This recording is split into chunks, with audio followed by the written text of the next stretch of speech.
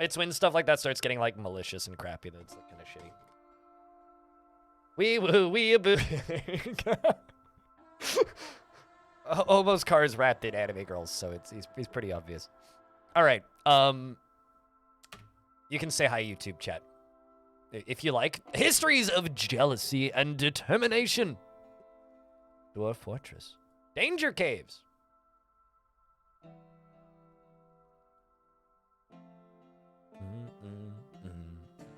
Universal Tunnel and Pipe. I don't think that's what YouTube stands for. YouTube? I never even seen Tube. Is the best game ever made, and anyone who says otherwise is wrong. We have to inform YouTube that Hero Quest is the best game ever made, and anybody who says otherwise is wrong? Well, that's good to know. Yeah, I really like the procedural titles. I wonder how many people who like started playing Dwarf Fortress with this version like haven't noticed that yet. No. Also, Hobo just linked a picture of his car. Just for hey, this was the trip that I was on. For reference, that is Hobo's car. It's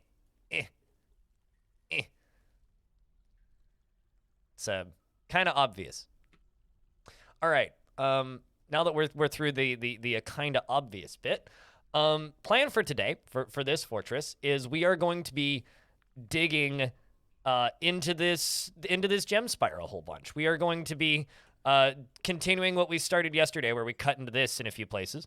We're going to be continuing to do that. We're going to be trying to chisel out and work our way down. We're also going to be finishing up with our Baron because she needs her bedroom and office prettied up a little bit. He needs I always, like, my brain always goes to Baroness because I had a bunch of Baronesses in a row, and now when I have Barons, it, like, throws me off. But we need to please this Baron and make Moogie satisfied with his living space and give him a proper tomb. So we got to work on that. I actually want to get this power connected to something because it's currently not. I'm thinking about building, like, a... maybe a little mist generator around here because this is a very heavily trafficked zone. Also, maybe a mist generator in several other areas around here. We also need to continue working on this and expanding upon this. This is our hall of creatures, I suppose. This is an image of our rock taking out a human. This is an image of Tosid. I don't know why we have a statue of Tosid there, but these are all statues of beasts that we've killed. These are statues of angels that we've killed, and these are statues of demons that we've killed. I'm probably missing some, but we need to refill out the finish filling out second squad of the military because it's not the most filled out currently. We've got a bunch of spring cleaning we got to do. Fortress population is basically where it needs to be. We almost have enough bedrooms, I think. Yeah, we're getting there. We're pretty close to enough bedrooms. We need better bedrooms. I need to sort this area a little bit more because it's kind of a mess currently. Especially because we can't currently get trade wagons, so I need to make the fortress trade wagon accessible. What else do we need? It's a lot of things. There's a lot of things we need to do. Clothing industry is up and running, which is good. So we are actually getting dwarves properly clothed finally. We probably have other things we need to put together. It looks like we're out of food, but we actually have a ton of meals cooked, so we are good in that regard. These dwarves that you see that are hungry and thirsty are actually just holding rock salt or something. Yeah, we're doing a bunch of construction out here. Maybe we'll fill this up with lava or something. I'm thinking about just like continuing to contort this cavern to my wills. Maybe even, so something that I was kind of thinking about doing is filling this area up with kind of a little artificial river and then draining a little bit out of it here so we can have like some water running through this lower area just to make it look cool or something. I don't know. Yeah, that's kind of the status of the fort as far as going down goes. You know, the coffins layer keeps expanding. We still have this guild hall down here. And we need to keep trimming our way into the corners here. We did take out this guy down here who is dead, but this one's also here, this Galka's Hammerman. So we need to take out this guy who's wearing these jagged black, intricate and large black metal things. So we need to go in there and get him taken out. Also, Those diamonds are just burning, which is kind of annoying. So you know, we got things we got to do. We got stuff we got to do. Many plans. And then down here on the bottom, of course, you know, is this is just where the furnaces are. I do need to finish this, which is a future guild hall as well, and this is small and needs expanding and needs work. But yeah, that's the fortress currently. And free old Boreas, thanks for gifting another sub, which I totally missed. To Sir Nero. Thank you. Appreciate you. So, list of dwarves are going to be read off right now. Devilish Potato, Aegis, Ramescent, Blood Odin, Casual Elephant, who's a Sacred Canyon, Casual Tea, Blood Born, Corn Thumb, Dead Leon, Freehold Boreas, Geek 2 Games, Gimli, Jungles, who I'm amazed survived, almost died twice, Mad Wolf, Mini Fem, Montecore, Nero, Nono Lidino, Nutty Wombat, Pack Smack, Pandasaurus Rex, Pinky Bites You, Polly, Ryclu, Stillinitis, the Moogie, Suited Giraffe, Trickfinger, Vervolts, and that's everybody who currently has their names. There's probably somebody else who's lost their names, because I'm pretty sure Ryoshin Cat's still alive. Let's see. Oh, Time Ninja's still here. Ryoshin Cat's still here. Mythrill's still here. Darius Cardin's still here. And, yeah, I think that's everybody. Pretty sure that's everybody. Oh, yeah, also Boozehammer McVampy's still here. But, you know, he's depressed. Still 0 kill, but very depressed. He hasn't left the room in a while. So, with all that being said, might as well turn these on. Bastet, what kind of dwarf would you like? More Bits UK, hello. Occasional lurker, regular YouTuber, well, hello. Frequent tutorial watcher, how do you turn aquifers into an underground river? The way I like to do it, I mean, like, literally, you just need to get enough flow. The way I like to do it is I like to go to a layer that has an aquifer in it and channel up and just kind of dig strips like this, kind of just strip mine in it, and then just let it all fall through one spot, and then it just kind of flows like a river. Like, it just kind of takes a little bit of practice. I think it's episode 3 of Weather. It's one of the episodes of Weather Mountains. I go through doing that. But once it gets to the edge of the map, you just need to dig all the way up to the edge of the map, assuming you're underground and in stone. Dig all the way up to the edge of the map like this. Use this tool to smooth the edge of the map, and then this tool to fortify the edge of the map, and then stuff will just flow off the edge of the map. Channel up or channel down, doesn't really matter. I try to get a second level. Female clother. Last at once.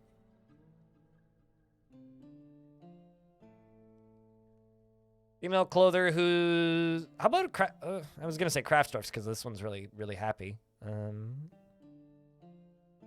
I can get you one that's happy. That's a not very happy one. One's currently making silk loincloth.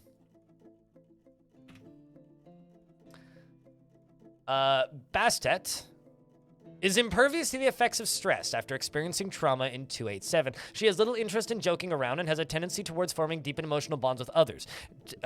She enjoys the company of others and often feels lustful. She rarely is happy or enthusiastic, and she is conflicted by this as she values parties and merrymaking in the abstract. She is brave in the face of imminent danger and tends to share her own experiences and thoughts with others. She often feels discouraged, and she is slow to trust others and has a greedy streak and needs alcohol to get through the working day and doesn't really care about anything anymore. Dreams of raising a family, personally views tranquility as one of the highest ideals and thinks working hard is an abject idiocy and values loyalty.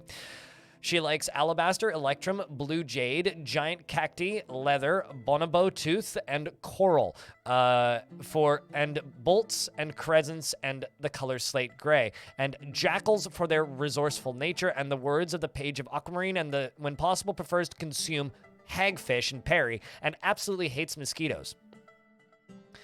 She has what was once a thin frame, now bearing enormous thick layers of fat. Her slightly rounded copper eyes are protruding. She has a round chin and her quite long eyebrows are high. Her head is somewhat broad and her hair is black, and her medium length hair is braided and her skin is pink. With an untamable aquifer layer on the bedroom floor. If you're new to the game, I would only recommend settling on light aquifers. But if they get flooded in with light aquifers, you should be able to just bucket them out, generally. You couldn't place beds. You know, generally, like, you shouldn't be digging and living in the aquifer layer. I do have a video on YouTube about how to get through light aquifers, and really you should just punch through the light aquifers and then just exist beyond that point. Like, don't worry about trying to settle in the aquifer, because I don't do that. You can bucket it out. Yeah, you can set it as a water source and then set something else as a pit pond. You could also use a pump. But yeah, if you like can't place beds underground because there's too much water there, you need to just remove that water. Like really, like that is like your best course of action, is just remove the water. I need to get these peasants out of here, so I'm either going to add them to the military or I'm going to give them pickaxes depending on what they want to do.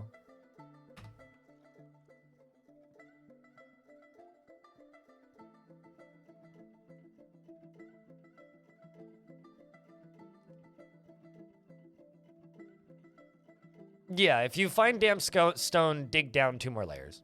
Like, the thing that, like, I joke about with people who are streaming this game is, like, new players to Dwarf Fort, dig around in the... Or players who have been playing Dwarf Fort for a while dig around in stone and live in stone. New players live in dirt and get stuck in aquifers. But, like, if you've been playing the game for a while, you'll eventually stop running into that issue.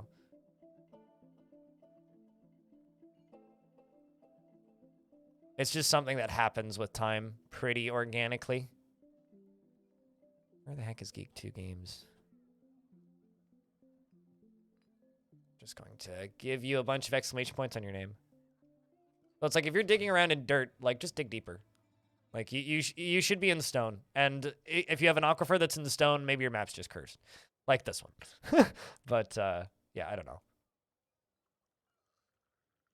You've been new for 4 months now? Keep in mind, like, I've been playing this game for, like, 12 years on and off, right? So, most people are new to Dwarf Fort. Put off by family. I'm just adding stuff to the military, so, you can handle stress. You'll be okay. I'm just adding dwarves to the military right now, so, we're about to get hit by an ad, so if you get stuck in an ad, you're not missing much. But yeah, no, if you have an untamable aquifer, I recommend just walling it up and building in a different layer. Because that's what I would do. I would just wall it off and build in a different layer. Yeah, I really hope that those baby sprites are out soon. I was kind of hoping they'd be out by today, but maybe they'll be out tomorrow. I would be a little bit bummed if they're out tomorrow because I won't be streaming tomorrow, but because obviously they should cater their patching cycle to my stream schedule. Never pass up the chance for a good fist fight. Like, literally every single one of these dwarves that I'm encountering are like, yeah, you'd be pretty good in the military. You'd be pretty good in the military. Adam. Just trying to clear out these peasants. He's mastering a skill. Hey, you'll be fine. Watch patch drop midstream. That would be lovely, because then I could have the patch today and also make a video about it tonight for tomorrow. Or, yeah, which is what I would like to do. Yeah, but that's a career. Video games aren't a career, Orange. That's a very different, like, you know, you're the one who always says, don't compare me to apples. But, you know, that's very much an apples to oranges kind of conversation. The raising a family doesn't really value skills related to fighting. Okay, grab a pickaxe. Dreams of crafting a masterwork someday. You're already leaving to go pick up equipment. Dreams of creating a great work of art. Masterwork someday. You're already a recruit. Dreams of mastering a skill. But yeah, no, patch dropping midstream would be optimal for me, frankly. I mean, this morning would have been better, but...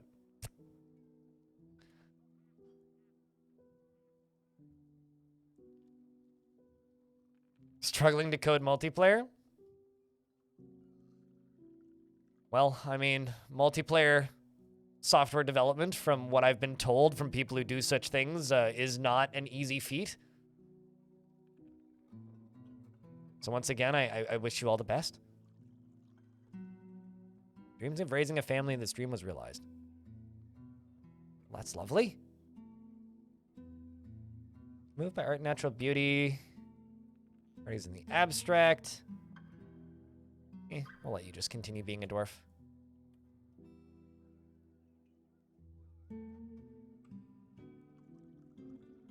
Well, squad's a little bit more set up now, so that's good. Good to have. They haven't announced anything, but like, here, I will read what Tarn wrote on Bay 12. Bay 12 are never specific about what's going into a patch until the patch is out, and even then, they're also not very specific. Bay 12 is kind of like Nintendo when they patch Smash Brothers. It's like, we added things and balance has changed. It's like, cool. What does that mean? You feel like it's a next week thing? That wouldn't. So if it's not out by tonight, it'll be out next week, I think. Tarn says this. March went very well. There was documentary film. I can skip that bit. With all that going on, I expect that as expected, I hardly got the chance to work on the game myself. April, the goal is to shift away from broader issues and just focus back on the game so that we can start patching properly again, because he basically didn't work on the game at all last month. Putnam and the artists have already teed me up with a bunch of stuff. So that's what's been announced. The artists and Putnam have teed Tarn up with a bunch of stuff. Whatever that means. So it's whatever Putnam's been working on and whatever the artists have been working on. So that's all that I know. Well, I mean, like, I will email them occasionally and ask for clarification, but generally, no. I have the exact same information that you guys have. The difference is I run out onto a rooftop and go, Dwarf just patched! Whereas most people just go, oh, hey, look, Dwarf patch. The spiciest insider info? I mean, the spiciest insider info that I can tell you is that Zach and Tarn's audio quality in their videos doesn't sound like shit anymore because I gave them a microphone. That is the spiciest of the insider info. Probably claim all of these bolts and arrows so I can sell them. Those I can just toss.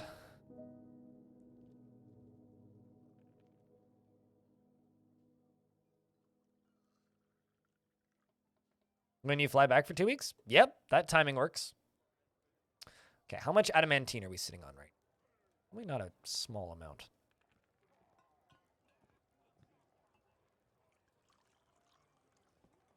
That, and here's another piece of insider info. Tarn likes Kolsch's.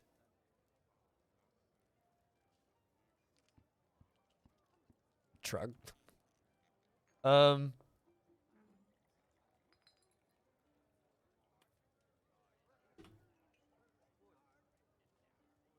Arrow has claimed the microphone. It's a strange mood, indeed.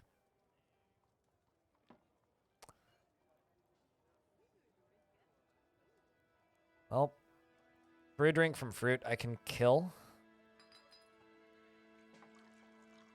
Already forging 5 others. Okay, we're forging more. Processing plants. All right, well, we're doing okay. And the game insists on saving again. All right.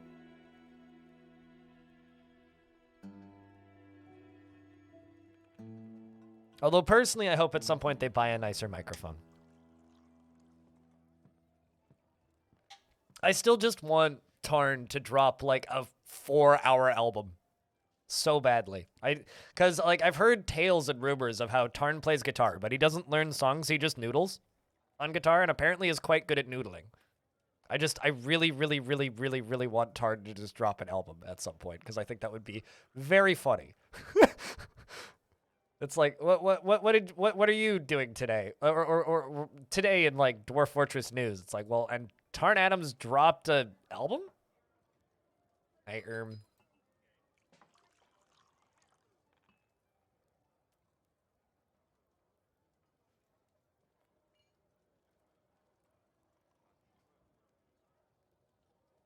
Also, where is this? Chat, I've got a question. How do you feel about War of the Worlds? Because this thing is $3 and legit just looks like War of the Worlds to me. It's actually like a Vampire Survivors clone, I think. But I love the fact that it's like actually that aesthetic of like super tall creatures in like very much War of the Worlds style.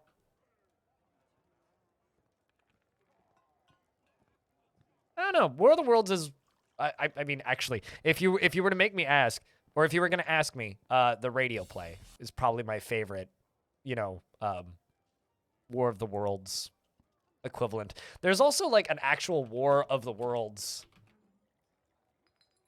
yeah, video game coming out. This thing by Flip Switch Games, or well, yeah, who made something else previously. But it's like an open world survival game, except these fuckers are just walking around everywhere.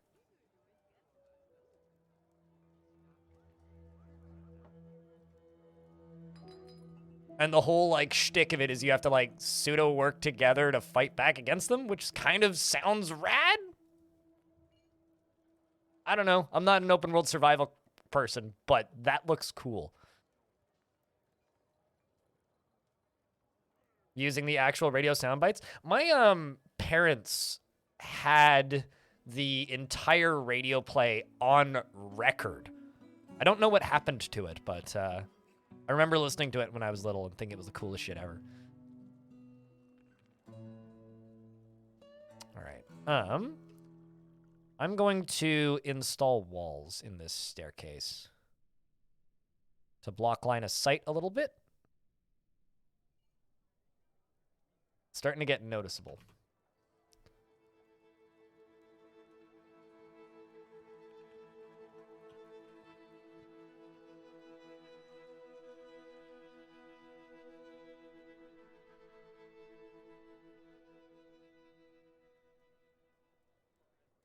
Did I ever play the Guild? I watched a friend of mine play the Guild once, ages ago. I never played the Guild 2, and never, well, yeah. Aside from that, I've had no interactions with the series. I know that the most recent Guild game has really bad reviews. And that is about the extent of my experience with the franchise, The Guild.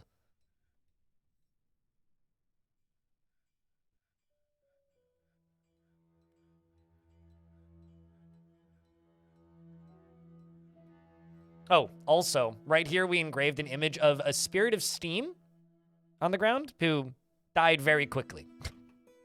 Literally was just punched and flew to pieces. Was a little monster guy. But why do you ask, Budgie? They made a rock opera of War of the Worlds? I beg your pardon? You know, so, chat, to those of you who watch these streams quite a bit, you probably have a pretty good idea of what kind of games I like, right? Like, I'm not the sort of person to really play big, high-budget AAA stuff, but there is one thing that I'm kind of a sucker for, and it's games with large creatures in the same, like, kind of, you know, like Shadow of the Colossus type stuff, right? You can't get that in the types of games that I generally play. So the reason I'm like pseudo interested in that War of the Worlds thing is I like sci-fi, and I'm just interested in the idea of a game that's just like, yo, you're running around on the ground and there's just like these ginormous creatures hunting you. You see how Anbu fits? Yeah, technically. I need to... I wonder if that game's worth going back to. I enjoyed the early access. I might just wait for 1.0, but... It was a fun little game. Wandering Village. Elfie love Anbu. There was one lady who I watched a little bit of when that game was coming out, who got real mad at me for not being vegan when I was playing that. I'm like, but like it's a mechanic. Why are you mad at me for harvesting a little bit of blood from Anbu? Come on. I'm literally here making blood sausage. Like it's either that or we die.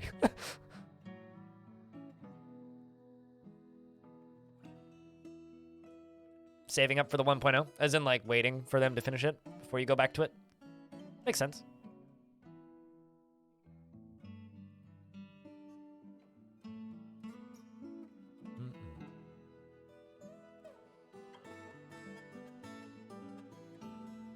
You love the guild 2, but you've held off on 3 until recently because it's on sale, and you love how you can get into the office and really cause havoc in other dynasties and kill them off whenever you wander off when you throw out in town. Yeah, I'm very like unfamiliar with that franchise. Like I know of its existence really, but that's about it. Right. Well, I need my secondary squad to train up a little bit. Let's see if there's anybody who just has skills. Novice fighter, skilled axe dwarf, novice axe dwarf. That's how we'll fill out the rest of these. Throw in a bookbinder. And you. And also, a trick finger up here is wielding an artifact adamantine spear. If I'm not mistaken.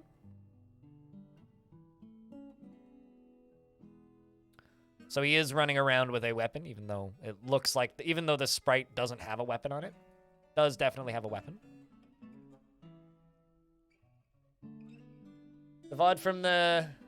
You have the PAX people have the VOD from the DF panel, and we'll be sending us a copy. Yeah, I think Clino mentioned that in the chat like yesterday evening or something. I seem to recall that popping up. But yeah, exciting news. Looking forward to that. Definitely going to be something to watch over the weekend. Well, this is a very kind of scary looking spot. I think I'm going to just smooth and fortify a few of these. Kind of peek inside and see what's going on behind them gems.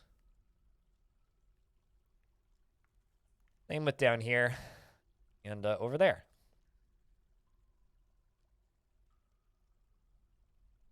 Tarn is relieved he doesn't have to redo it. I mean, I don't think we would make him redo a panel at any point, but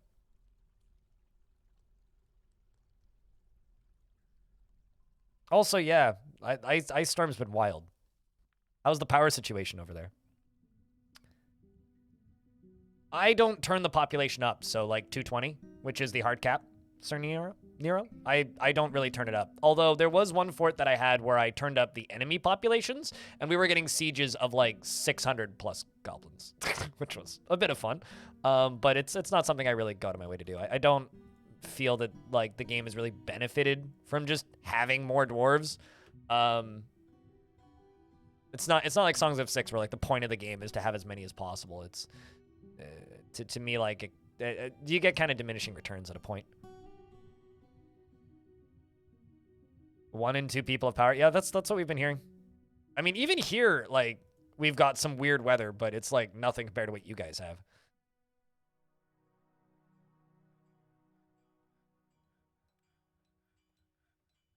But it's good to hear that everybody's okay. Like, not having power sucks.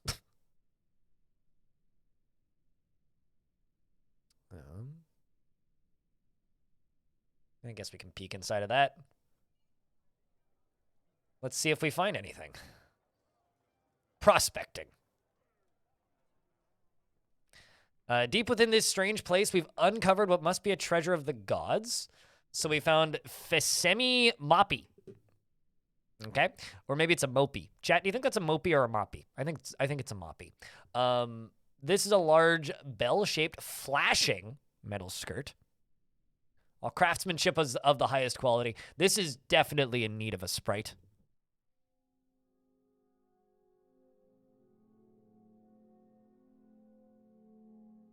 And then that's got nothing behind it, which is good to see. So I can just mine through these.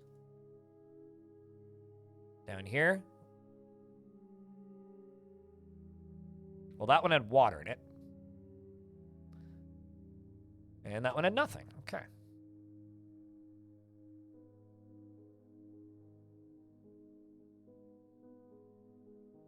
What's this one got in it?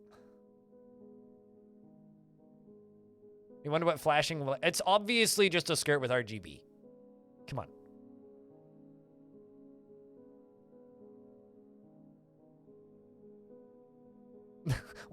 but Zingo, if it's Mopai, then it needs to have it needs to also be wearing a fedora to be able to say that.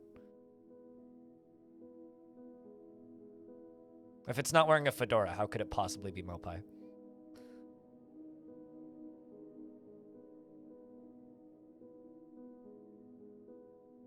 Oopsies.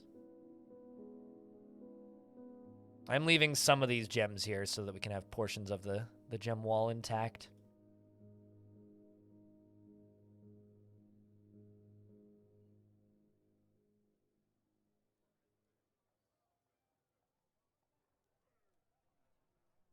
How do I plan, how much time do I plan to spend on adventure mode when it's out?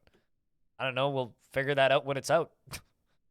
I'm not going to plan a year ahead. Will I be in old worlds if possible? Once again, I'm not going to... I don't, like, bother getting excited or planning for things that are super far away. There's no real reason to.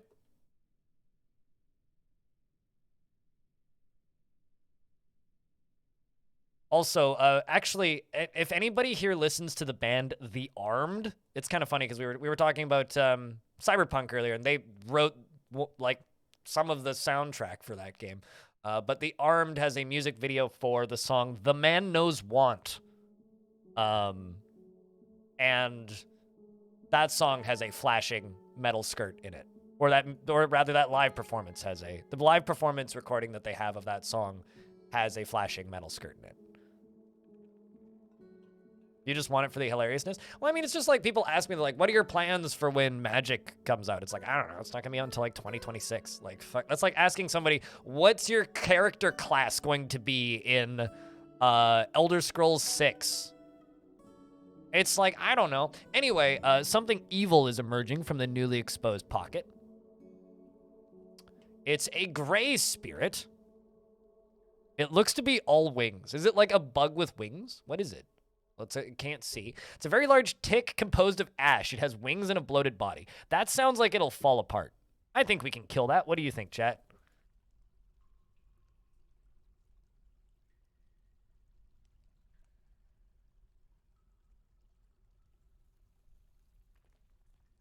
It'll die in a tick. A single tick.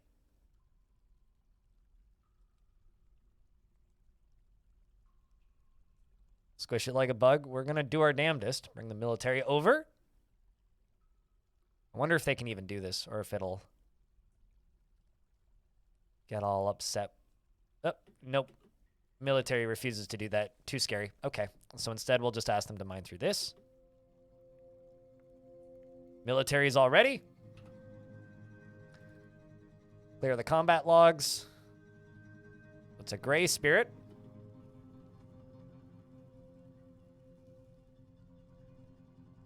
Mine through the side. Splat. I'm already seeing Icor on the ground. Let's see. Time Ninja and Olan and Deucim are all in the fight with it. The Gray Spirit kicks the Sword Dwarf in the upper leg with his first foot, but the attack was deflected by a Silk Robe. Very scary. The Force does twist the hip, though, and bruising the bone. So he got a bruise. And then got slashed, and which tore away a piece of the tissue, and got struck again by the pummel of an adamantine short sword. And I'm seeing blood on the ground. Uh-oh. That's Olan's blood. So we do have a Swords Dwarf who is bleeding heavily. But the military does seem to be doing a decent job of fighting this thing so far. The military has been ordered to attack. I think it's dead. Let's see. The miner strikes the gray spirit in the body with her pick, breaking away the rest of the tissue. Did you just kill steal my military miner? Alath, did you just? Yep. Yep. So this miner needs a nickname, chat. This miner's killed two, an angel and a demon. She's also like about to die. So we'll see if she lives any longer.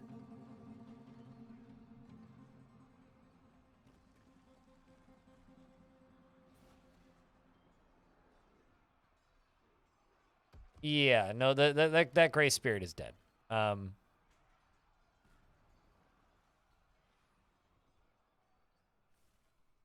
Where did that miner end up? There you are, Alath. You're going to go rest.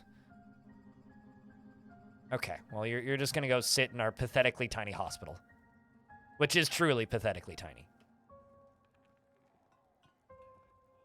I think next project that we need to just start on right now is a bigger hospital, because my hospital is currently 2 beds.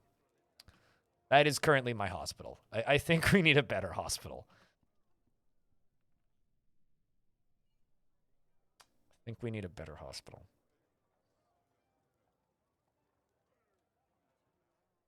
Question is, where do I put it?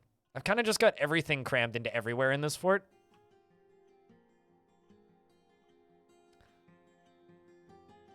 And the miners just like smack. Yeah, no, totally. The military is doing what they do in video games where they line up and are like, all right, it's your turn to duel. All right, it's your turn to duel. And the miners are like, flop.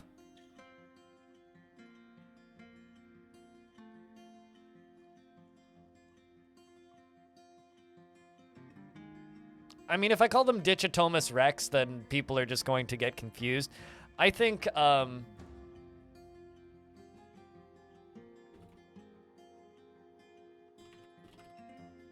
about that?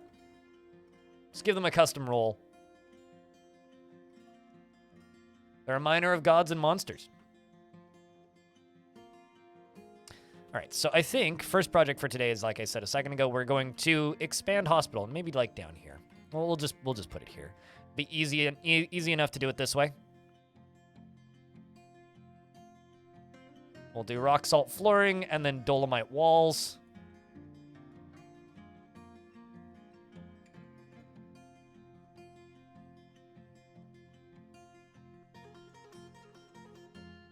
Miner of gods and monsters. Oh, that miner has killed an angel and a demon.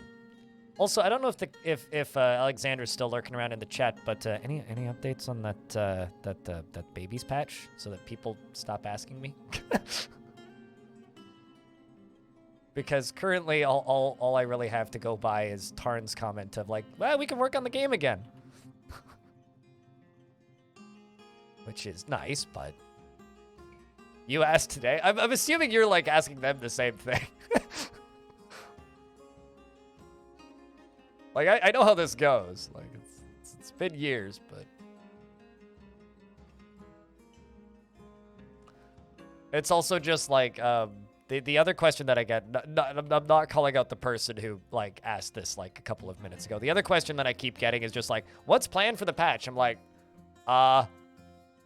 stuff, because I'm never going to know. Maybe in 2 weeks, and the patch might have other things. All right, I'll just delay it by 2. Put the patch out 2 weeks later and put out a bigger patch. Probably better than putting out a smaller patch. It's okay, Lucky. It's okay. Dwarf Fortress does not have a normal development cycle. So...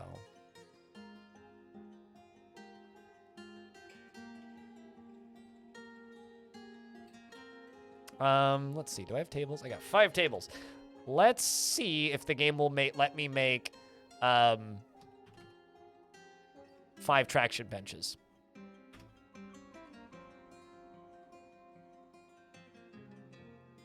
It's other programming things. Oh no! An animal trainer was found dead. Probably died to the giant bug. Rest in peace, Dwarf. Like, danger caves continue to take lives. Yeah. Something that... Okay, so here's the thing that I'm just going to state out loud. Something that people have been asking me to do, which I think I'm going to try to do, but I need to make sure I do it right, is people want a video of what are the planned features. Like, what is, like, the patch order? So I'm probably going to be releasing a video in the next few days, which is just like, all right, so this is the next patch that we have announced, which is going to have this in it, followed by adventure mode / villains, followed by, you know, like that crap. Because I could probably outline that relatively accurately, because I do know what's planned. It's just a matter of, yeah, and this might be out in a year. This might be out in, like, 5. You'd like to know... It's on the fucking website. It's literally like it's Villains Part 2 / Adventure Mode post QQL and like make Fortress Mode not broken in the ways that it's broken. Followed by Adventure Mode and Villains Part 2, which will flesh out the justice system and add in all of the quests and villain arc stuff that you can do in Adventure Mode, which isn't in Adventure Mode yet, which is going to unfuck quests for Adventure Mode, hopefully. Plus, apparently, they want to rebalance Adventure Mode from what they've been babbling about, which is going to be curious to see. And then after that is Sieges and the map rewrite, which I'm not sure which order that's going to take. Probably Sieges first, because Sieges is going to be the stuff that lets you use, like, siege equipment and shit, as well as, like, making the enemy sieges more interesting instead of just blob of dudes walks in general direction of fortress and walks in single file through traps. Which may also allow them to dig at that point. We'll see. And then after that's map rewrite, which is prep for myth and magic, followed by... God, I need to get a life.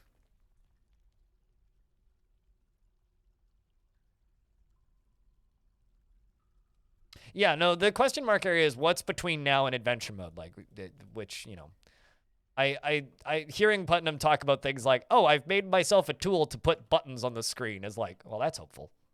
That's a good sign.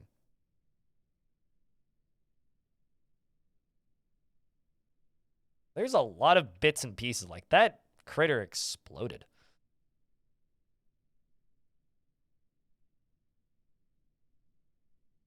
Yeah, no, the UI needs tons of polish. That's kind of a given.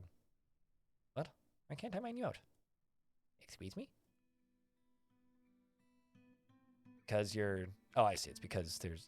That's interesting. Icon, like, the digging icon can't overlap? Huh. You can't see that they're currently designated to mine if something is designated to be dumped inside of it. That's cool.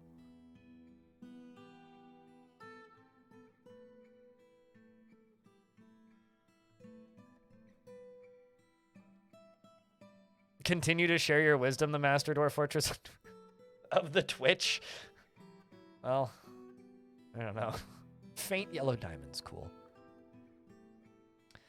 No, I mean, that's probably what that video is going to entail.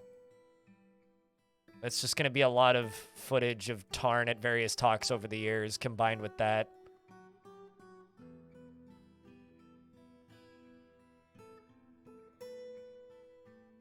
But yeah, I don't know.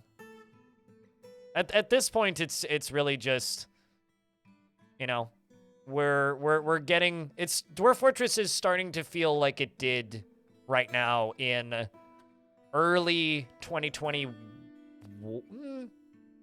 Yeah, early 2021 is about where we're at right now. Dwarf Fortress is starting to feel like that again, which is, yes, it's going to be a while before anything major happens for a bit.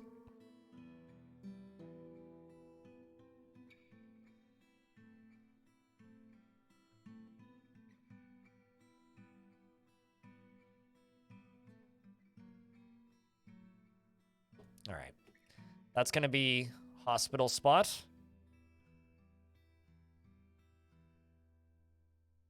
And, you know, the thing that I like to remind people is when... I'm stuck in an ad and there's a Forgotten Beast on screen. So the thing that I like to remind people is, like, people who play this game a lot, we went, like, 2 years without a content update. Hematite is cool. It is a cool material, rock jitsu. Since I'm in an ad anyway, I'm gonna take the opportunity to urinate. I will be back in like 90 seconds or less.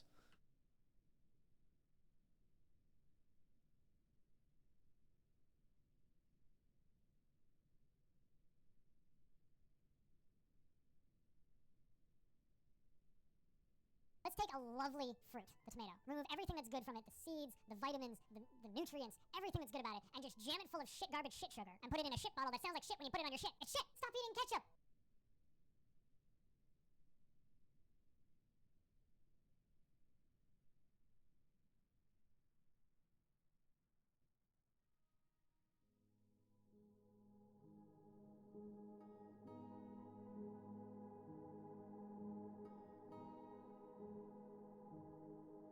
Lunch break over. Back to work. You have a good day at work. So you're bad, and your first fort is you're still in. Why is that bad?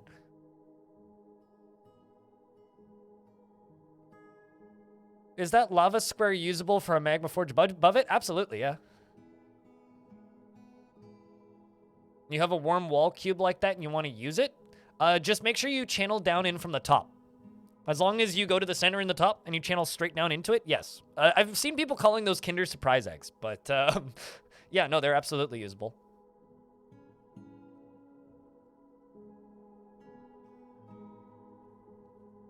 Well, welcome back to work, I guess, Jam Jalopy.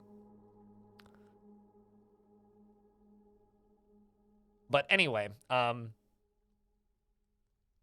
I have a feeling that updates for Dwarf Fort are going to speed up, hopefully, over the next month and then slow down again. But I'm really curious to see what the next update has because, you know, it's been a little bit. And whenever it does finally plop out into the release world, I have a feeling there will probably be quite a bit of stuff in it. You hope it has breakable doors? Me too! And I also hope that they tell us if it has breakable doors so I don't turn my fort on and then just, like, lose everything immediately. But anyway, the Forgotten Beast, Zolok, has come. An enormous quadruped composed of hematite. It has wings and it squirms and fidgets. Beware its poisonous vapors. Now with sieges? Well, we do have sieges, but I mean, if that would be wild if they randomly dropped the siege update because that would imply that they also did the map rewrite. Anyway, Forgotten Beast, Zolok, has come.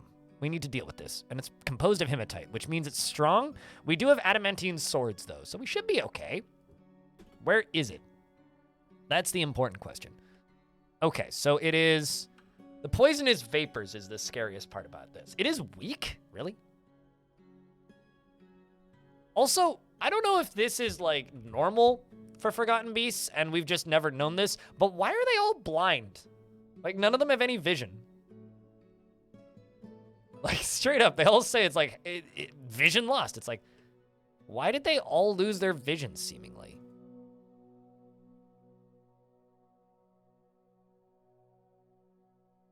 All right, let's just send the military up here.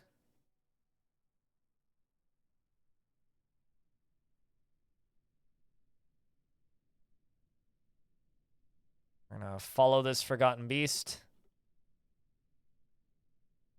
Maybe they forgot to add eyes? I feel like it's probably always been this way, and we just never had that detail. Thanks at Animal 104 for my sub gift. Also, hi, how is everyone doing? Sup, Rockcat? Thank you very much for the 5th month in a row. 12 months total. That's one whole year of subscription. It just, like, noped the hell out. I wonder if it's even able to get to us. Might not be able to. Trees are so dense here, it's hard to tell.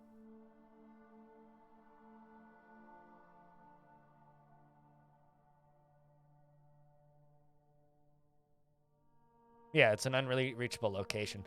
That one might not be able to reach us without, like, some serious pathing stuffs.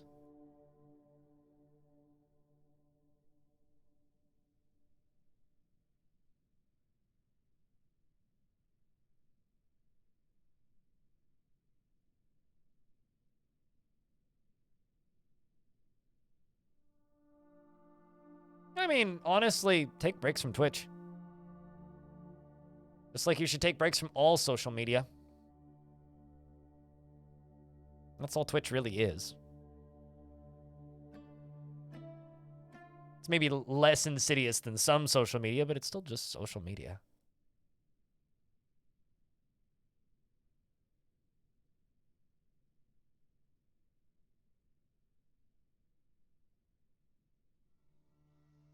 You wish that you could take a break from your family? Move away. How would you live in a constant state of panic? Fun fact, I took a year and a half off Twitter and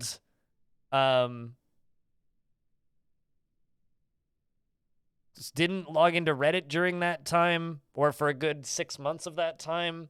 Uninstalled all dating apps, and this was before I was on Mastodon. And basically quit social media for about a year.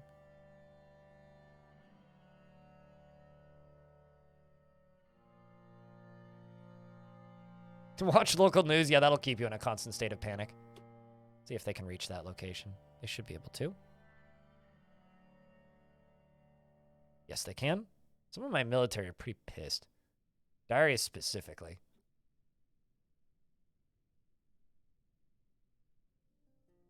You know, it's kind of funny. I've been looking at like digital nomad work visas just out of curiosity, and every single one of them's like, "Congrats, you need to make like an extra 3 to 5 grand a month." And it's like, God damn it. Is that a dragon? No, this is a forgotten beast, so it's a procedurally generated creature. And this one is expels poisonous vapor and is made of hematite. So it's made of metal ore and spews poisonous vapors. It's a forgotten beast. Dragons are much more dragon-y looking. You got a Cyclops one time? Ah, okay. Yeah, those are pretty big. They're not quite a mega beast, but Cyclopses are pretty fun. Not too difficult to kill, though. Sometimes they bring fun toys.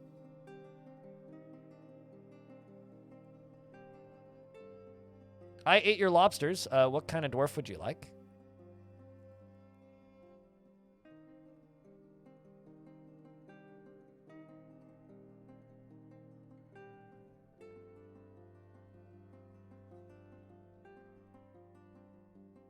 Move the military over here. They're also kind of pissed. They want to go home, and I don't blame them.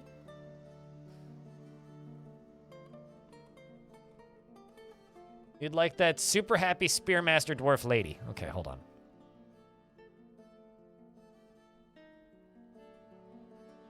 Well, Pinky Bites You is taken, if that's the one that you're talking about. This one. Yeah, she's taken.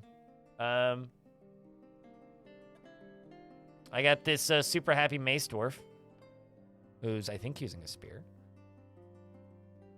There's a couple recruits. Looking for ones that aren't named. Ninja's taken. Yeah, the rest are all recruits. Take the super happy Mace Dwarf? Okay. This one. Ton. Lulban.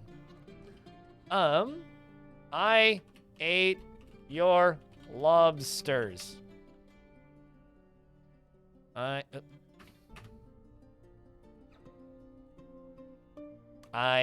ate your lobsters. There we go. Gotta hit enter. I ate your lobsters. All right. I ate your lobsters. Often finds himself changing his mind to agree with somebody else. Is very humble and tries to do things correctly each time. Often feels discouraged and doesn't tend to hold on to grievances. Tends to form only tenuous emotional bonds with others, and often is cheerful after having a new romance in 288. Congratulations on your new romance, by the way. Occasionally overindulges and laughs loudly when he's excited. His lover is Eustath the Glazer. He needs alcohol to get through the working day and likes working outdoors and only grumbles mildly at crappy weather. Dreams of mastering a skill. Personally likes Cinnabar, Zinc, Yellow, Sespertine, and High Boots and giant gray langurs for their vocalizations. And the sound of the phrase of lathering in the sight of the festive suitor, when possible, prefers to consume giant elephant seal and salmon and artichoke wine and hates hamsters.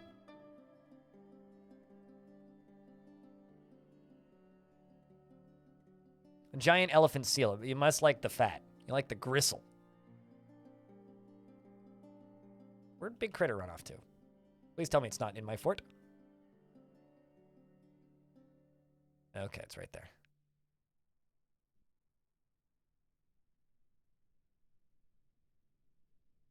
Wrong fort. Yeah, we don't have elephant seals here. The other fort does, though.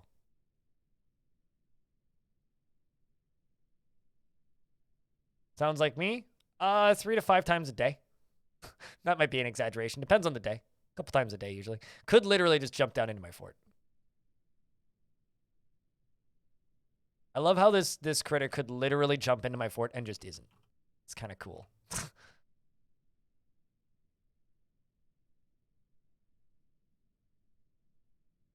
See if they can make it there.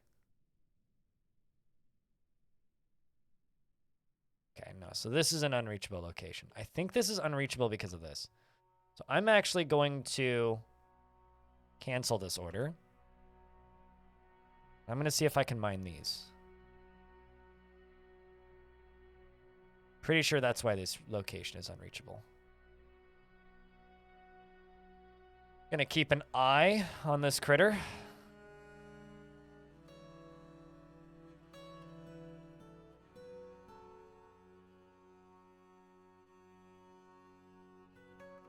We don't need ABV to get through the working day. You need THC to get through the working day. That I kind of agree with, actually. Okay, Gimli's being all brave here. Going down to go hack down some trees. Yeah, I don't need alcohol. Alcohol is more of a social thing for me. Alcohol is nice, but I certainly don't need it to get through the working day. I would say that alcohol actually makes the working day less convenient and more complicated.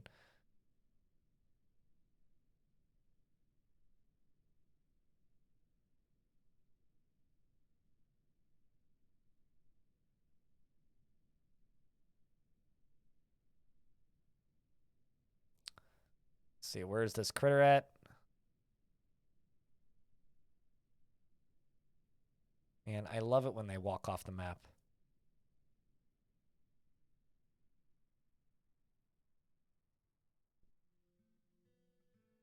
At a reachable location? It should be now. Look how all of my scholars are pondering the wheel and axle, or discussing the wheel and axle. They're enthusiastic. Oh, this one. Okay, so Freehold Boreas was very enthusiastic after discussing reproductive behavior. This Nutty Wombat was satisfied after learning about geography. They're content after discussing reproductive behavior, and also euphoric due to inebriation. I like how they're just like drunk and talking about like biology. They're just drunk and talking about biology. Perfectly normal dwarven stuff. There's also a bunch of badgers on the surface.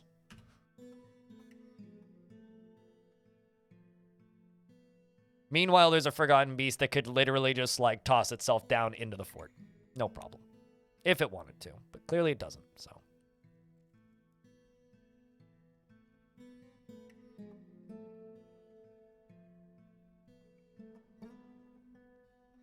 Did I not tell you to station? I clearly did. Okay, here's the thing. It's coming directly from my dwarves now. I think I can set the kill order. I can also jump back down to here where Gimli's at.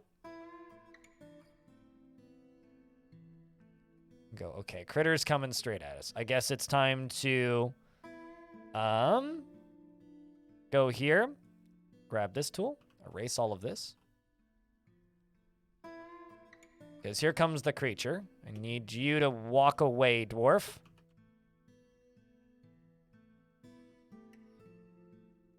Not picking up ammo? Make sure the ammo's in a stockpile. And the stockpile has to or works best if there's no bins in the stockpile. Make sure you have a surplus of one type of ammo, like same material, etc. And make sure everybody has a quiver. And they pick up ammo. There is no, like, solution. They just pick them up. They just have to have a quiver. A lot of the time, I think when people run into that issue, they don't have a quiver. But I don't know what everybody's issue with that is, because I personally, when I just never set up those squads because I don't think they're very good and I don't find them to be particularly useful. So I kind of go out of my way to just not use them for that reason.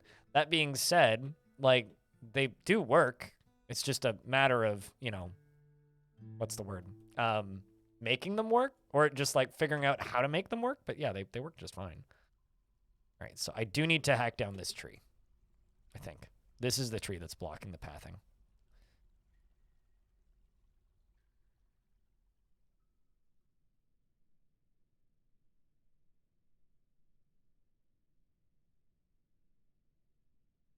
Like, generally, like, if you're running into problems with archer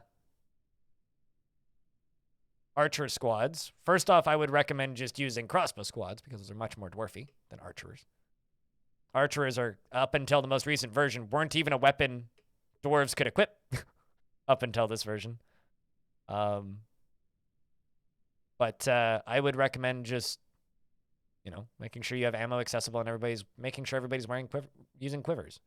Otherwise, you're gonna have problems to begin with. All right. Now I'm going to send this squad up here.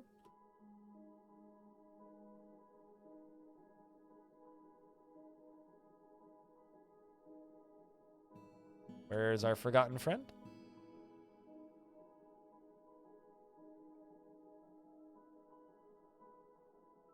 Oh, and before he's taken the long way. Yeah, I don't know. I don't understand why everybody's insisting on using bow dwarves. Like, I don't think dwarves can make arrows, can they? Because they're exotic weapons. Crossbows are dwarven thing. Yeah, but like when people are saying bow dwarves, it's like, no, crossbows are not considered archery. Crossbows are marks dwarves. It's a different skill entirely in the game. Bow dwarves and marks dwarves are two different things. It's like the difference between a swords dwarf and an axe dwarf. So no, crossbows are not considered archery.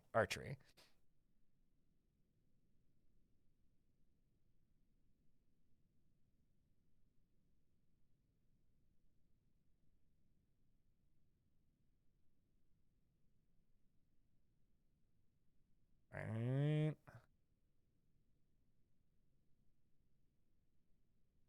They use the archery range to practice. They're still two different things, though. So no, they're not considered archery, because if you're trying to make bow dwarves work, that's different. Or if you're trying to use bow dwarves in your military, that's different than trying to use marks dwarves in your military. One uses bolts, the other uses arrows. It's because they both practice in a barracks. Just because, like, okay, just because swords dwarves, spear dwarves, and axe dwarves all train in a barracks doesn't mean they're all barracks dwarves. You know what I mean? Trying to defend some crossbows for defending your walls. So for your walls, just make sure that your battlements are one tile wide and have fortifications on one side and a flat wall behind them. And I would recommend locking them in, because dwarves are very enthusiastic when they get into fights and would rather just like throw themselves off the wall and go beat the enemy to death when they run out of bolts than go get more bolts. So just make sure that you lock them in a defensive position in a tower, in a space that's looks like this, basically. So a thing that's about this wide with a door here and a door here, smooth and fortify, or just build fortifications on one side, battlements essentially, and they will work as long as they have the ability to equip their bolts. Is that they won't train or pick up bolts? Make sure that they have ammo accessible. Make sure that they are assigned to the archery. The archery squad is assigned to the thing. Make sure they all have crossbows. Make sure they all have quivers, and make sure the ammo is stored in its own specific stockpile without any bins, and they should be just fine. I've never had any problems with it. And also make sure that they're not auto-forbidding ammo when they're using it, but... Okay, so creature is on top, and I think it's dead. That was fast. So Doosim says, I finished up some work and that was not satisfying. Stands up after getting knocked over. Dodged. Slashed the Forgotten Beast in the upper body with its adamantine short sword, fracturing it. Says, I have a part in this. There's no need to feel vengeful. Slashes the Forgotten Beast in the right wing with her adamantine short sword, chipping it. And the Sword Master slashes the Forgotten Beast in the upper body with her adamantine short sword, and the injured part is cloven asunder. Cut it in half. Easy. Unquestionably weak indeed, yes. Holy crap, that's heavy.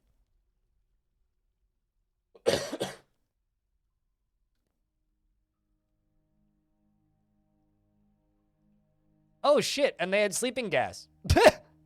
It's poisonous vapors with sleeping gas. This dwarf just immediately conked out. Killed it and conked out. Can you smelt it? I doubt it. I'm not sure. They're probably just coming to put this in the refuse pile. No, this one's made of rock, so. Yeah, it's just being put in a stockpile.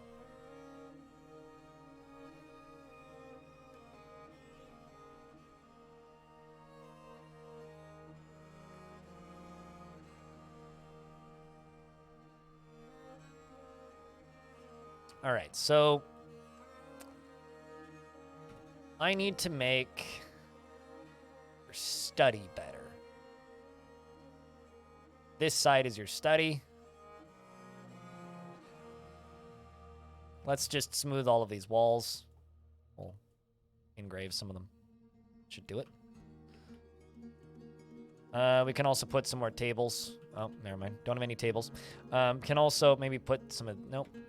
Don't have any of those. What do I have? Do I have instruments? Probably. Yeah, we can toss some instruments for the value add into your study. We could... do I have any statues? No, I don't. What do...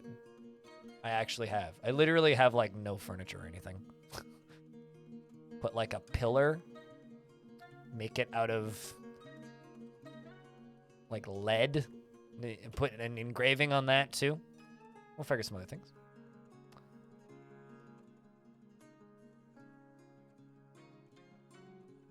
Swing nap time. I mean, it's a good thing that like they didn't fall asleep. Otherwise, they would have been a sitting duck to that beast.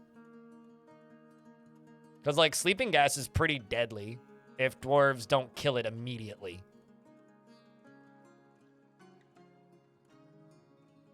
Not only did it cut the beast in half, too, like, the beast exploded.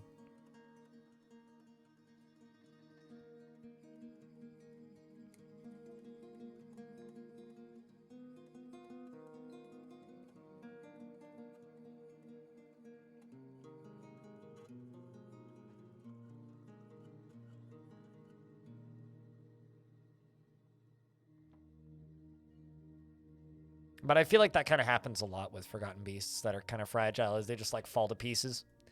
Also, you're going to start to notice that my dwarves are pretty tough, yeah? And their weapons are pretty strong. This is part of the reason I don't normally use adamantine, is because I think it's too good. Like, they're not even decked out in full gear. They don't most of them don't even have helmets. Like, none of them have breastplates, none of them have body armor. They're literally just using adamantine swords, and some of them have adamantine helms and then shields. That is it.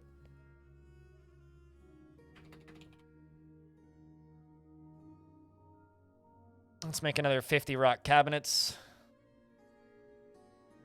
Make them out of rock salt. I just need to mine out more rock salt, obviously.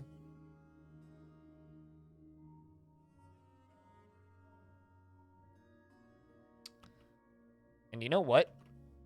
I think I'm going to make a little walkway go around this side as well, because I'm quite happy with the way the one on the other side looks. If I do one here, maybe they can get a little bit of mist from that.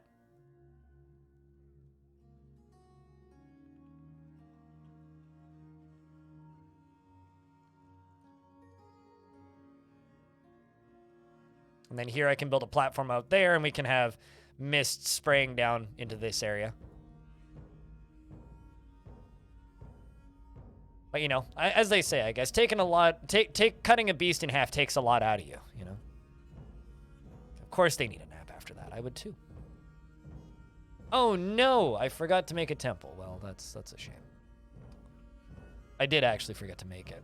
I was kind of hoping when I saw that pop up, I was like, maybe that's the Fisheries Guild. Nope. That was definitely a temple that I was actually intending to make that I definitely forgot.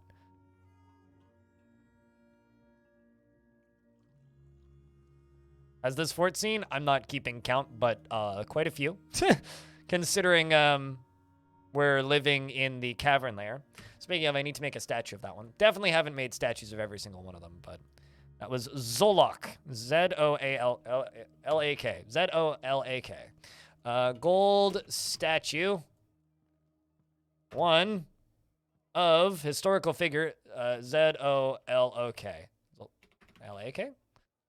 This is going to take a long time to find.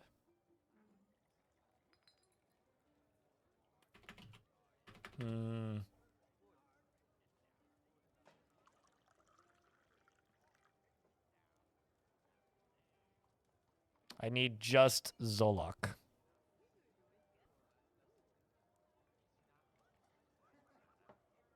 Only one of its kind, skinless theropod, enormous quadruped composed of hematite. There it is.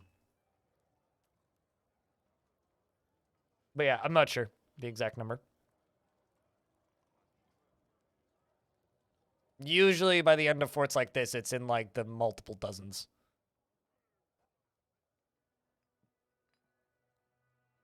Okay, well, we will mine through that and let them work on this. The bigger question is how many used socks are on the floor in my tavern? It's the more concerning thing as far as I'm concerned. Also, I've got to remove some of these dwarves from the military. I'm thinking about removing Darius from the military because dude needs a break. Trickfinger as well is also miserable. Like, these dwarves that are absolutely miserable, they need to be able to take a break properly, which currently they're not. Hopefully this dwarf can go craft something while he's out. Go get some new clothing and, you know, things that dwarves do. You need to make pottery? I'm not going to let you make pottery because we don't have anything to make pottery with, so I can't. But over here, I just need to be working on a better hospital. But I'm going to keep working on Dolomite and Dolomite.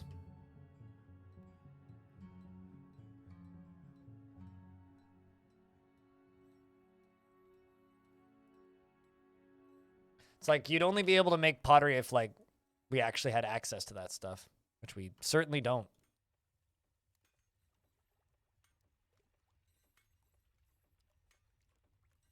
But no, you, I think, need to just be removed from the military.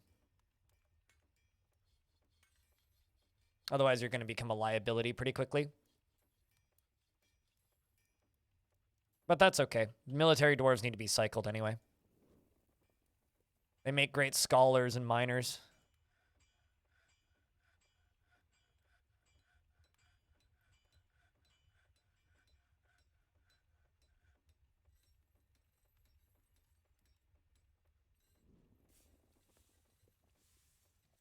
This is my attempt at, like, a forgotten beast.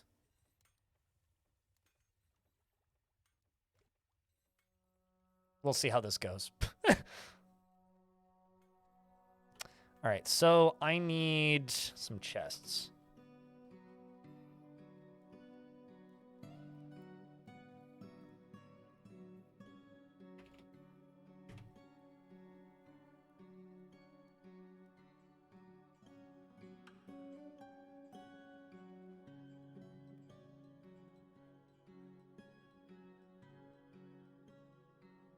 Also need beds.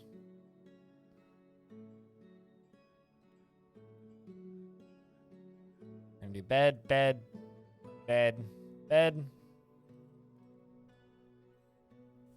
bed, bed, bed, bed, bed, bed, bed, bed, bed.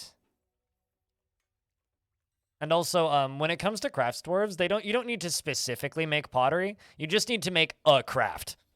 So that could be literally anything. 2, 3, 4, and 5. I think that's all I have for... No, I have more traction benches, apparently. I had one more than I thought I did.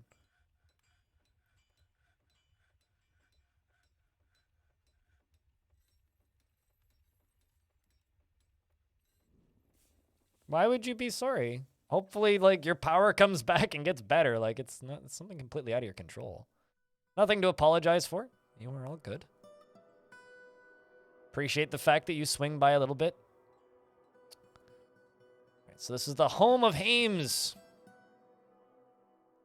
So I can move the hospital down here.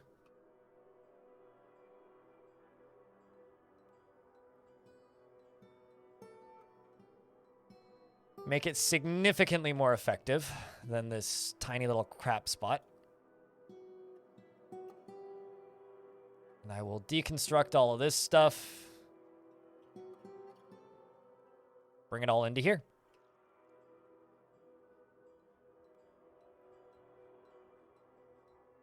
I don't know, is Baka Canadian? You should ask Baka. I'll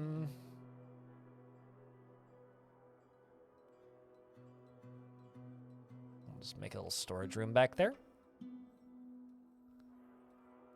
Let's put a couple of walls in here.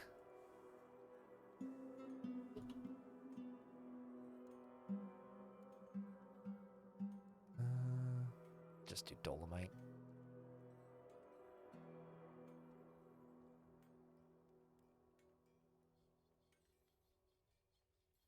Sweet. There is my new hospital.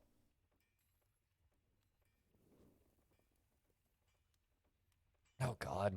Yeah, that sucks, dude. Yeah, I hope that like everybody's power situation just gets sorted soon, because being without power is the worst. It was the worst part about having no power when I was growing up was the house that I grew up in had when we had no power, we had no water, because we had a dug well.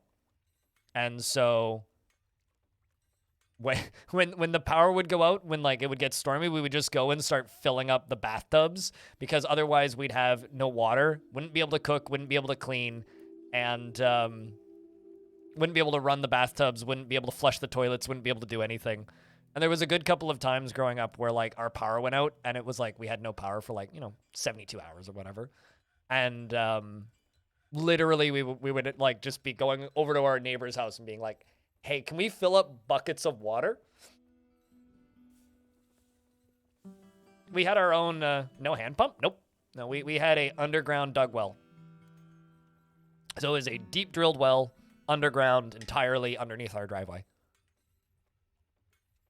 So we would have to do that, or if things got really bad, we'd have to go borrow our neighbor's generator. I mean, many people have chosen the hockey duck. I mean, I know that you're Canadian. I'm just not going to go start outing somebody else's location because my mod asked. Because that's not something I do. That's just mean. Well, I mean, we'll get the job done. That's for sure.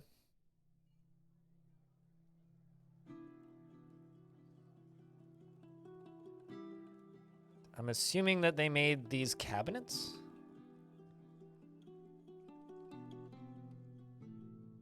Because a lot of these... Did I not queue up cabinets?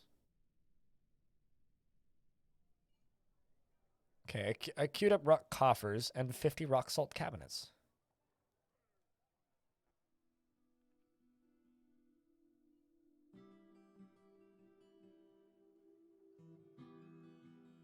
Guess they haven't gone through yet. We'll give them a bit of time.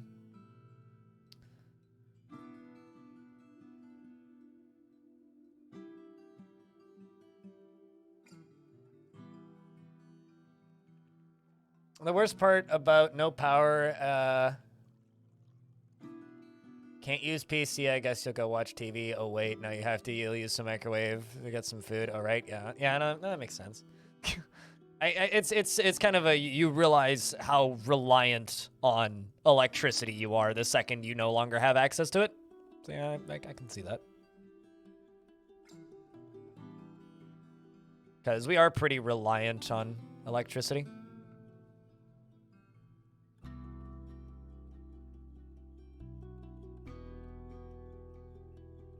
But I don't know. I don't think it For me, usually when I end up with no power, I go, well, I can't work.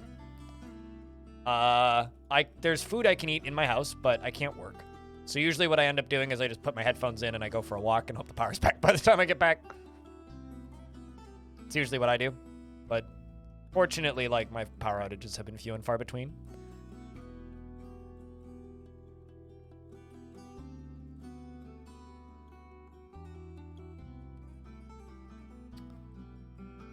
You've ever seen since... I got knocked out of a kayak by a beaver. How's that for Canadian?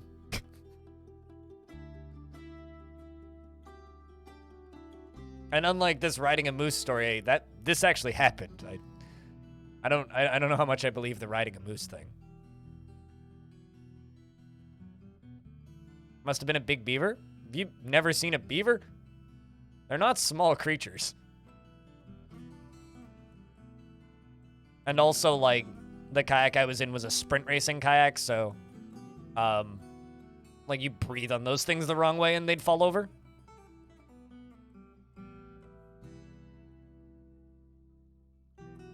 You wouldn't get within a kilometer of a moose? Yeah. No, moose are scary. I'm not scared of bears in the slightest. Moose are fucking scary.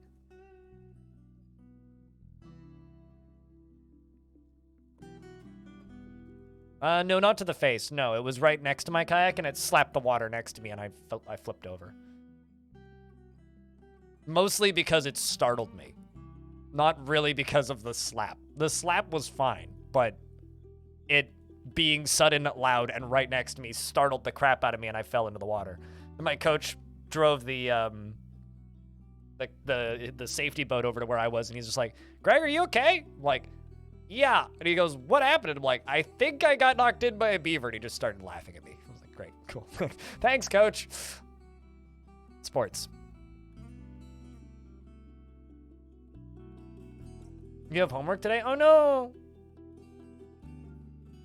Hopefully the homework is swift and goes smoothly and is a easy set of tasks to complete. I mean, beavers are just like... They're just like giant possums that eat trees that have ginormous smack tails.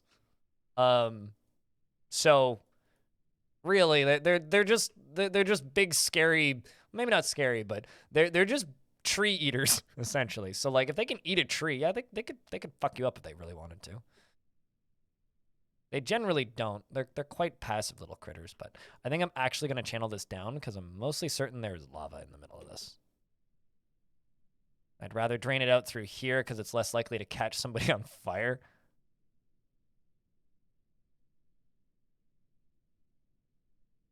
Welcome to the Also Has Glasses Club. Glasses are wonderful. It's nice being able to see.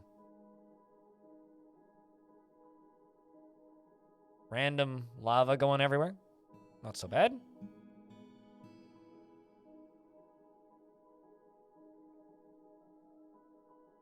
Is this your first ever set of glasses, Titan?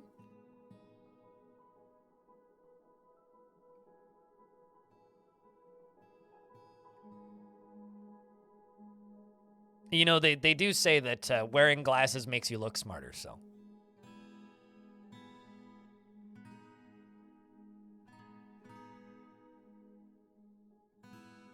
Seeing is a bonus, yes.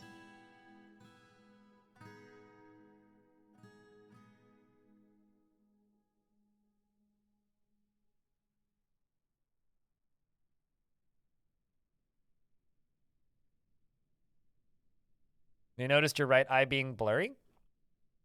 At least it's only just blurry. That's not so bad. Especially if it's correctable with glasses. Glasses are a wonderful invention.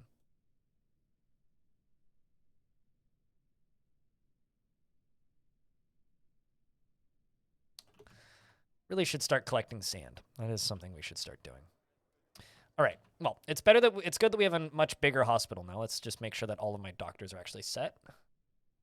We have a doctor. We have a diagnoser. Okay, I need a bone doctor.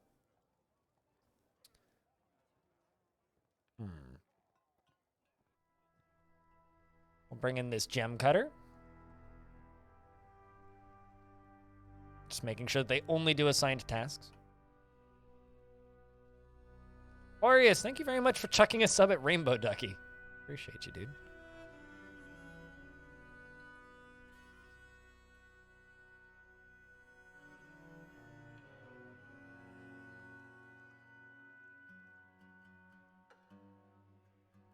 Try to catch up on chat here. I feel like I missed stuff. Sunglasses do not make folk look smarter. Oh, I suppose. But you know what I mean. At least I think you know what I mean.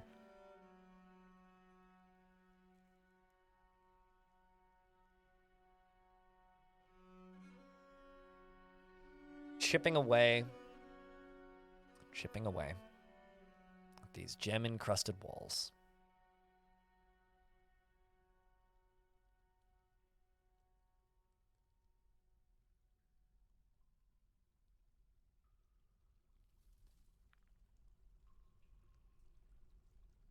This is one hell of a dwarven excavation project, though.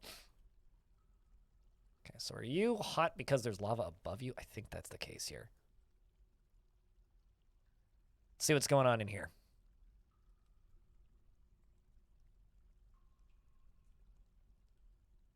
Bone doctor is what they called you in high school? Oh, no. Got an appointment with the bone doctor. I feel like somebody's probably named... their witch doctor in Diablo Bone Doctor.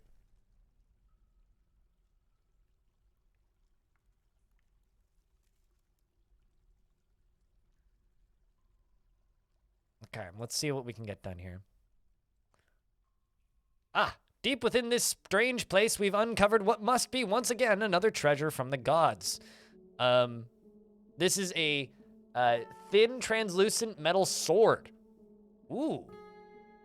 All craftsmanship is of the highest quality.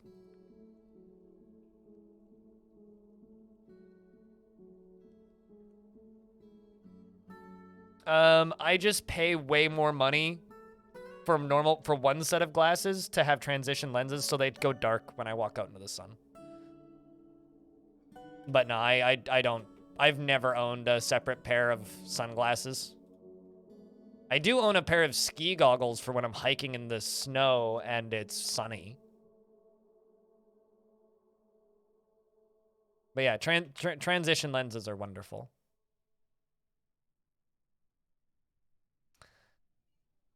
Also, let's check on our noble. Still not happy with his living space. Okay, well, we will do this then.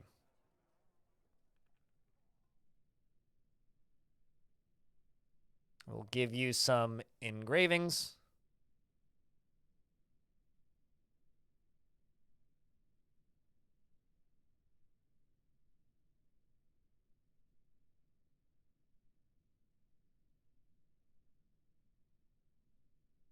Use very fashionable clip-ons. My dad has a set of really large sunglasses that, like, I don't know the name of them. It's the type of sunglasses that they wear in Top Gun. Uh-oh. Sudden lava. Did somebody catch fire? I think we just lost somebody, chat. I think somebody just burned up. Oops. Well.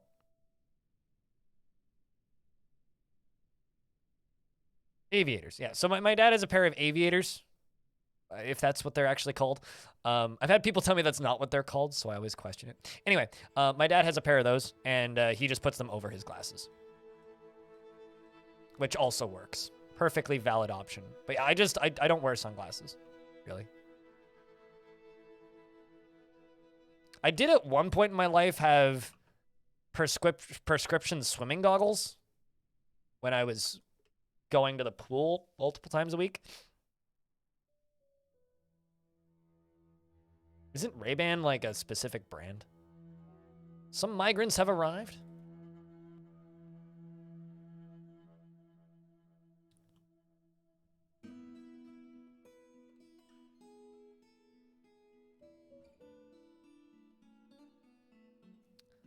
All right, so I'm going to put our Baron's tomb right here, I think. Yeah, no, my dads are like probably older than me, so I very much doubt it's a specific brand. Aviator's a style. Sure. Although you ask the right person and they'll tell you that streaming on Twitch is a style. Well, I don't know. I don't know anything about sunglasses brands, so you seem to be more educated in this subject than me. Anyway,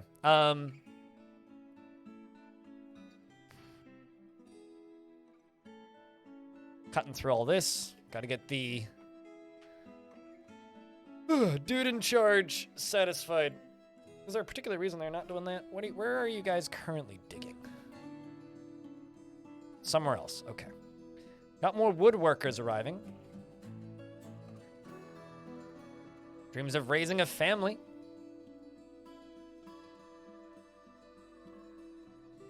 Let's check down here. No relevant skills. Novice mace dwarf. Adequate fighter. Let's chuck you in there. And like I was saying earlier, got some dwarves that need to be ejected from the military. Specifically,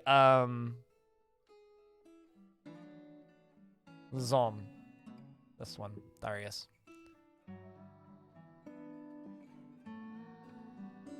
Removing you from the military and replacing you with somebody else because you need to go do something else for a while, or that dwarf is going to go nuts. For a second there, I thought that this lady dwarf actually, she's almost got like an elven haircut. What the fuck?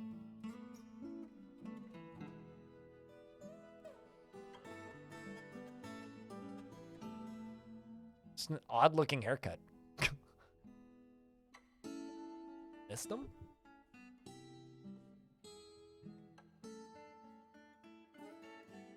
Nope, nothing weird going on there.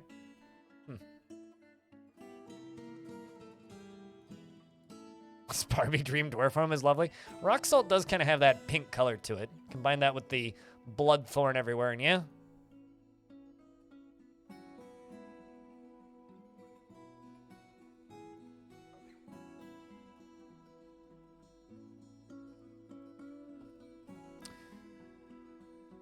The meat shall never spoil. I mean, we did have like 600 Forgotten Beast meat at one point. But how's things, Ghost Wizards? How is things? It's not a phase, Mom. I mean, Orange. It's never a phase.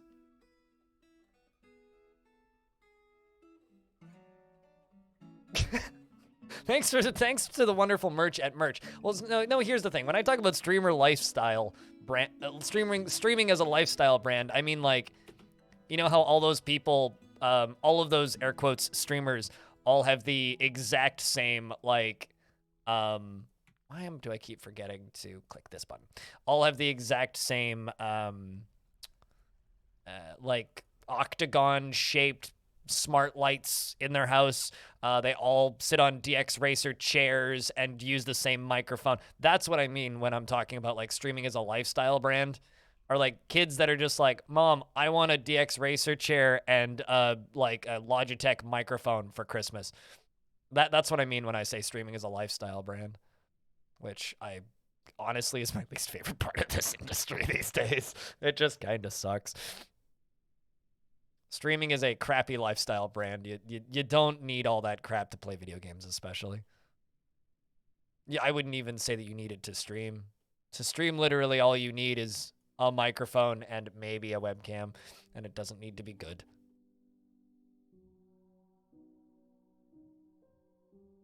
How are things here? Pretty good. Going to a concert tonight, so excited about that.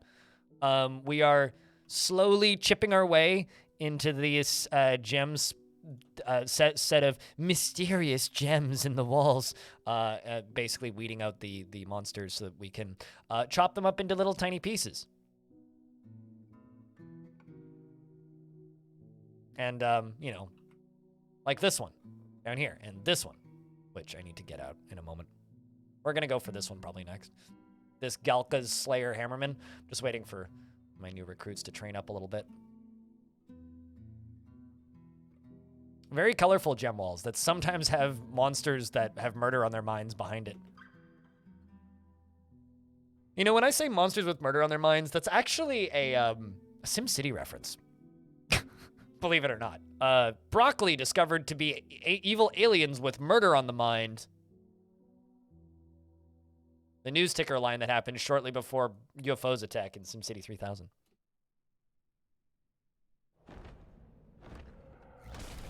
Ah. Season late, considering the game crashed and we lost it. The Bronze Colossus Ostisilus Besmopalith has come, a gigantic magic statue composed of bronze. A giant magic statue made of bronze and bent on mayhem. Let's go kill a bronzy, shall we?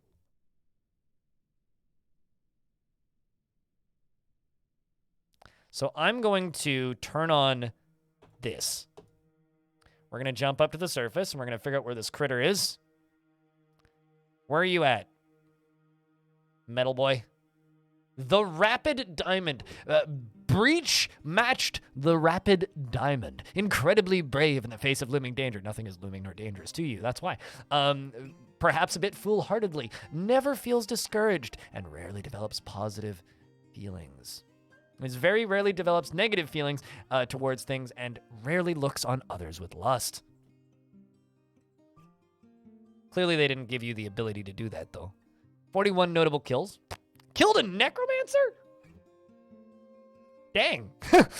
That's actually an impressive feat. 23 other kills. Did a lot of damage at a place called Boat Shrines. Yeah, it's killed a lot of dwarves.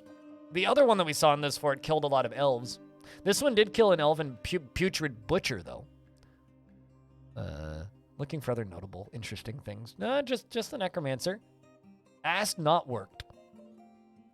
The necromancer died in the year 24. That was actually a long time ago, too. What are his skills? They don't surface any of that. Yeah, it's an intelligent undead, so a named zombie, basically.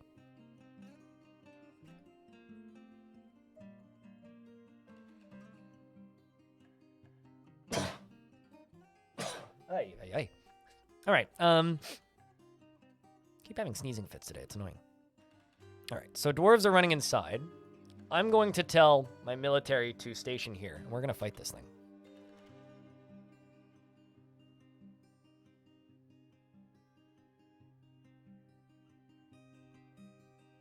Oh, right. Should probably also make sure all of the dwarves are actually assigned to this.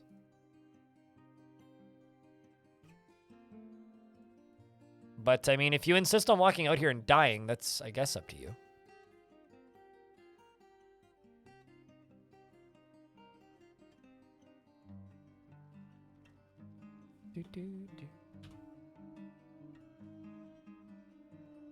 Where's Tall Boy? In conflict with something? Ah. Killed Imush. Imush was a cat. Obviously getting, like, you know, the high priority targets out of the way first. Why was it traumatic? It was very traumatic for this creature killing a cat. Now he's fighting with everybody's most fearsome rival, emus. He's chasing a whole flock of them all the way across the map. Maybe I should just tell the military to go smack him. Actually, hold on. You know what? They're all there. You can do it. Yeah, let's go for it. Why not? Fight it in the fields. So for reference, for anybody who hasn't seen one of these before, these are one of the strongest things in the game, and if I didn't have a legendary military squad that was equipped with adamantine gear, I would not be going for this. I would be hiding and trying to trap it. They are cage trappable, so. That being said, he's also not doing a very good job killing these emus. That or these are really tough emus. Let's close all the combat logs.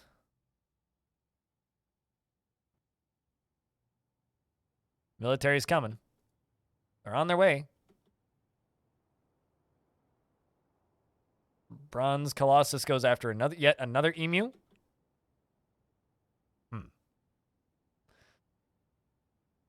Well, no. We wouldn't be running from the emus. The emus aren't the threat here, just to be clear, chat. Just to be clear, it's the bronze colossus that's the threat, not the emus. The emus are just there. They live in the rivers mostly.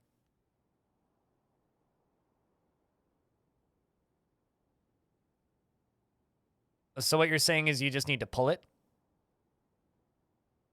You know, you keep these emus are just dodging quite effectively, actually. It's just like playing with the emus. I do think it's funny that he experienced trauma from killing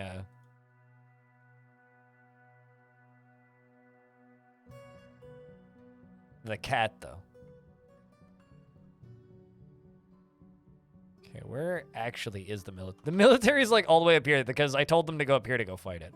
So they've like gone way out of their way.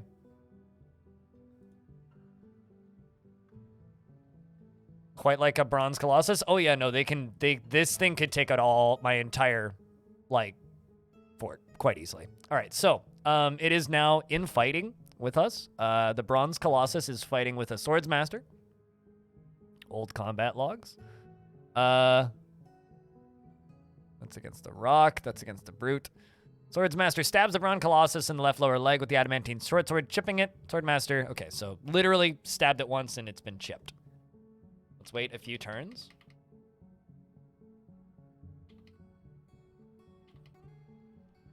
The problem with bronze colossi is just because, like, you actually have to have materials that are strong enough to hit them. Have you been kicked? Playborn? No, you haven't. They have the bronze colossus just has a tendency to, like, kick dwarves and then just, like, punt them across the map, basically. Swordsmaster stabs it. Okay. Swordsmaster mithril scratches the bronze colossus in the right lower leg, but it glances away. Slashes the bronze colossus in the left lower leg with her sword, fracturing it. Stabs it with her adamantine short sword, fracturing it. Slashes it with her in the right upper arm with an adamantine short sword and fracturing it. Fracturing it, chipping it. We are doing damage and it's missing us, so. The dwarves surround it. But yeah, I've seen these bronze colossi take out entire goblin armies and whatnot. Because if you don't have adamantine or steel, you can't even hurt it. So. Napalm sideburns. We just turned a forgotten beast into a statue. But we've got it. I think the military has earned a break.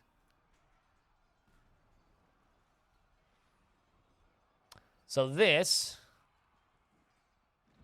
right here is what we get out of it. A masterful bronze statue of a forgotten beast created by an unknown artisan.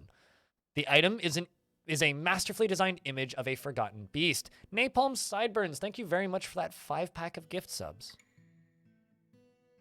Cheers, friend. Keeping us above that 1,200 mark. I'll make certain people in chat very happy that we're staying above that number, myself included. So now I can just place that in my statue hold. We can also turn off this.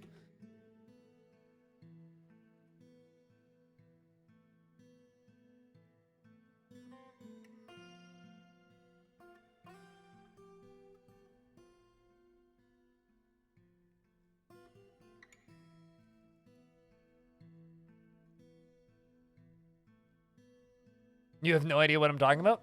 That's obviously you have no idea what I'm talking about. I don't know what I'm talking about ever, frankly. When does anybody know what I'm talking about? Chat, do you know what I'm talking about? Because I'm just confused. Streamer lost. Please send directions.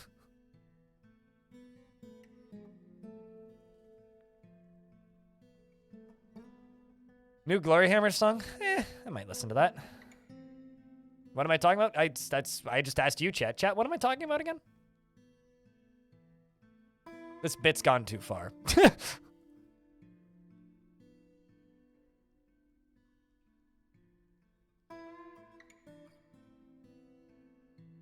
You didn't know that you could get statues from enemies? Only bronze colossi. That's a unique feature of the bronze colossus. The in-lore reason for why they turn into a statue when they die is that is the shape that they took. Obviously, there's only one sprite for them in Fortress mode, but the idea is that each one is that statue. Like, that's literally what they are doing. That's literally what the creature is. So that forgotten beast was in the form, that bronze colossus was in the form of that forgotten beast. Yeah. because they are golems, right? So something made a statue and then used strange unknown magics to make that statue into a forgotten beast. Uh-oh. Well, F's for locum. Might want to move away.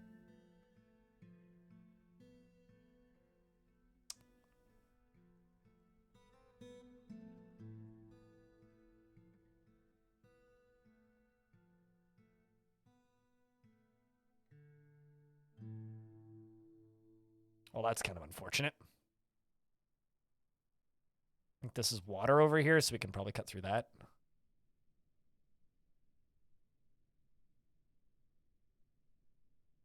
So many spicy rocks, Pinky? Yeah, no, absolutely. Not bad, though. Bronze Colossus and all we lost was a cat. That's pretty good. So future Masterwork statues could awaken. That is one of the things that Tarn has talked about with Myths and Magic, is they want, like, theoretically, in a world where magic is a common trait, you could have, like, a dude that just goes around making statues wake up.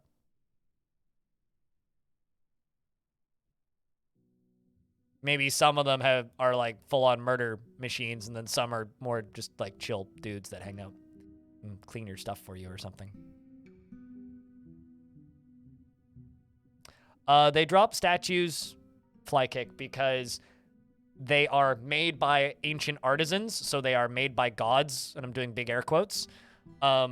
And the statue is the form that the creature is in. So if it drops a statue of a human, then that bronze colossus was the form of a human. If it drops a statue of a tiger, then it was in the form of a tiger. They only have one sprite for it, but the statue that it drops is what it was. That's its body. So we've killed it, and then you can construct it. The Iron Man sprite? I think I've seen this one. Yeah, the Iron Man sprite is spooky looking to me. It's very spooky to me. You want a Bronze Colossus musician for your tavern? I would imagine that a Bronze Colossus musician would just be like a statue of a pipe organ. Like, you know the pipe organ from Beauty and the Beast? Just that. That's how I'd imagine that. Deep within this strange place, we've uncovered what must be treasure of the gods. This is a thin, translucent metal halebread. Oh, wow. Hail the bread. Artifact has started. A blacksmith. Okay, strange mood blacksmith. We'll follow you. We'll follow you. Freehold Boreas, thank you very much for standing there with the sniper rifle and smacking people who deserve subs. Appreciate you, dude. I would be shocked. Unemployed. Because that would be a lot of art.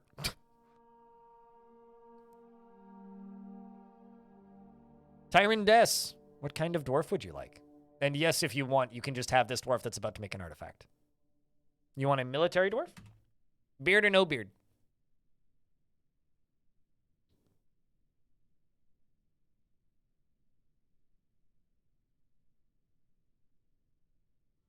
Bearded? Okay.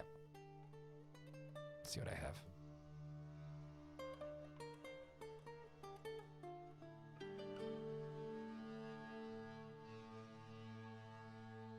Here, I'll give you one of the new ones. Endok. Who also is now named Tyrandes. Also, I need to check something. I have them set to train, but they're not training, so I wonder.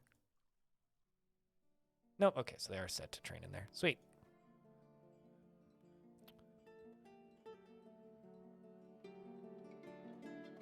And your role is Tyrandes. And you are utterly languid at a pace of easy living, calm and slow, and does not generally seek retribution. Thanks for gifting another sub, Freehold Boreas. He does not generally seek retribution. for his past wrongs. There we go. And he finds humor in most situations. He has a very calm demeanor, and he is comfortable around others that have a different that live differently from himself. And he thinks he is fairly important in the grand scheme of things, and he has a greedy streak, and he occasionally overindulges, and he isn't given to flights of fancy, and he is stubborn. He tends to be a little wasteful when working on projects, and is distracted from conversations easily when he's trying to remember something. He stares intently when he's thinking, and he needs alcohol to get through the working day. And he likes working outdoors and only grumbles mildly at crappy weather. He dreams of mastering a skill and personally thinks the entire concept of sacrifice for others is disgusting, and sees the attempt to maintain a dignified and proper behavior as vain and offensive, sees no value in holding back complaints and concealing emotions, and is put off by family. Dreams of mastering a skill. He likes lignite, pig iron, green tourmaline, giant ostrich leather, magpie tooth, shields, corns, and yaks for their shaggy hair. And the words of the page of aquamarine and the sight of the musical blossom, and when possible prefers to consume giant kiwi and white-spotted puffer and rye beer, and absolutely hates jumping spiders. His very long beard is arranged in double braids, his sideburns are clean-shaven, and his very long mustache is neatly combed. His very long hair is braided, and his round rust eyes are bulging. His nose is hooked, and his ears are somewhat narrow, and his hair is pale chestnut, and his skin is copper. And last thing I can read about you, really, is you have 2 kids, Nil and Cyril. Although Cyril's dead, but Nil's still around.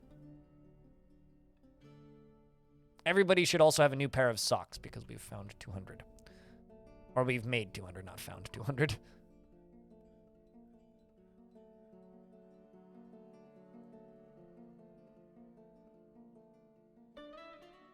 Where did I put... Ah, right. I was going to put the Baron's bedroom right here.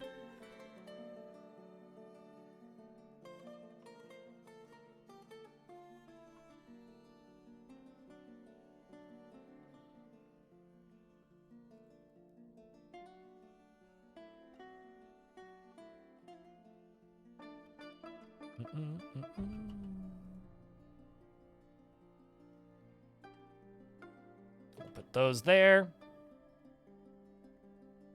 And those there. And this is going to be a bedroom. And it's going to be immediately assigned to my Baron. And I'm going to put, not an offering place, I'm going to put a display in here. Also going to smooth all of these walls. And see what my... Oh, I can't export millstones. That's totally fine.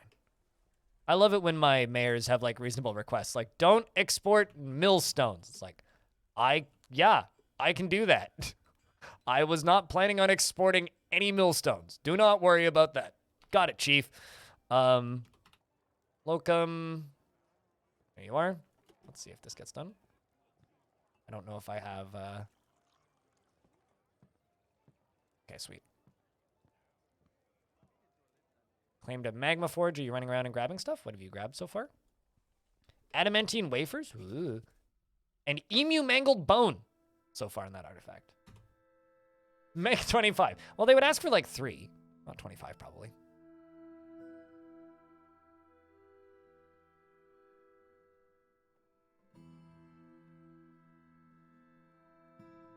But yeah, you're right. He's going to make me make them now. It's okay. We'll just build a collection of them. I'll put them all in his bedroom. Tower cap logs. Bricks, blocks, bars, metal. Bones, yes. You've already got bones. Real life, okay. Bone rock. Leather skin.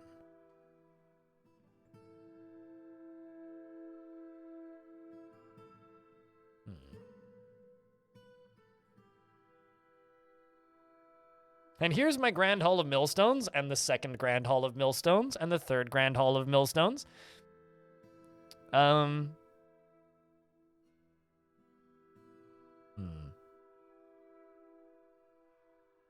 apparently I got 85 tanned hide.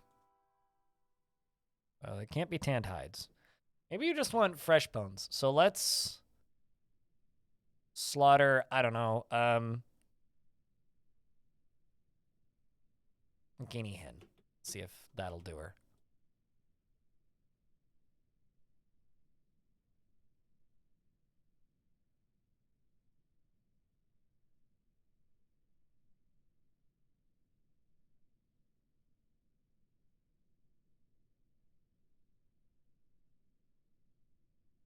One day, little Urist, all of these will be yours, and one day, little Urist sells them all to a trade wagon.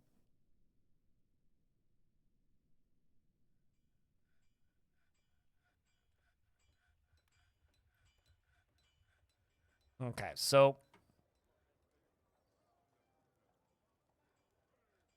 enough putting this off.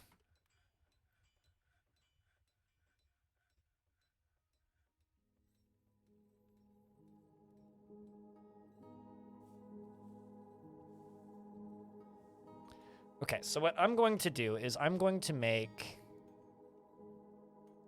wooden pipe, wooden cork. Just gonna do 10 of each, that's plenty. We're gonna run out here and we're just gonna hack down some more of these. I haven't run into any issues with the elves yet, but I also haven't been chopping down that many trees, so should be fine. To check in on, we'll have to check in on that magma forge in a little bit as well. That'll probably all end up mostly dolomite anyway, but I want to risk it. So chat, since it's my last scheduled stream of the week, meaning tomorrow's a day off for me, do you have any plans for the weekend? You guys doing anything fun?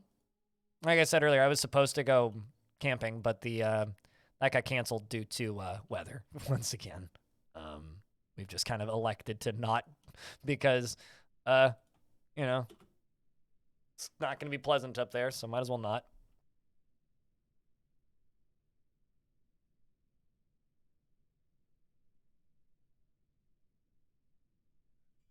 When the Baron gives us a mandate, do they get more pissed when you don't make them happy, or does it make them more happy when you do? If they give you a mandate and you fail to complete it, you get crimes against your citizens, which pisses off your dwarves actually, because your dwarves generally will value the law, and when they value the law, they don't want they don't want crimes being committed, and failing to complete a mandate is technically committing a crime.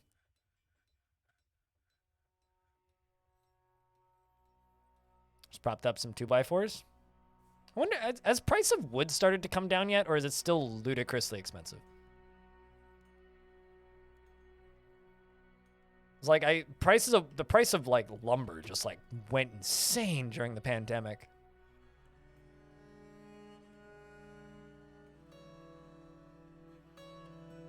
Still pricey? Okay. Lumber prices are still fucking insane. That's because I remember talking with a neighbor of mine who and my landlord, because I wanted to buy some wood and build a little shelf above my sink underneath the cupboards. But took one look at lumber. I was like, I don't want to spend like $80 on lumber for a shelf. So just kind of never happened. I was waiting for price of lumber to come down, but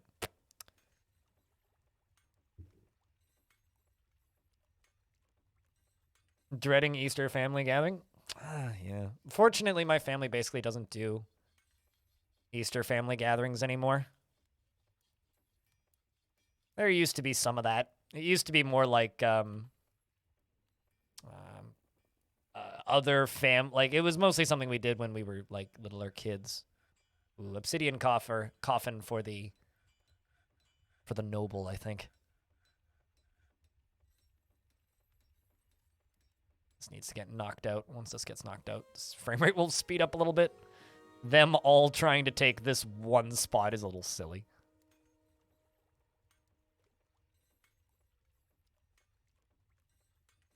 That doesn't do anything for Easter. No, I get you. No, it definitely depends on like where you live.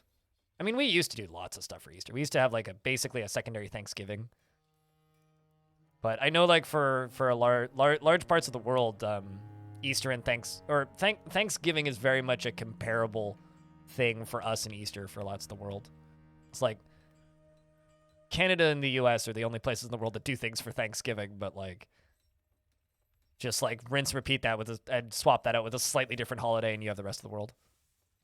There we go. This is going to cancel so many jobs, I think, potentially, because they're all like, what? Where'd my stairs go? You guys have to use the actual stairs. They're all trying to take that ramp. They're like, what? You assholes!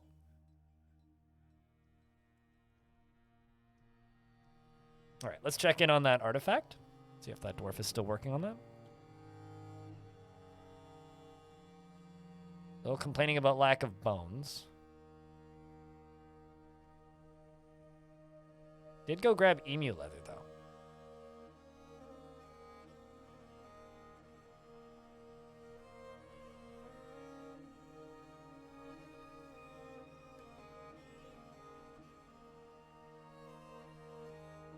Well, I hope you don't want giant anole bone, because I ain't going to be able to get you that.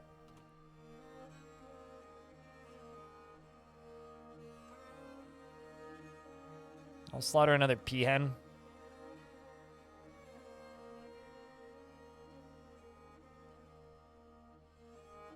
Hopefully you make something there, dwarf.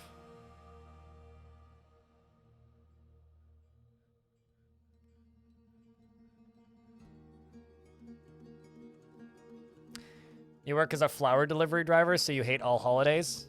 I mean, I bought my mom flowers for Easter, which I actually did yesterday. So those are going to get shipped to my mom. So sorry for making your work more busy. I'm definitely somebody who does that.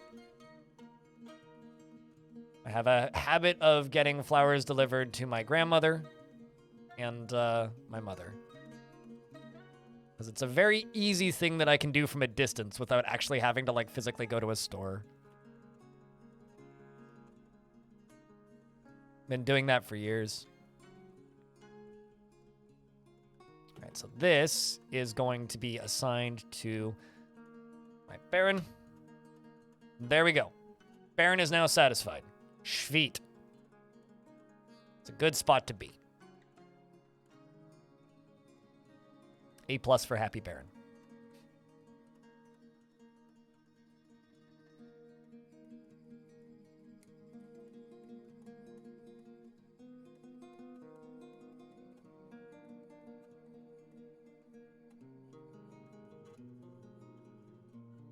If you're in the Dominican or the... you manage inventory for a lumber export company. You can confirm lumber, like most things, has come down slightly from mid-pandemic, but is still way more expensive than it was pre. Makes sense, yep. Thanksgiving is best. You always skip Christmas. For me, Thanksgiving is my favorite, like, family holiday. And I talk about this quite frequently because it's literally just, like, Christmas sans capitalism. It's just Christmas minus the part where you have to buy shit for people. You just make a big dinner of whatever the hell you want. Like, sure, you can make turkey if you want. But you can, like, we've done Thanksgiving before where it's literally just, like, charcuterie boards and, like, wine tastings. And just, like, we hang out with extended family and eat a big dinner and then get drunk. It's literally all that we do. Kind of great. And then Christmas is just, like, all of that, but also you have to buy people gifts for arbitrary reason. Aegis, who am I giving a dwarf to? And what kind of dwarf am I giving them? Jangles, why'd you leave your pants on the ground? Jesus. They're a baby in the fort. First person who raises their hand gets to be Aban the baby, who is the kid of one of my swords dwarves, which means you'll get to go into combat.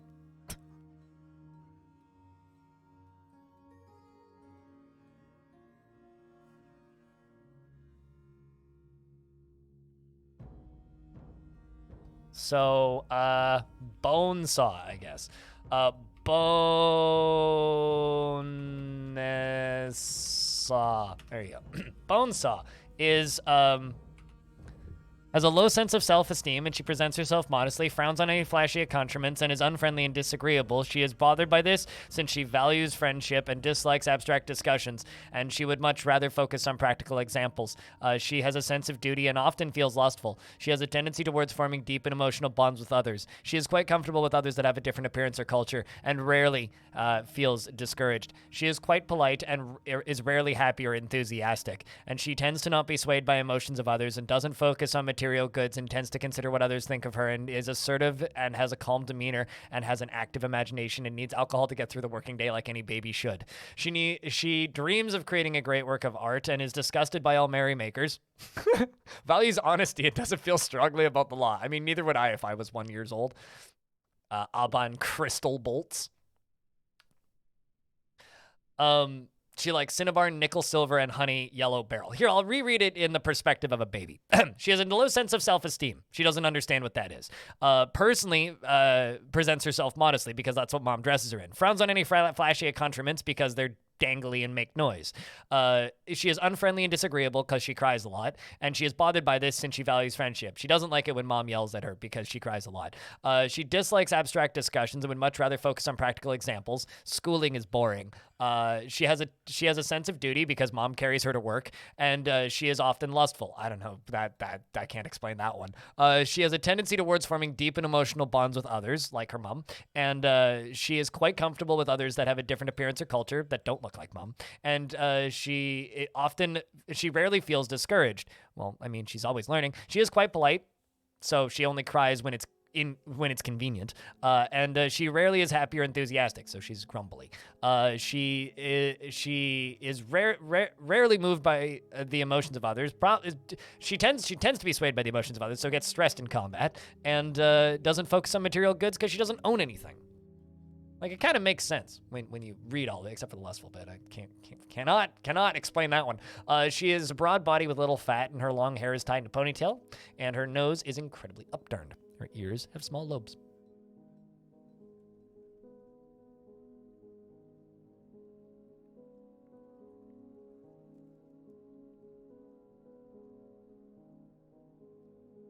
You've always wanted to be armor for your parents? I mean, invincible shields can deflect dragon fire.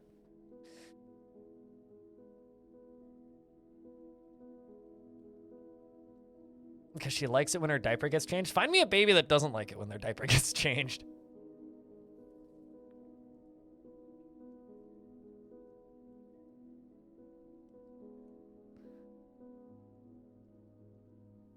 YouTube is yelling at me and telling me to create a podcast.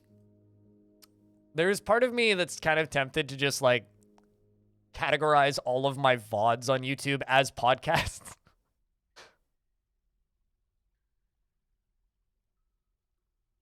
I don't know what that would end up looking like on YouTube's side of things, but I'm really curious about YouTube's built-in podcast stuff. I need to like look into it a little bit because it seems intriguing.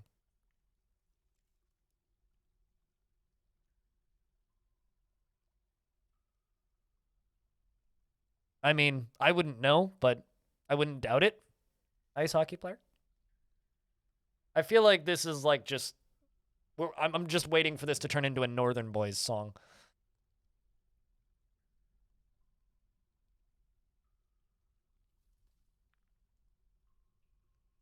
Chat's making it weird. Dodge. Dodge the whole subject. Dodge! Unrelated to anything, but you guys want to see a fungus? This is a fungus. I took a photo of that fungus. That was on a hike I did last summer. It was lovely. Anyway, back to the video game. Quick, I needed a distraction fungus.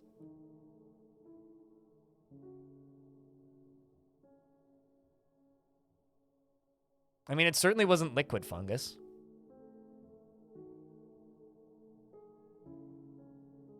Okay, so.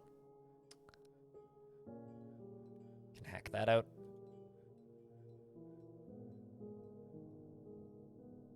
This is definitely lava. If I go up here, I should be able to channel this out right here. Should just cause this to flow out a bit. Hopefully not have a demon that comes running out of it. It's one of the reasons I love the, like, forests around here is because that's what all the forests around here are like. Just tons and tons of thick green moss. Yeah, let's see what this does. Ah, lava. Good thing I didn't put a dwarf in there.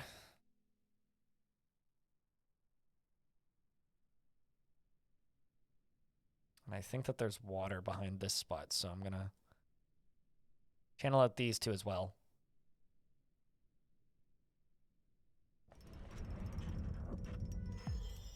Whoa!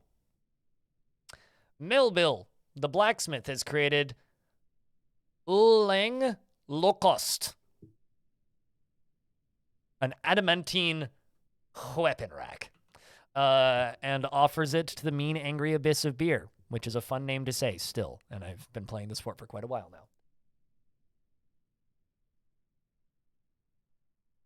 This is a surprisingly cheap weapon rack made out of adamantine. It is an adamantine weapon rack. All craftsmanship is of the highest quality. It is encircled with bands of emu bone and tower cap. This object menaces with spikes of adamantine and blue peafowl bone, obsidian, and dolomite. On the item is an image of the Merchants of Wire, the large, bell-shaped, flashing metal skirt in obsidian. On the item is an image of a wild carrot plant in emu leather. Can-do rack. This is where you say, nice rack. Anyway, I don't know. We'll figure out what to do with that. We're also into early autumn, which means it's almost trading season.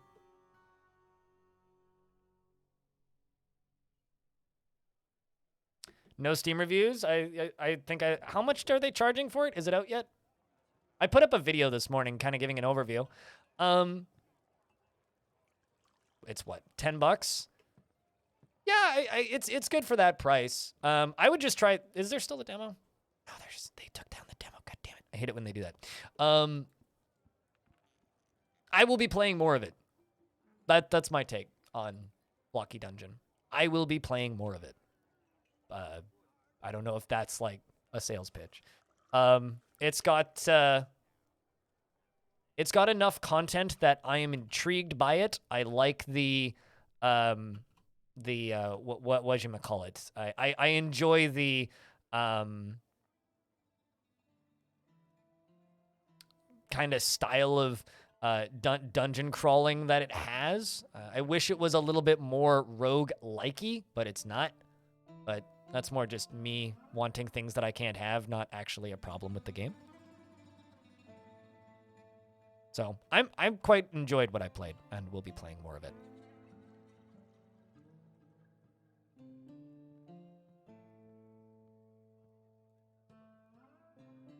How many use in that rack? That's not a direction I was expecting somebody to go with that.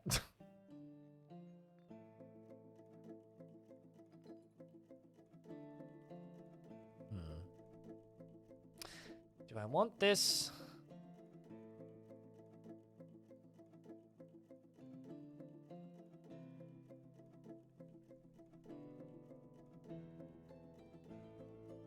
Chad, should I put a mist generator in this area so that they can see it from this layer? Or should I put it up in the stone ceiling? What do you think? But yeah, I would recommend Blocky Dungeon if you liked what you saw. It's certainly a lot more of that, but if you liked what you saw, then yes. So should I put the mist generator on this layer or this layer? What do you guys think?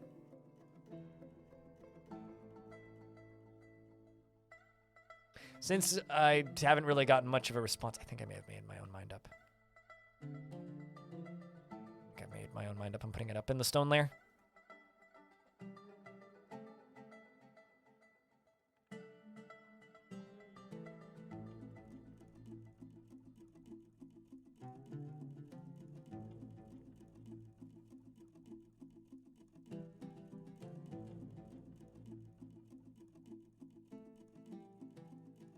We're gonna dig this up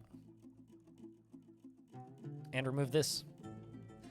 We're going to go down to this layer.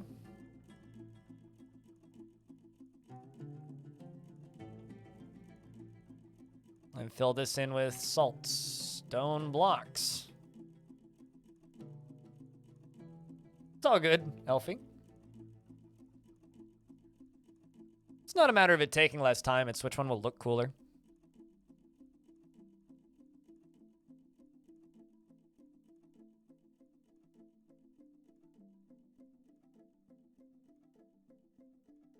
They're apparently making a sequel to Heroes of Hammerwatch, which means that'll be a busy game. Also, yeah, that sucks. It's always rough when games release and they just have no reviews. Wonder how my video's doing for it. going well. Bob and yourself? 1,200 views. Actually, better than I thought. 1,200 views. It's doing okay. Seemed like a neat little game. I don't know.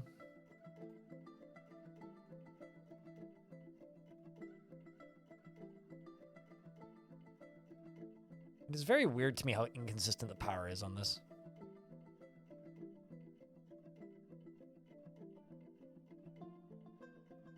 All right. Down here, I'm going to place you. There.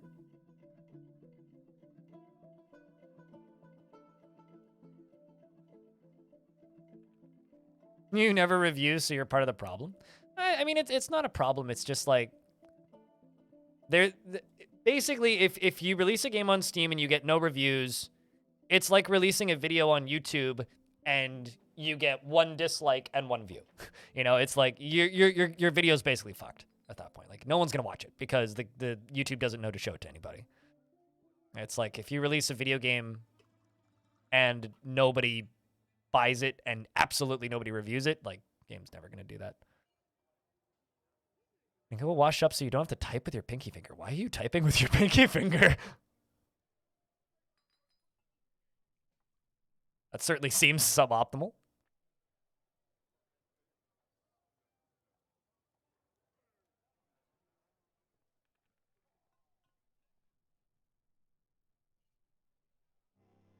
Oh, a force that is dark and vile has arrived. Okay, a bunch of dudes showed up and then immediately left. So I'm going to send the military out and be like, all right, laddies. And I'm also going to be like, where the music at, though?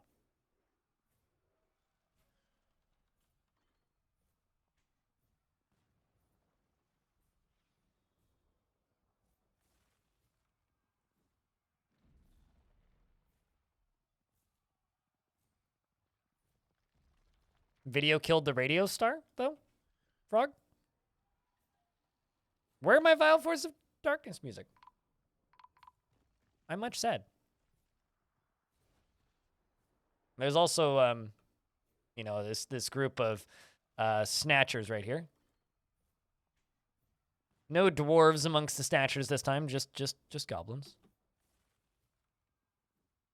Here come the dwarves. Mistim's running up first. Not the most skilled soldier, but we'll try their best. DORFS. Dwarfs, Onyx. It's good to see you, mate. Hope you're doing well. You're wielding a blistered metal sword. Still healthy, very slow moving. Not a very strong dwarf, this. Siege is now gone. You think you lost your voice? What were you doing? Made you lose your voice. Easy enough little fight. I'm not even going to bother following that one. Twitch mobile app is horrible. I don't agree with that. I've used horrible apps. Twitch mobile app is not great, but it's fine. It gets the job done. It works mostly when it needs to. It's not the optimal viewing method, but it could be worse.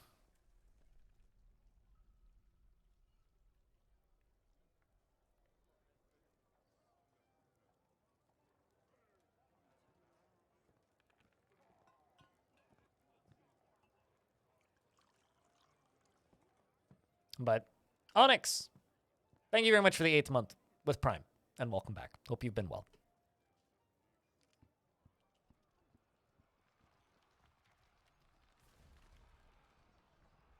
I'm sorry, what's fighting? The game just started giving me combat logs. I was like, but they're all dead. How many hours do I have in DF? 640. 640 hours is how many I has. Not that it really matters, but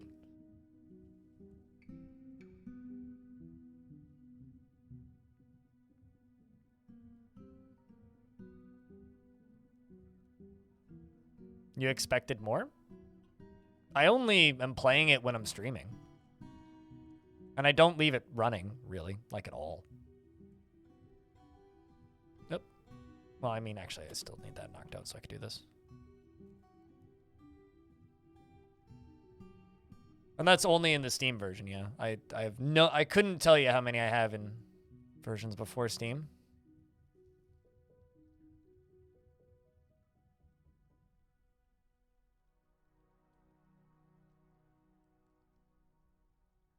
I mean, I've estimated in the tens of thousands for that. So. In Steam? Yeah, well, okay. That's what I have in the Steam version. Sorry to disappoint you.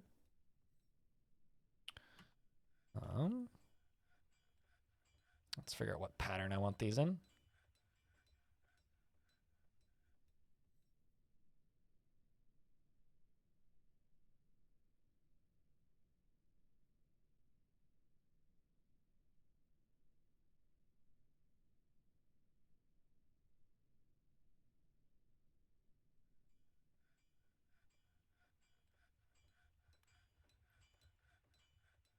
Need to make more mechanisms. Don't need that many, just a few more.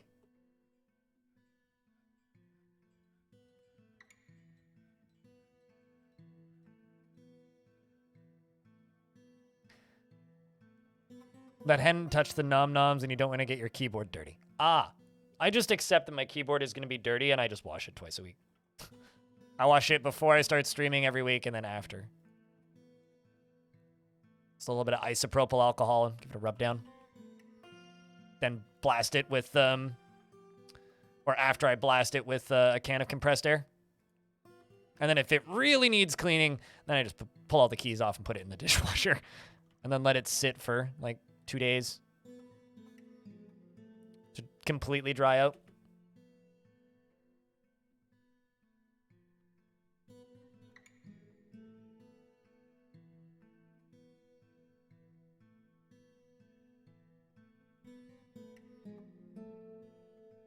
On its own? No, it's not.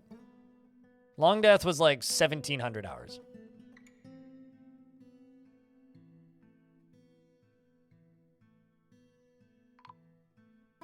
Like, that's the length of the total,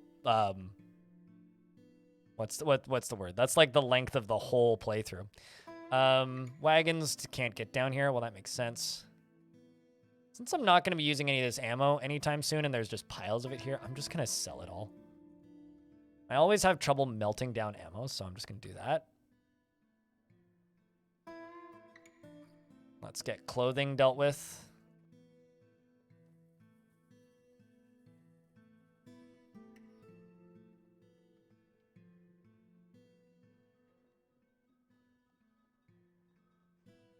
Keep that breastplate.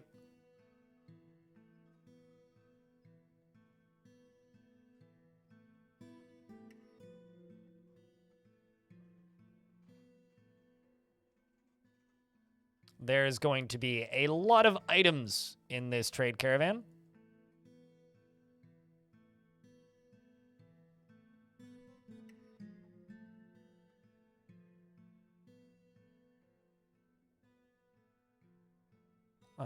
Two iron caps. There's a sign I need to make more trousers, I think.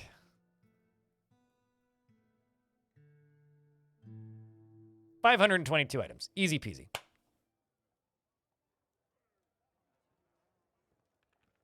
How many dwarves died in Long Death? I have absolutely no idea.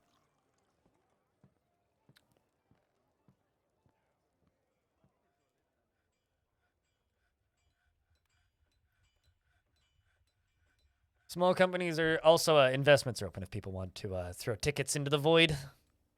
But yeah, I have no idea how many dwarves died in Long Death. Plenty. Plenty.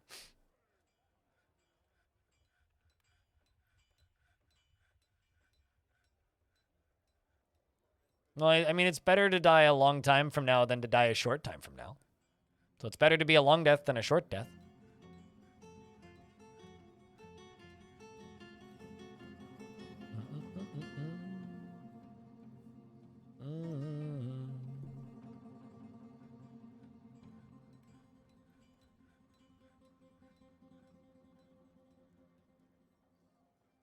I'm actually curious. According to Steam charts, there are 29 people playing Blocky Dungeon right now.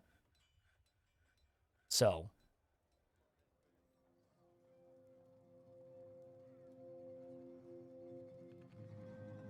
So, you know, some people are playing it.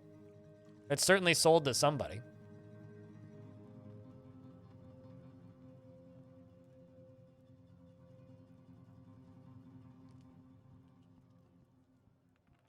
We are trying to trade as best we can, even though they can't bring the wagons. Just let our broker do other things. Good luck, Diamond. Reacquiring your once grand, like, swaths of wealth.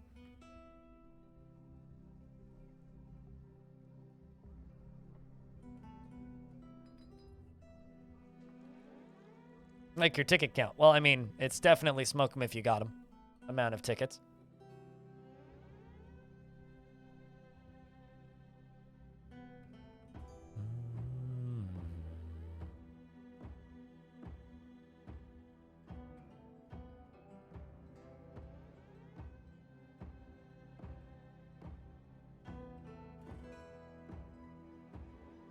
You're gonna smoke them off into the bot, I suppose. Good luck, Diamond. You had vacation the last 4 days and you don't have to work over the holidays? Well, that's pretty good. Living on your own is good, so you're really well. That's awesome. There's parts about living alone that I absolutely adore that I don't ever really want to give up. But man, there are things that I despise about living alone. Not going to lie.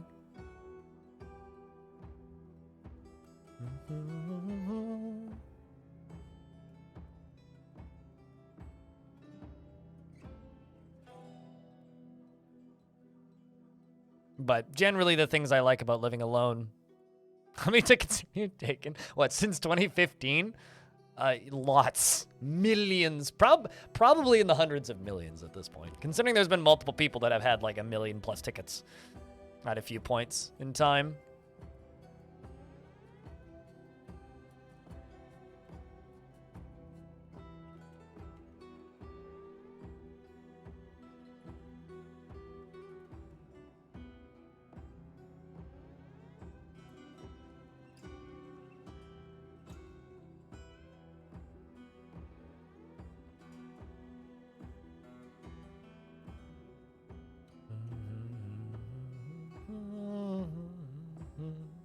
Alright, looks like the traders are actually arriving here.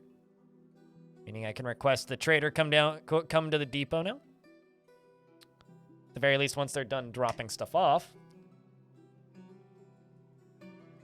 Hopefully they don't pull in elves and like just sit there unpacking for a week.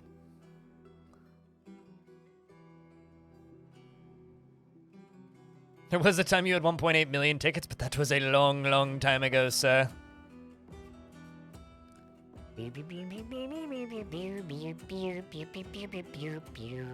Also, I've been thinking about where I want to put the dungeon, because we do actually need to build a dungeon. I'm thinking that we put dungeon, like, beneath, I was going to say, like, above or beneath one of the taverns. Maybe I put it above the tavern, like, up here. Let them look out over into the hole. Because I kind of love the fact that this entire fortress is, like, around this spire here. So it's like no matter where you are in the fortress, there's just like, you know, something going on. Bedrooms somewhere, there's someone's just living there. People are just hanging around and moving. You can see different every portion of the fort can see another portion of the fort. I kind of really like this fort's design. It's got a nice look to it.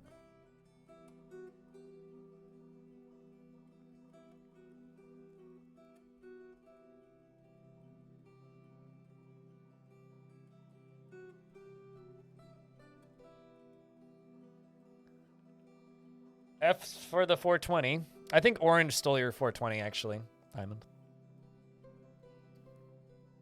It just made 1.2 mil out of thin air. Yeah, that is true, actually. The bot's just like, oh, you need money? Here, I will print you more money.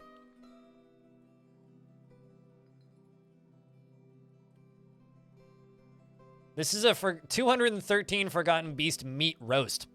It's a stack of 213 Forgotten Beast meat roast. The ingredients are minced rock nuts, minced rock nuts, and minced rock nuts, and minced Forgotten Beast meat. They must have, like, marinated it in the rock nuts or something.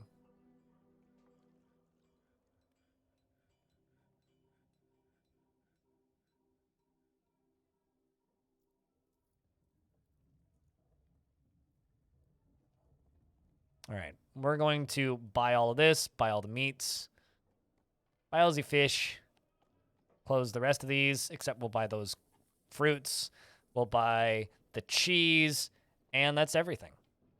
And then the rest of this we will give you as a gift. Enjoy this gift of our used clothing. Mountain home dwellers. Yeah. Meat and oil go well together. Yeah, but like I'm wondering if like rock nuts are more like olives, but also meat and olives go well together too. So turns out this all checks out.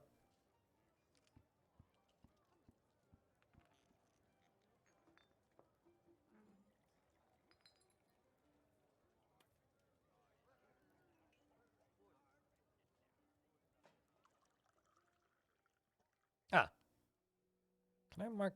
Okay, I can't give you these as gifts, but I can buy these back. Trade. No, you can't. That's weird. It looks like you can buy things back, but you actually can't. Like, it doesn't actually come back in your inventory.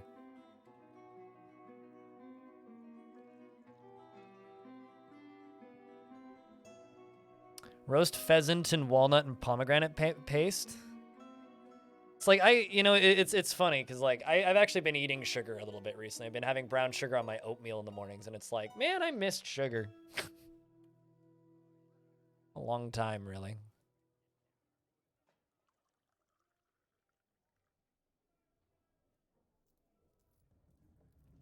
Like, can I trade these?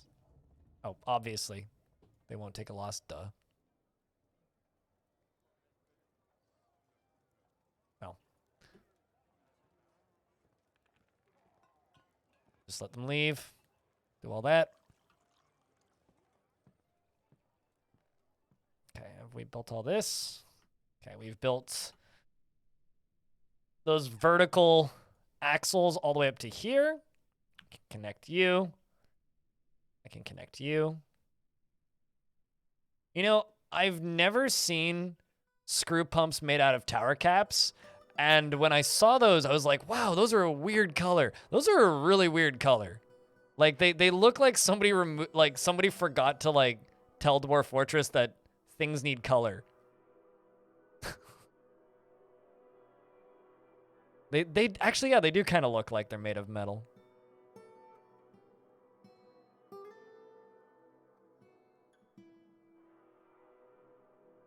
They do kind of have that aesthetic.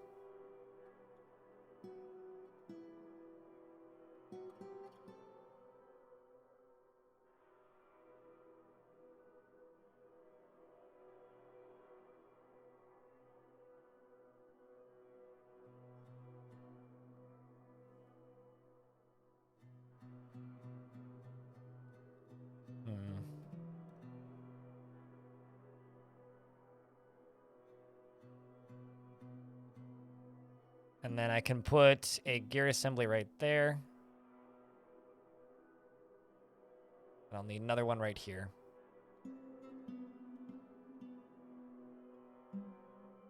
What am I making? I'm making what do you call it? I'm blanking on the word here. I'm making a mist generator. Although we're going to have a problem here, which is I'm going to need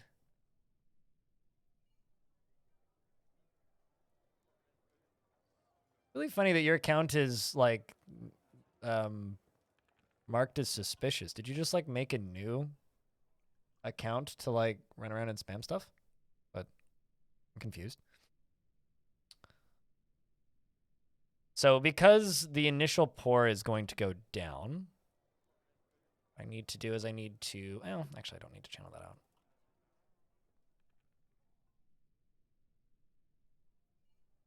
Going to need a little bit of scaffolding in here.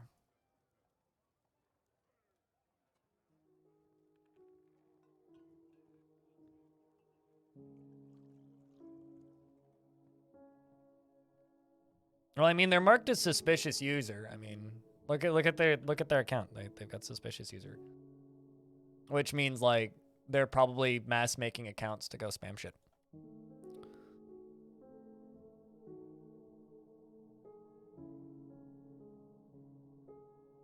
I mean, you can just throw insults at people and see if you get a response, but it doesn't really do much. So, I'm not entirely sure what your goal is or really what you're saying. If you're interested in Dwarf Fortress, you're welcome to hang out, but otherwise, I recommend you take your nonsense elsewhere. You didn't know there were trolls in Danger Caves? It's funny because I haven't seen a single troll in this entire world, actually. True story. Oh, hey, Orange got some work done. Cool. Aren't you driving, Orange? Unless you're, like, still stopping to get coffee, in which case, that's quite the coffee break.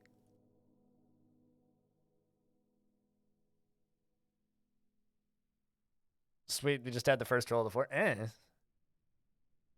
don't even know what the dude was on about. Like, I'm being completely honest. I'm just kind of perplexed right now. Sup, Casual Elephant. How's things?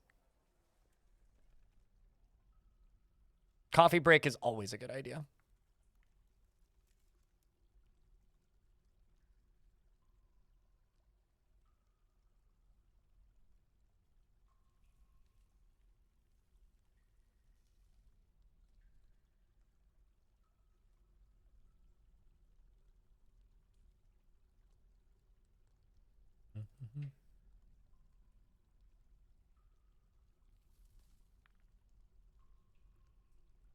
Sounds like they're... I mean, I saw what the username is. I just don't really want to say it out loud. I just was kind of curious about what else they were going to spew, but Orange smacked him. It's for the best. I don't know. I have this morbid curiosity about trolls. It's just like, if that's how you're going to spend your day, what kind of person are you? Like, what are you trying to accomplish? What is your goal here? Like, there are trolls that like can sometimes hurt, right? And then there are people who get like accused of being trolls when they're very much not. And then there are people who are just like kind of confusing, and I'm just like, what are you trying to achieve? What do you expect to achieve out of this, actually? Even more so than what are you trying to achieve? So I don't know. I just find those people kind of sad. Anyway, it's party time.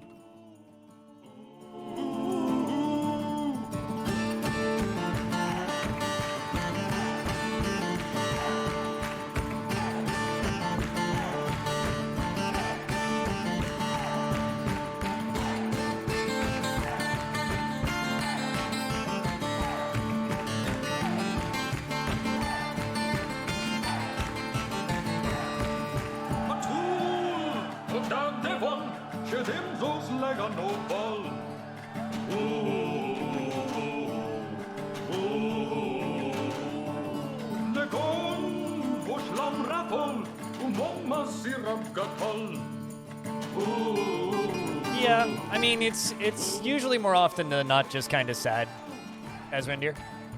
You know, people that just go around blatantly hurting other people for the sake of it. Also, Al, good morning. Or good day. I think it's morning for you.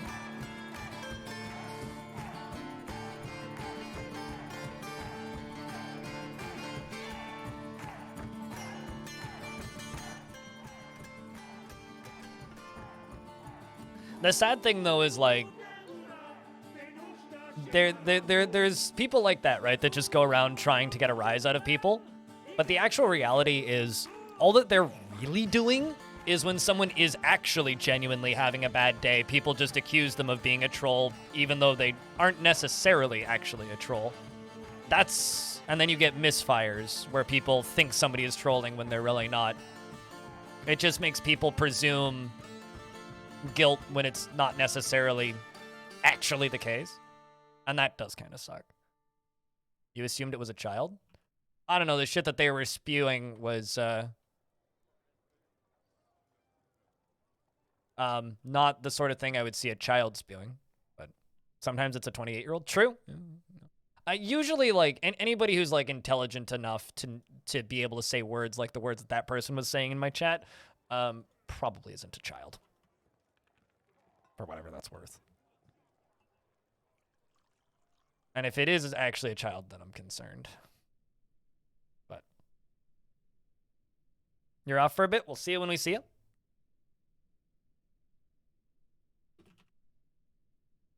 I think I need 6.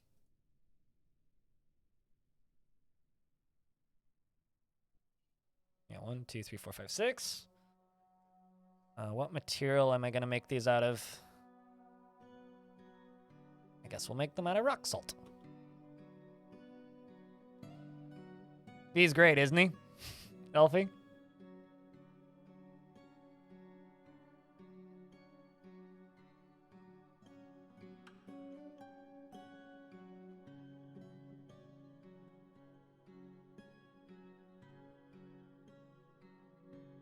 All right, let's toss another screw pump.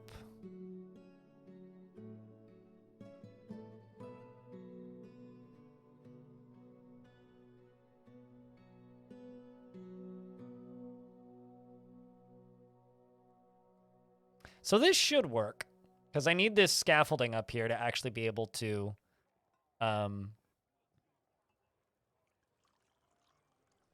what, to that little guy? You're getting married to a plump helmet boy? Just don't ever step on him, because you will crush him. They're very fragile.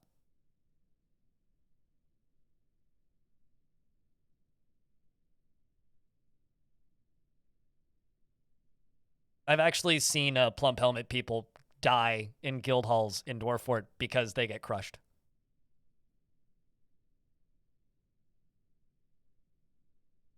Mobile is a pain.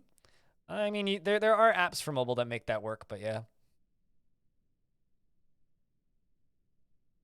But here, I can show you what it looks like if you like. Let me zoom all the way in. Oh, that's too much. I zoomed in too much, chat. Flew too close to the sun. Little guy looks like this. The dancing plump helmet boy. See? Little animated plump helmet guy.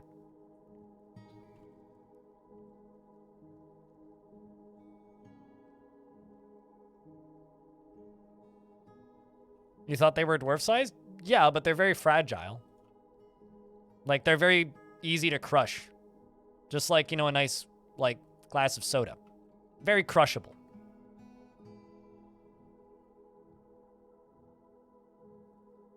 Do not hug too firmly. May fall apart. Exactly. Exactly. It's like, you know, delicate in the way that, like, my grandmother is delicate.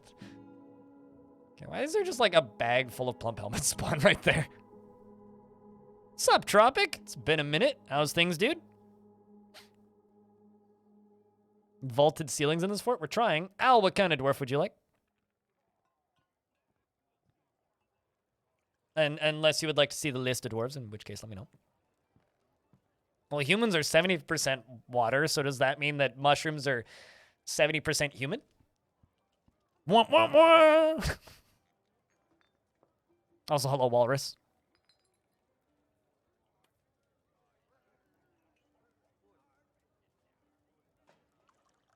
Lots of work the last few weeks. Was hard to be online for long. Yeah, I get you. It's a busy season, you know.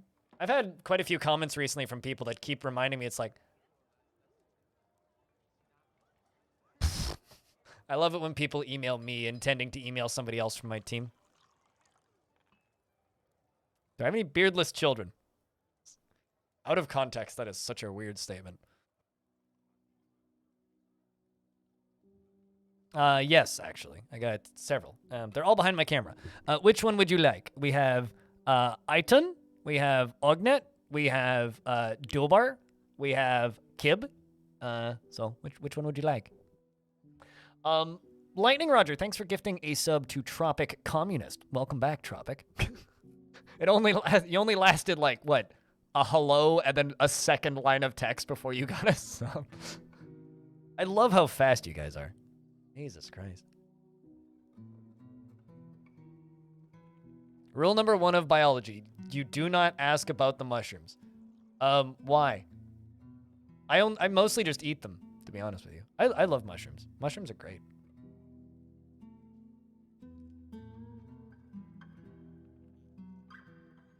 It's your firm belief that humans came from spores floating around in space. Well, I don't know if I believe that necessarily, but we certainly came from something that was floating around in space. I love mushrooms. Mushrooms are wonderful. One of my goals in life is to be able to cultivate wine cap mushrooms. Have I played any of the DF mods? Any of the ones on Steam? No. Have I played DF mods before? Yes. I like Total Overhaul mods, and none of the ones I really like have been ported to Steam yet. We are Warhammer 40k orcs now? I mean, according to that one person in chat, yes. Are we? No.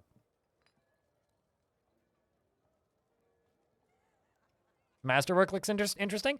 I wouldn't ever use Masterwork. I'll be honest with you. Mostly because of the drama with the guy that made it and his inability to credit people. And also, it's not a mod.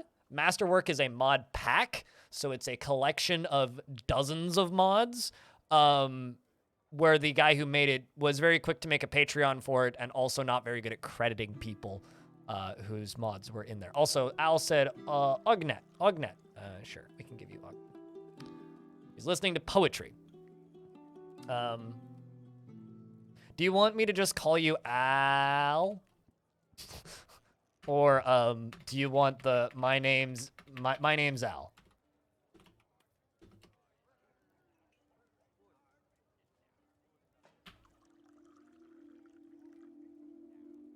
Long night's cool, but I would wait until long. Well, I need one of two things. I either need to be able to zoom in ASCII mode, or I need it to have a fully custom tile set. Okay. I think that's the right number of A's, although those are all uppercase. There's probably lowercase after the first one. 2, 3, 4, 5, 6, 7. L. I think that's right. Al is often feels filled with joys in a constant state of internal rage, is bashful, and is very trusting. She is grounded in reality and finds humor in most situations. She is moved by art and natural beauty, and she is troubled by this, and she dislikes the natural world, generally acts with a narrow focus on the current activity, and overindulges and can handle stress, tends to share her own experiences and thoughts with others, and has a greedy streak, often nervous, and does not feel lustful often. She takes offered help and gifts without feeling particularly grateful. And when she's trying to remember something, she usually starts tapping her feet and needs alcohol to get through the working day and does not mind being outdoors, at least for a time.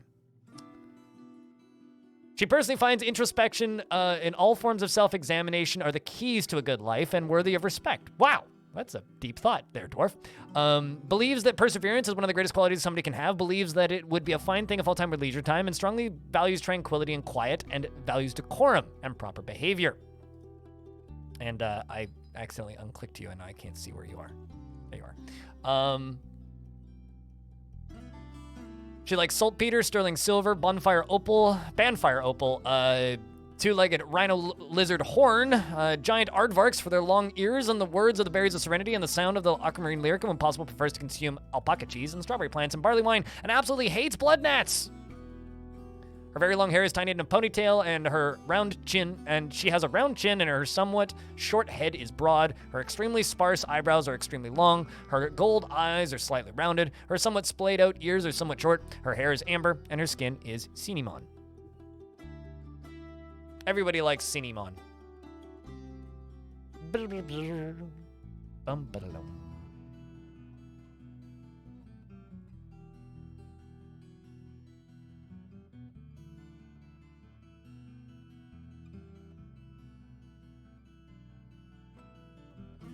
When you open up the labor menu and select profession, would the order that the dwarves are listed in be by experience level?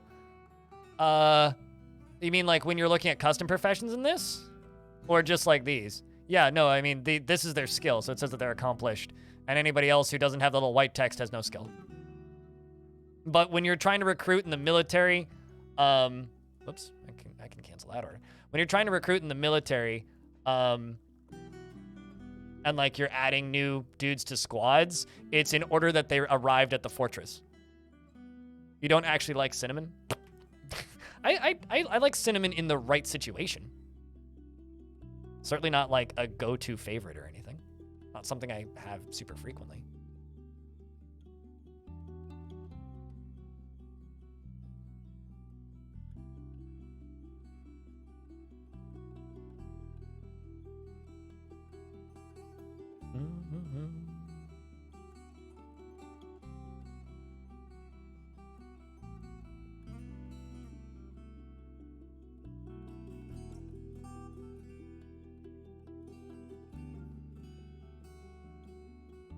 Okay, well, we're getting there. Also, it looks like another one of my silver statues finally got made. So I can go down there.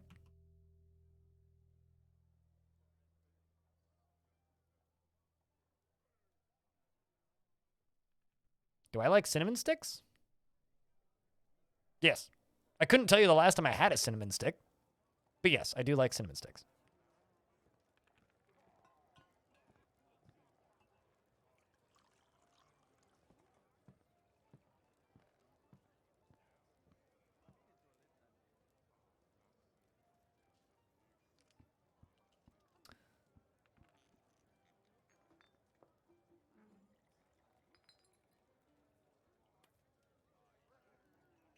But yeah, when you have multiple dwarves in the same level, they're not listed in alphabetical order. Nope.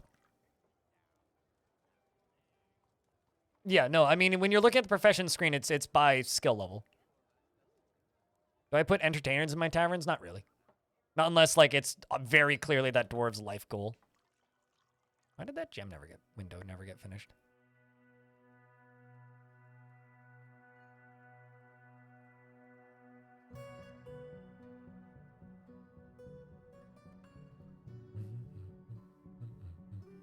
I'm not a fan of that at all, Elfie Bean. I'm very much if you have to put things in coffee, it's bad coffee, buy better coffee. Which is, I'm kind of a coffee snob when it comes to stuff like that.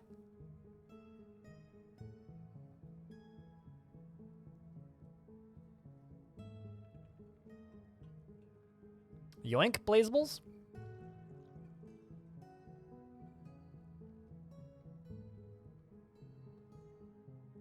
But yeah, that's kind of my take when it comes to coffee, is like, if you have to put things in coffee, it's bad coffee, buy better coffee.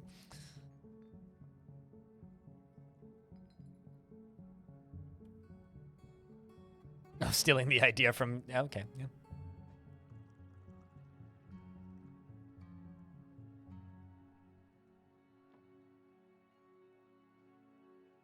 Yeah, I don't think cinnamon is a subtle flavor in the slightest. I've definitely had like coffee with cinnamon in it before, but at that point I'd rather just put a little bit of cinnamon in it after I've brewed it. But I also don't even I just drink my coffee black with like nothing in it, so. And I've been that way for a very long time. Just drinking it black, so.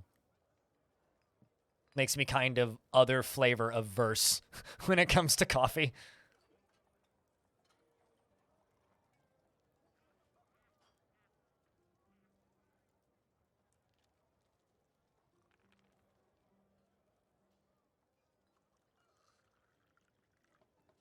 Just buy a candy bar if you put all the sugar and cream in it. Eh. The only person that I would legitimately be like, go buy a candy bar was there used to be a guy that used to come into the McDonald's that I used to work at. And he would ask for 7 sugars in his coffee. 7. The maximum we could put in was 10. So he would get a black coffee with 7 sugar. He was an older dude. Like, I would always assume that somebody who was putting that much sugar in their coffee was coming down from some sort of hard narcotics, but nope, he just liked his sweets.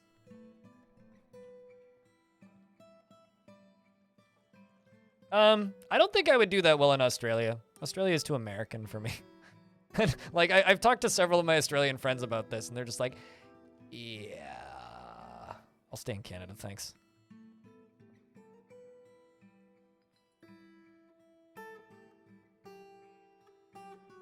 I think the children are hauling statues and they're moving really slowly.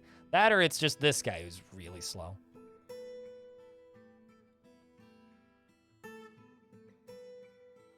You could never? Yep, I also could never.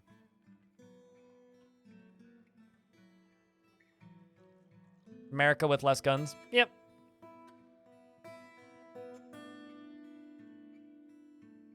My Oma drinks instant coffee, and these days she drinks caffeine-less instant coffee. She drinks instant coffee because she used to drink jet black overbrewed drip coffee, and it was giving her uncontrollable shakes, which are not very good when you're in your 90s.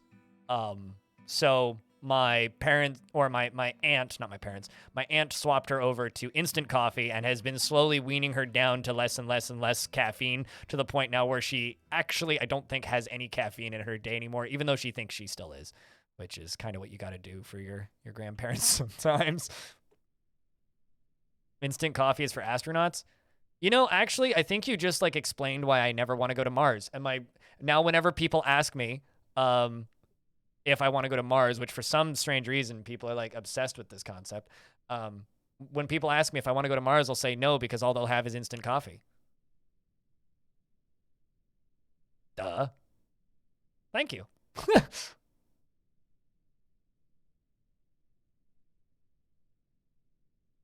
Yeah, but you can also get like good coffee in Japan. It's also real common here.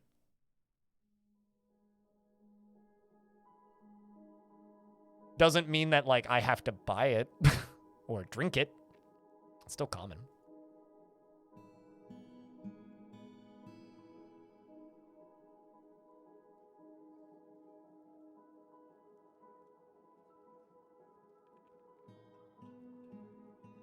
When you were there 25 years ago? No, yeah, okay, definitely. No, Japan's a pretty international country in that regard these days. 25 years ago is probably quite different, I would imagine.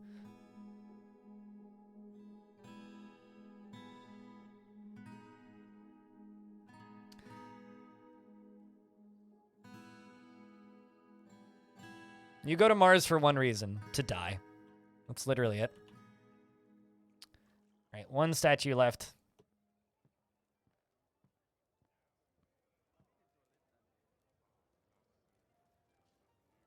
Have fun, McJerby.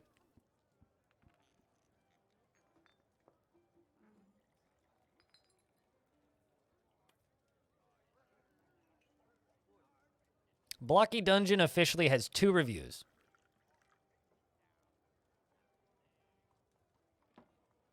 One positive, one negative. Oh boy.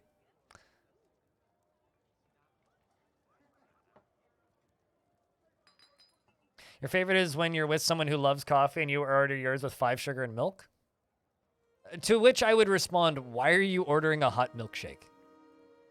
Like, if you need caffeine at that point, just get an energy drink. Like, at that point, you're like, I don't know. You're wasting coffee.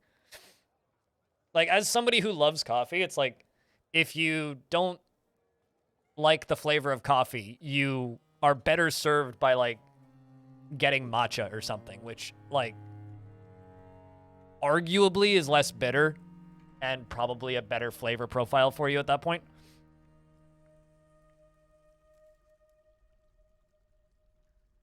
Yeah, whenever I'm hanging out with somebody who does something like that, I'm always just like, why are you getting coffee? As a coffee obsessive, that's generally my response to when people do stuff like that. Which is quite common. People often do stuff like that. Do I have a preferred way of brewing? It depends on the roast. For me, it's usually either pour over or a French press. Sometimes I will use my mocha pot. Mocha pot's usually for camping, though. I don't usually buy espresso roast coffee, so like really, really, really dark roast stuff. And I don't generally do super fine grinds, but if it's super fine grind, then I use my mocha pot. Otherwise, usually it's a pour over. It's not like you invented it, Sanic. That's like me saying, I'm Canadian. I live in an igloo and, like, go to work riding my moose and have 15 trained beavers. It's like, it's a stereotype. Not like you own it. Plenty of people can drink tea. Inhaling 3 cups of coffee at 10 p.m. I used to do that when I worked nights. Don't do that now. Yeah, we also, our entire economy is based on maple syrup. Although realistically, it should be weed and beer. Weed and beer, and at least for British Columbia, electricity. I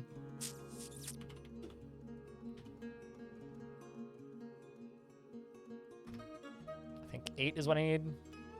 1, 2, 3, 4, 5, 6, 7, 8, 9, 10. I need 10.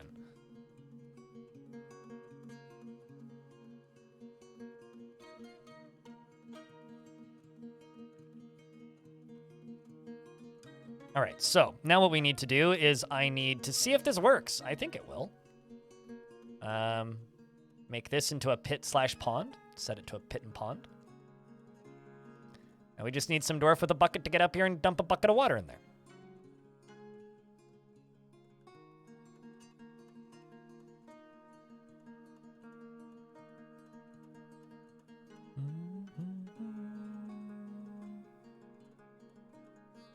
Well, I mean, it's just condensed sugar, which is its own kind of drug.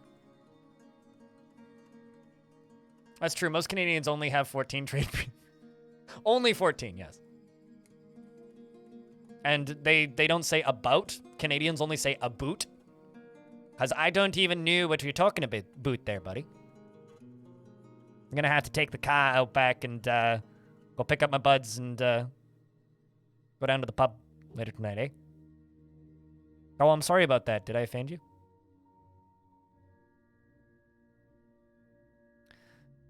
Burnt coffee is why you will never catch you in a Starbucks unless you're absolutely, truly desperate. So, true story. There's a dude who comes by this stream every now and again. And, like, I'm not doxing him by saying this because he's pretty public about it. He's a higher-up exec at Starbucks. Actually, I won't out what his username is, but he's a higher-up exec at Starbucks. Lives in Seattle. Streamed on Twitch for a bit until he started to get promoted. And then was just like, you know what? I'm just going to take this cozy Starbucks job and, like, not worry about streaming. Which, you know, I don't blame him for in the slightest. But he, let's see, is anybody coming to fill pond yet? I don't know how many buckets I have, so I might not actually have enough buckets. I might need to make buckets.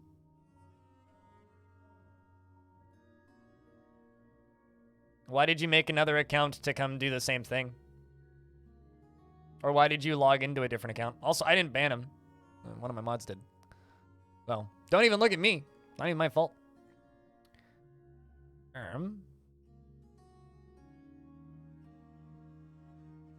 Also, Urkish? Can you not even spell Turkish? If you're gonna go, like, arguing in favor of somebody, at least, like, you know how to spell and write complete sentences. You're not that guy? Well, then how do you know that guy?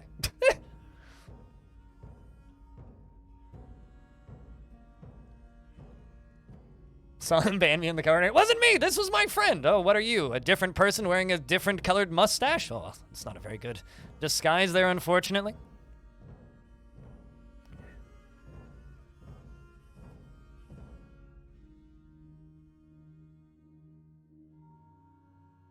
Like how kid just like immediately goes to go sleep. Okay.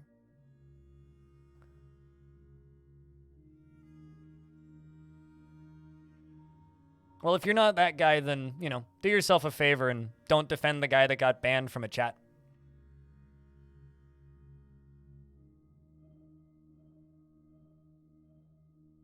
If someone comes into my chat and spams, it's none of your fucking business as to why they get banned. If I decide to ban somebody, that's my right, my prerogative. And I don't fucking care what you think, frankly. I can ban people for any reason at any time.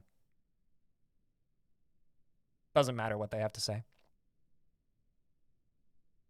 Fortunately, this place isn't a democracy, and if you're being obnoxious and or annoying, you're gone. My mods deemed that person as being obnoxious and or annoying, so they're gone. My actual question is, why do you give a shit? If I might lose followers if I unjustly treat people. Oh no! I'll be okay.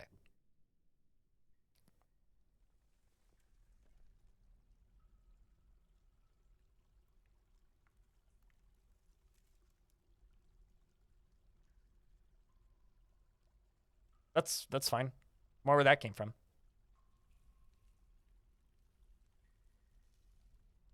It's been a while since you saw a good public execution. Yeah, I know people who've built their entire streaming business on that. Thanks, Orange. Kill 2 of the day. Let's go. Woo! What'd you join in the middle of? Absolutely nothing of value. Somebody was spamming in the chat earlier and being a little bit obnoxious, and somebody, like, an hour later is just like, why'd you ban this person? Why do you care? You're either the same person or you're somebody different. And if you're somebody different, then what's happening? Oh no, I might lose followers if I unjustly treat people. You know, if you come into my chat for the purpose of spamming random nonsense, then I don't want you here.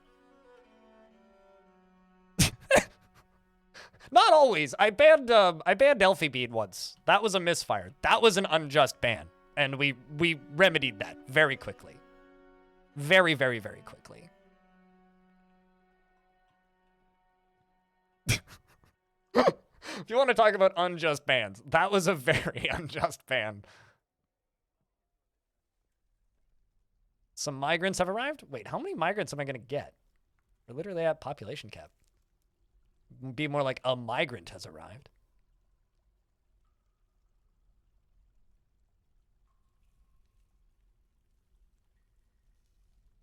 Too bad me doing your shit. Not sus at all. Well. There we go. It's working. I can stop dumping buckets of water into here. So now our mist generator is fully functional. And see? Mist. Mist. Mist. Ain't it wonderful?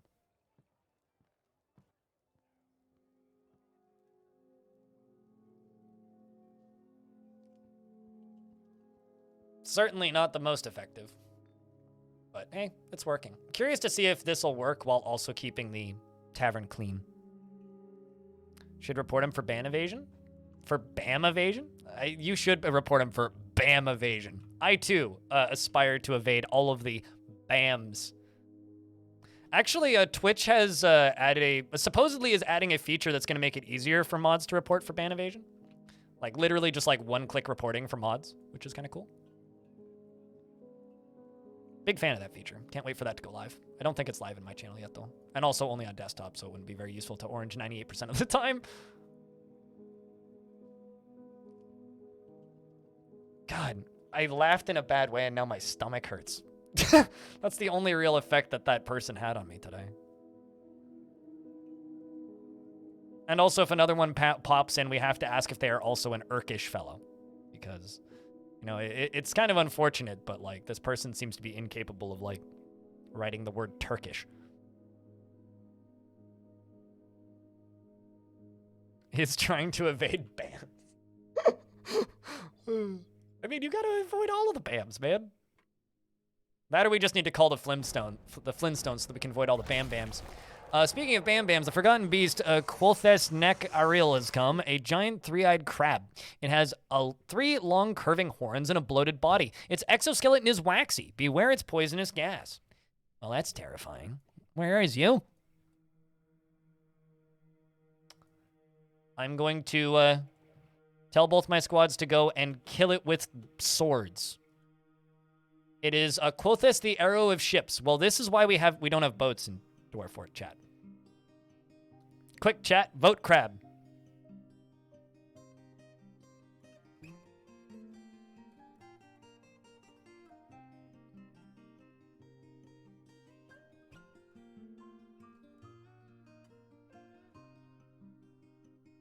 Okay, so we got Claiborne up in first, followed by Pinky Baitsu, who is wielding a bronze spear.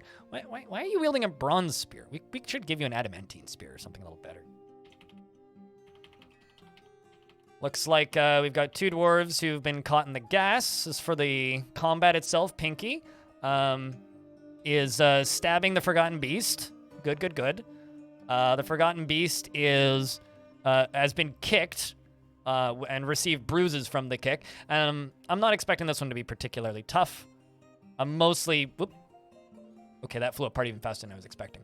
I'm mostly expecting the gases to be a problem after the fact. Looks like Pinky Bites You got the kill. Stabbed the Forgotten Beast in the head with her bronze spear, tearing the muscle and tearing the brain. Rest in peace, Crab.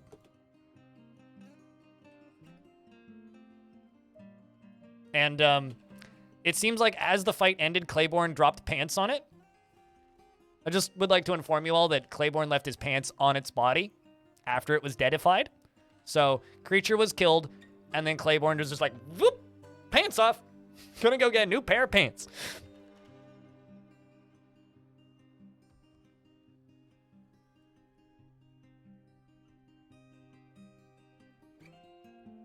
Claiborne is fighting. Uh-oh.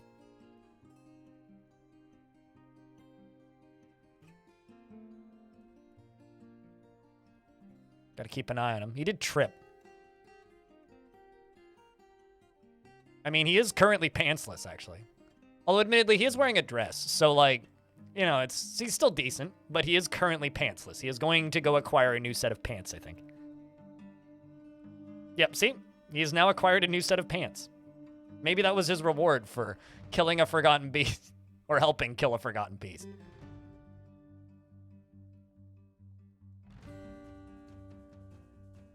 All right, so what was the name of that beastie?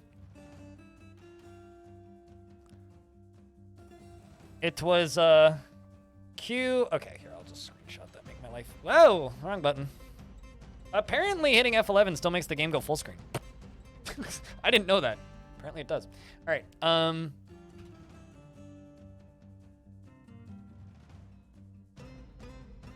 silver... No, it was, the gold statue. Or did it... Was it make them out of bronze? Because silver was... Yes, gold. Gold, gold, gold, gold, gold.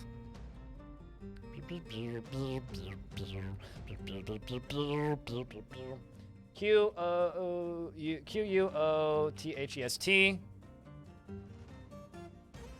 Neck. The arrow of ships. There we go. We only need one. Or he just needed clean pants. Well, I think his pants took some damage in the fighting, so...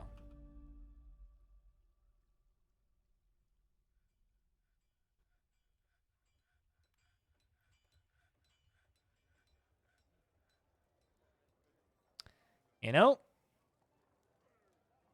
I wonder if this is even working. I'm not seeing any dwarves that are happy after being near a waterfall. Wait until I see some mist come down.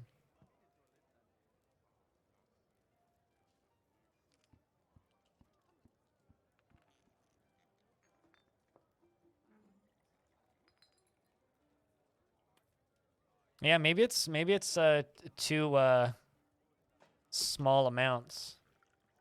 Okay, never mind. They are relieved near a waterfall. Sweet, it is working. It is working.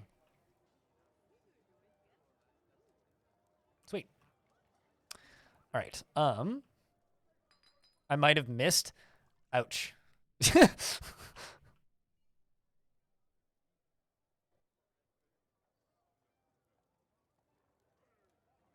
I will say that I think you missed the punchline there.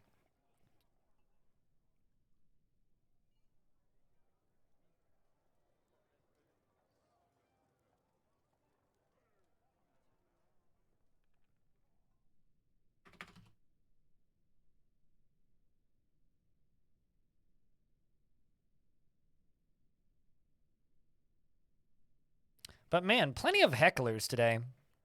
Twitch is spicy this afternoon. You know, it's so funny when there's just like an odd troll that shows up, and then suddenly apparently this troll has like a dozen friends that's there to fight to the death and get banned over guy. Why'd you ban the other guy? It's always funny how that like trend just works.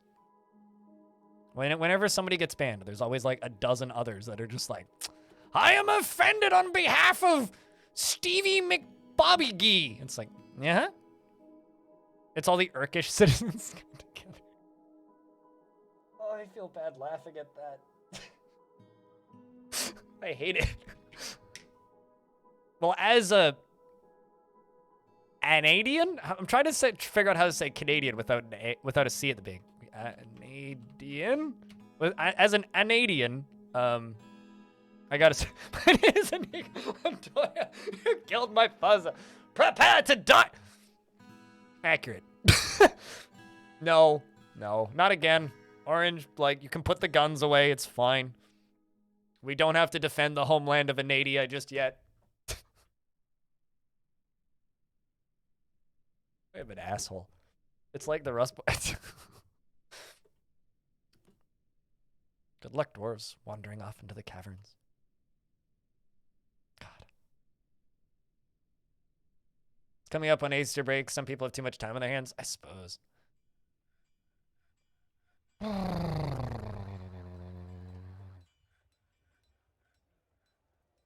There we go. Content being near a waterfall.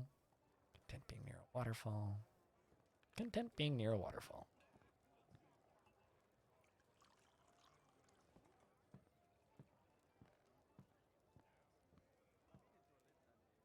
Yeah, I don't know. I always feel bad having to ban people, but some people just want to be banned. If that's just your goal, then there ain't too much I can do about it. Okay, so now that we've got that done, let's go back to mining. Let's get this guy out of here. I think the way I'm going to do this actually is I'm going to fill in this,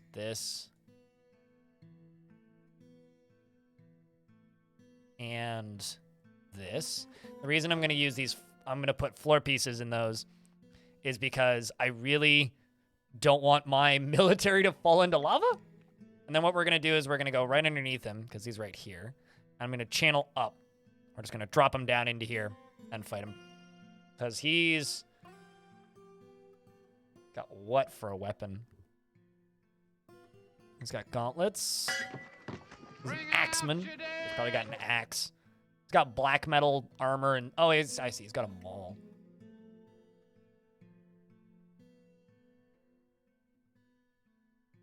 It's great to see the nonsense that I build sometimes. Well, cheers, dude.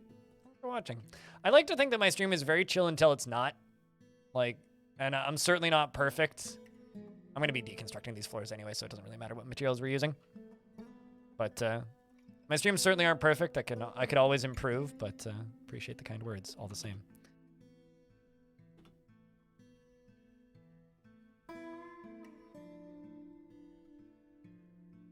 You're sure you're not giving them any wood stuff? Are they commenting about wood? Are you trying to sell them weapons? They don't seem to like buying weapons these days. They also don't like buying any sort of animal products, so that includes leather. Okay, we're about to have a fight. We're gonna fight an angel.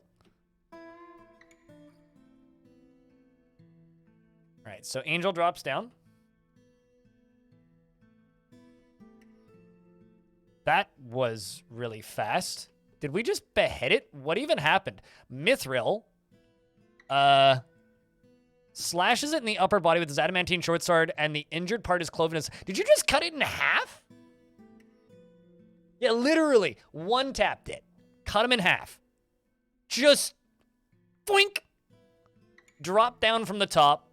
Fell down. Stepped out. Cut in half.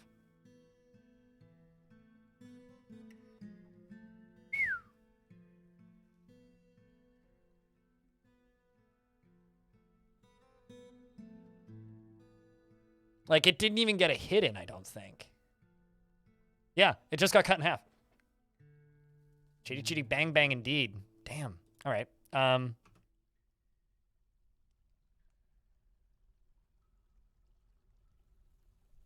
You. None of your stuff is usable, but I can claim it all and melt it all. We already have a statue of a Galka's Slayer, so we can toss your body.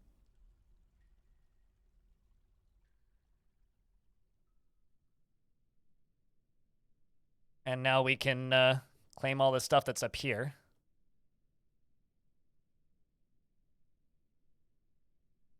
And go back to mining up top.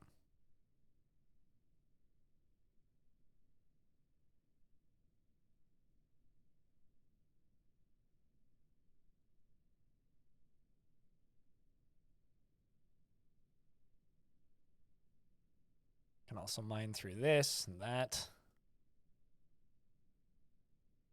Kind of tempted to just go diagonally through that. Let all that stuff spill through. All right, well, now we're not even having fun anymore.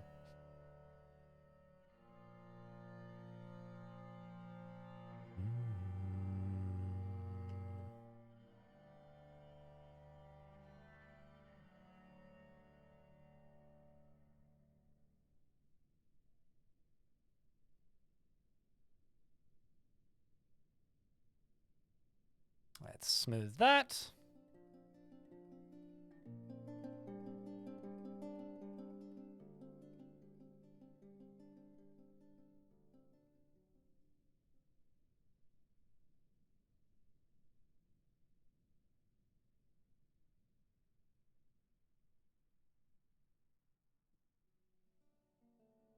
Did they change some sprites? Sprites for what? No, I don't think. I mean, the game hasn't patched or anything.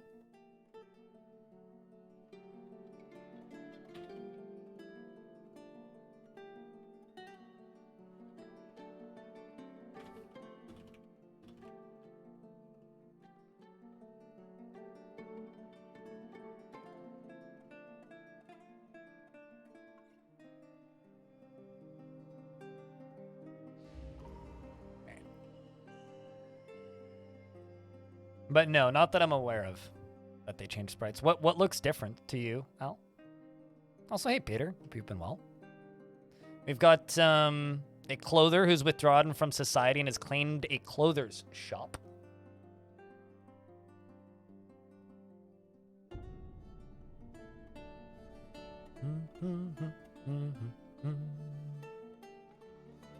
For these forgotten beasts, this is the day that they are finally freed from the depths and they can start their rampage. For the dwarves, it's Thursday.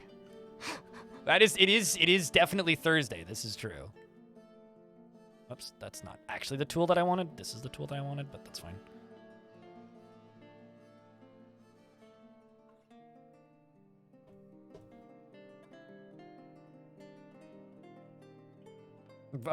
You could. I don't really like this mechanic. I don't think it's not my favorite change about this version. That's for sure.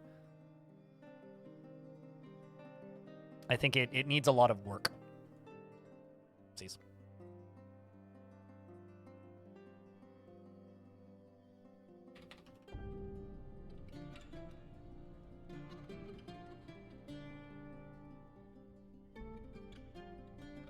Thought Obsidian looked different? Nope.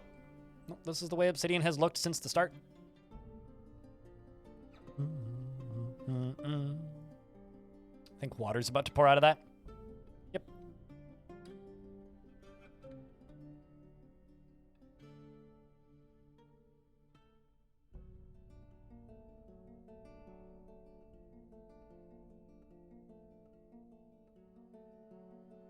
We're also going to smooth this.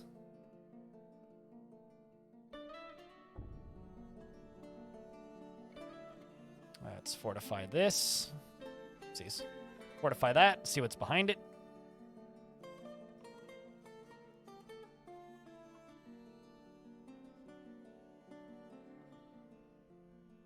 Probably decimated an entire goblin fortress. It's possible.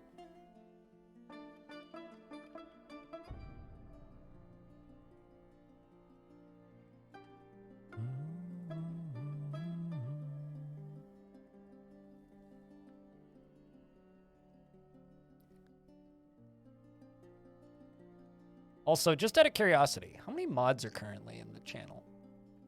I'm just curious how many people are passively paying attention.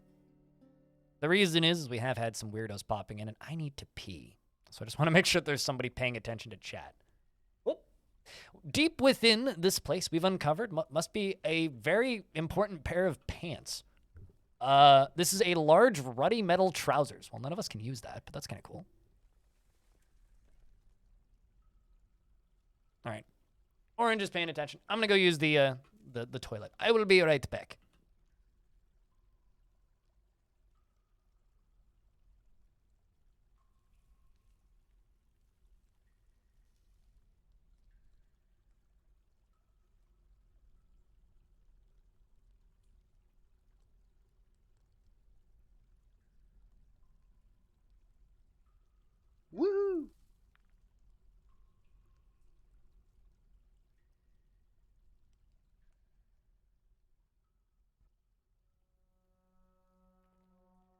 Cheese for everyone!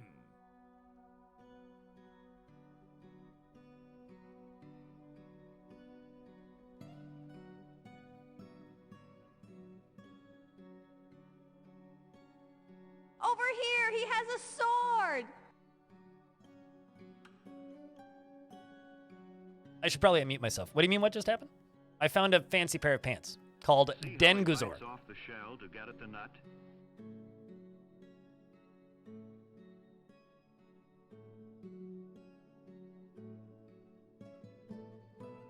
What comes before part B?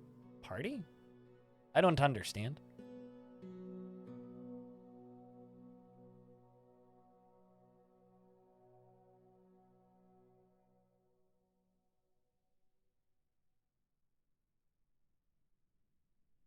All right, let's see. There's definitely lava right there. There's definitely water right there. But we've definitely mined through a lot of the problem stuff. So we're just going to cut through this, because what could possibly be behind it? Just more water? That's good. Get these extra gems out of here. Let's peek behind that.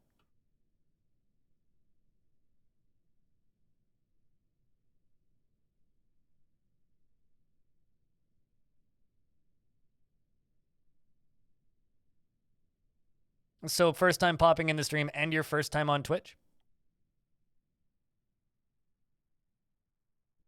More pants? I mean, that would be fun.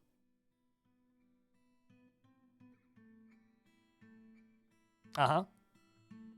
Well, I mean, you're marked as suspicious user, which means your IP address has made multiple accounts in the last few hours. Which is odd.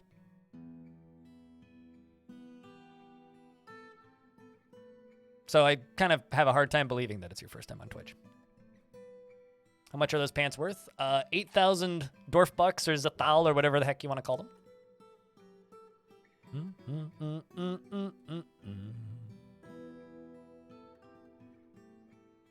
So what did you do to the, other 705 X-Men?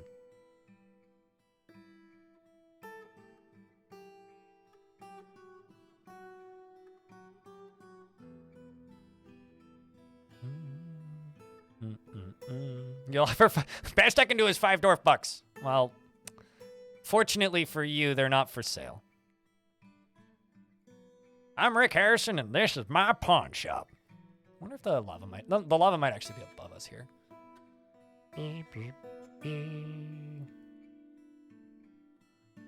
Maybe you made one years ago? That's not how the suspicious user stuff works.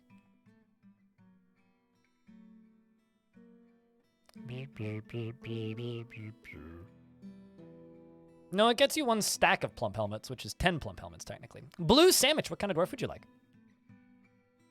Sandwich. If you'd like to see the list, let me know.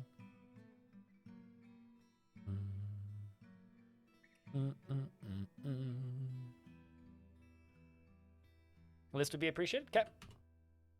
You're sus. Yep. I mean, here, I can prove it to you. See? You are sus. Look at this. It's a suspicious user. We're just playing Among Us in chat right now. That's the reality. Scrolling down. We got gem cutters, bone carvers, metalsmiths, crafters, armor dwarves, stoneworkers, carpenters, miners.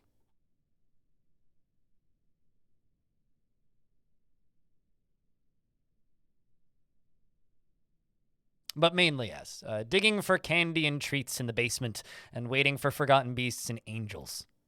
We've got siege operators, we've got engineers, we've got shearers, farmers, millers, gelders, butchers, dyers.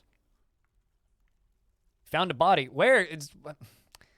Orange, you're not supposed to tell people what I keep in my sofa, okay? We've got soldiers and various other things. We've got, all these down here. Children's.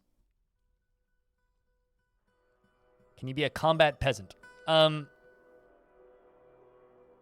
guess technically I do have peasants that have weapons. They're just military dwarves. Beard or no beard? It's because they're currently, set to, break time. Over here, he has a sword! No beard? right, I will give you Lore, the combat pheasant. I mean peasant. No beard. Okay, blue sandwich. Blutal combat. Blortal combat? Anyway, blue sandwich. I like a blue cheese sandwich. She is as voracious as they come, obsessed with acquiring wealth, never feels hatreds towards anyone's or anything's. She is very slow to anger, and she enjoys being in crowds. She very rarely is moved by curiosity, and she is grateful when others help her out and tries to return favors. She tends to be a little bit stubborn in changing her mind about things, and she tends to be a little wasteful when working on projects, tends to be passive in discussions, and rarely feels discouraged. She doesn't seek out excitement, and she lives a fast-paced life, and she can handle stress, and she generally acts with a narrow focus on the current activity. Her hands move frantically when she's trying to remember something, and she scratches her nose when she's nervous. She needs alcohol to get through the working day, and likes working outdoors, and only grumbles mildly at shardy weather. Maybe one day we'll be a Bluta legend, more like. I feel bad that I'm just like making fun of your username. She personally believes that perseverance is one of the greatest qualities that somebody can have. Is put off by family and doesn't see cooperation as valuable. And she likes graphite, platinum, red spinel, the color gray, windows, and the words of the page of aquamarine and the sight of the festive suitor. When possible, prefers to consume crundle and lychee wine, and absolutely hates slugs. She's tired and she's very weak. She has a once thin frame that's now ballarded. She has a grating, raspy voice. She sounds like a chain smoker. She has slightly rounded emerald eyes that have very large irises. Her hair is clean shaven. Her extremely tall ears are extremely narrow, and she has a round chin, and her hair is goldenrod, and her skin is pale brown. Today is actually a bad day to make a brand new account and follow me on Twitch, though. Otherwise, you're just going to be completely sussified. All right. What was I doing? I was doing something. That kind of distracted. Right. I was digging too deep. Naturally. How could I forget?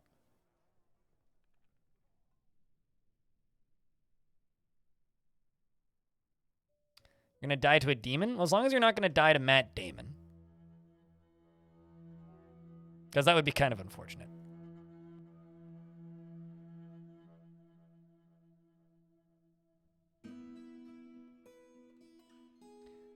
I think. How do you cleanse yourself of the sus? Prove you're not one of the trolls. Which you don't really. Unfortunately. But I will stop bringing it up for now. Corvius Wade, thank you very much for gifting a subscription to Lumerin. Cheers.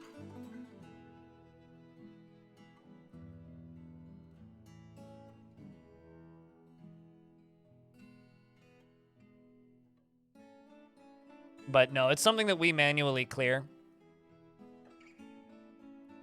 It's just crappy timing, most likely.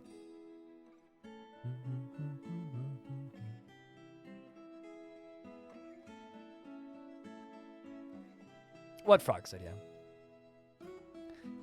I kept hearing your stream, and it was somehow running in your Discord. What?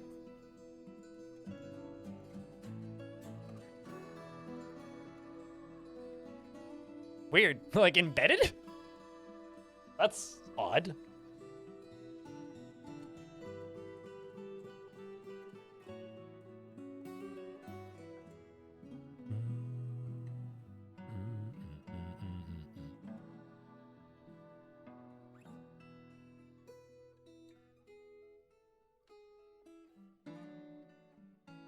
Well, that is odd, Oldsworry. I can't say that I've ever accidentally had just like a stream running in a Discord server, but I also like don't ever click them, so. But yeah, that would be weird, suddenly hearing phantom voices of streamer you watch. That would be suboptimal.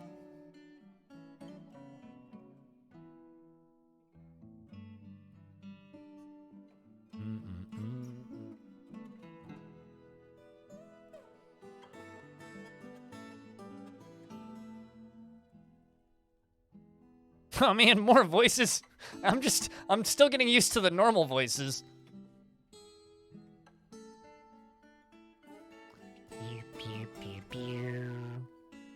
You know, maybe we should dig over from here, going from the outside in.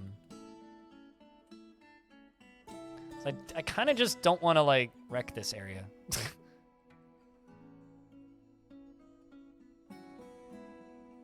You know what? Maybe we'll just YOLO it one tile. It's getting mighty crowded. Yeah, it's kind of busy in here. I don't know if I necessarily need more.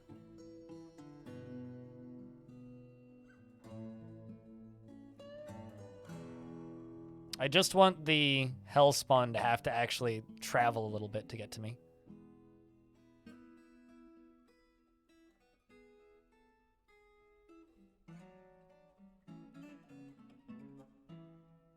We're on our way to the end game. This is true. We checked for heat. What devilry is this? Ah. Oh no.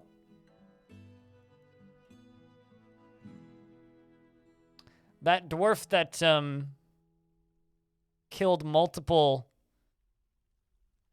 demons is on fire. Well, rest in peace, you glorious dwarf. We've uncovered what must be treasure of the gods, though, which is Anrikaru Rura Susath, a jagged, pockmarked metal bow. All craftsmanship is of the highest quality.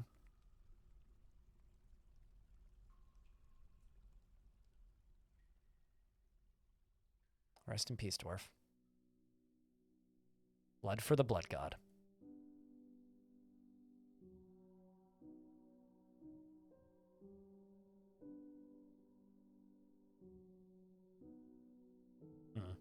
Well, right next to it, we'll just dig up here.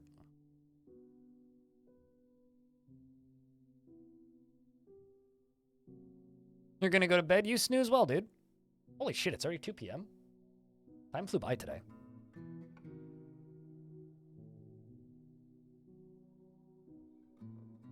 Because Armok is technically a blood god, as Armok is a god of blood.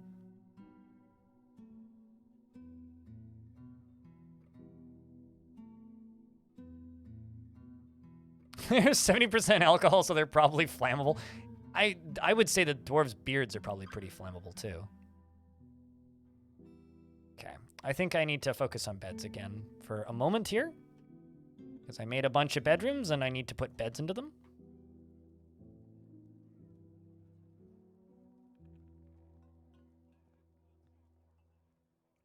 It's going well. Nutty Wombat, and yourself? Uh-oh, I just added 2 extra beds to those. Don't need those. Let's do this and go whoomp. 8 new bedrooms have been created. Still a bunch of dwarves that need beds. More dwarves, more problems.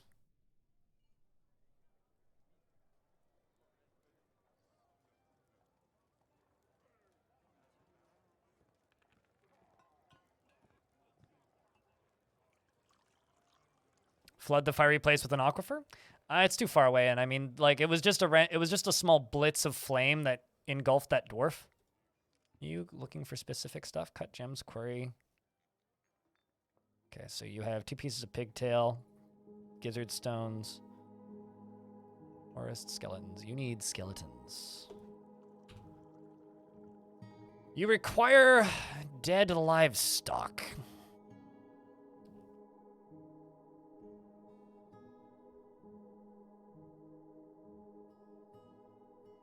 I'm going to have to slaughter a baby llama to complete this artifact. Chat.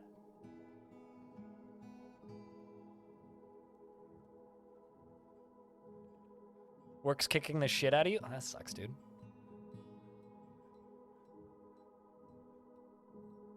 Monster? This dwarf is the monster. Don't blame me. And also, I'm not eating the cats. I could have butchered a cat, but I opted to not butcher a cat. You should thank me.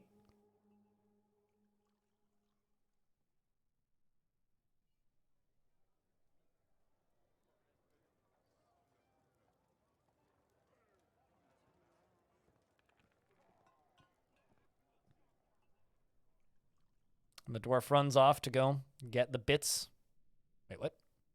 Oh, not where I expected you to go. Cats are evil? Well, duh. It's just like snakes are pea-brain. I don't own a cat. Cogneck.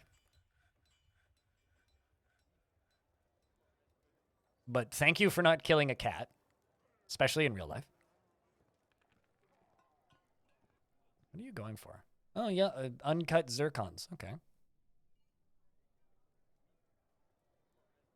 Unless those are cut zircons. Oh, those are cut zircons. Right, now you're probably beginning your mysterious construction. There we go.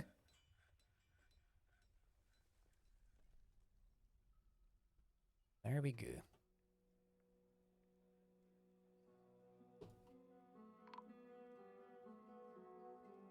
Aloth of Gods and Monsters has been missing for a week. What a damn dwarf. You know, died doing what they loved, though. You know, they were one of our front lines. Wait, no, that's the wrong dwarf.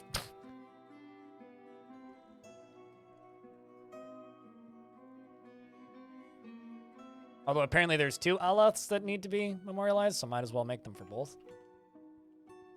But this Aloth, Lashon Faikod, was one of our most talented miners.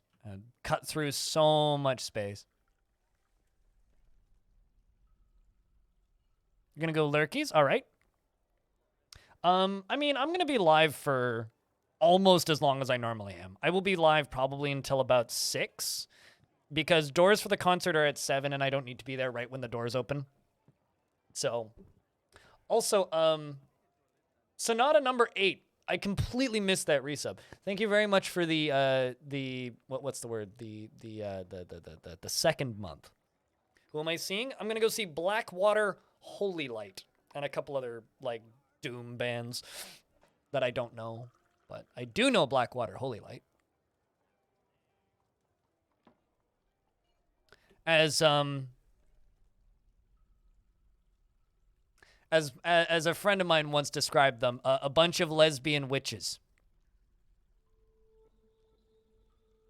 They're pretty great. They play like doom and stoner shoegazy stuff. Very, very, very, very loud bass. It's definitely like a band where you bring a lot of weed. You watch the first set, you go outside, you smoke, you walk back inside, you watch the second set, you go outside, you smoke, you watch the third set, and then you go outside and you smoke again, and then you talk about how great the sets were with everybody, and then high five everyone and go home. It's that kind of a show. But here, let me just give you a link to a Blackwater Holy Light song. They're great. I originally discovered them through a Spotify 5 playlist of all fucking things, called Satan Was a Woman, which is a pretty great playlist on Spotify if you want, like, doom bands fronted by ladies.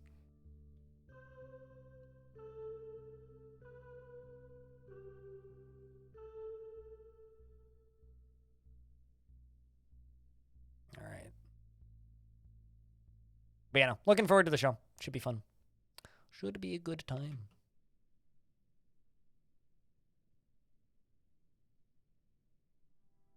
Your friend would have sold you.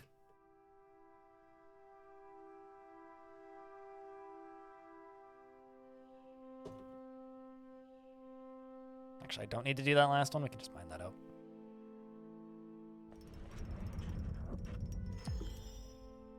Oh, interesting. Shem the Clother has created Vash Sitheglogoth Astith Gigan, an asymmetrical pigtail coat. And offers it to the angry abyss of beer.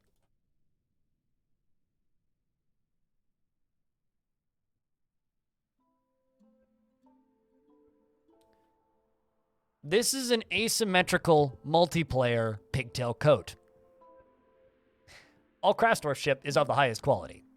It is studded with bronze and decorated with pigtail and llama bone.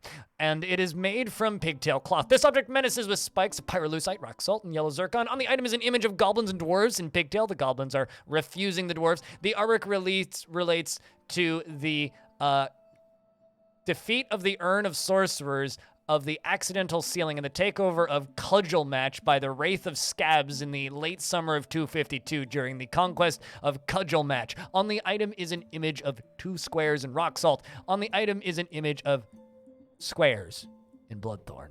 This dwarf must like, you heard multiplayer coat.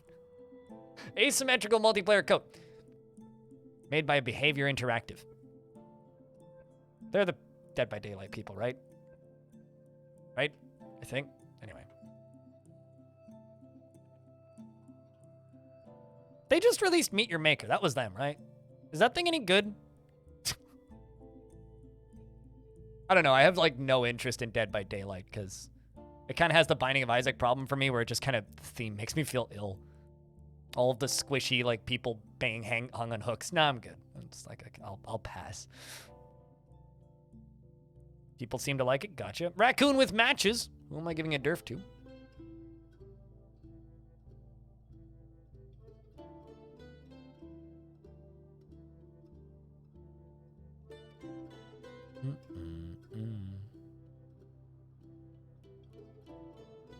Do folks randomly subscribe to your email to strange news sites? Probably other things that you sign up to with your email sign you up to news sites. Is usually my experience with that sort of thing.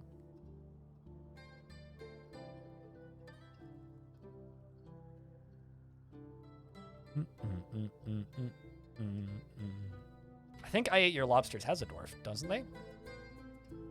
Yes, I Ate Your Lobsters has a dwarf. That's not real news. That's entertainment news media, sir.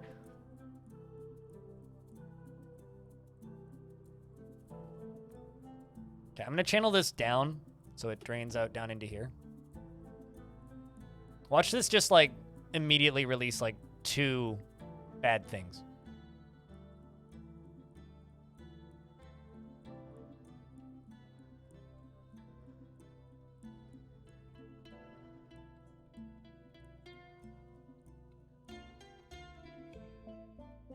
Also, I'm sitting here going, why can't you dig through this? It's because I need to dig through this wall first. The Goblin Tavern visitors from stealing your shit? Don't allow visitors. If you allow visitors, you open yourself up to all that. That or put your artifacts behind a metal wall. Put them in an actual vault. It's basically your only real option.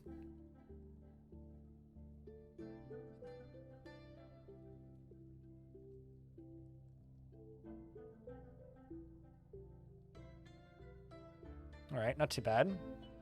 There wasn't that much lava in there.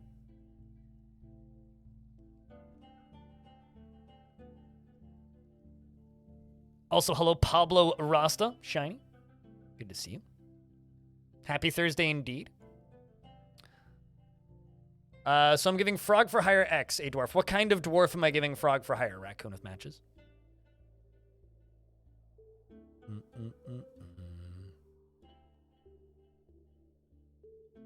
Lava incoming? It's fine. Didn't go too far. There wasn't that much of it.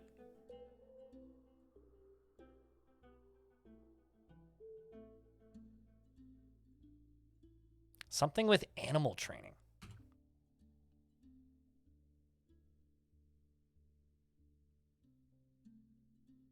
How about this lad with a beard?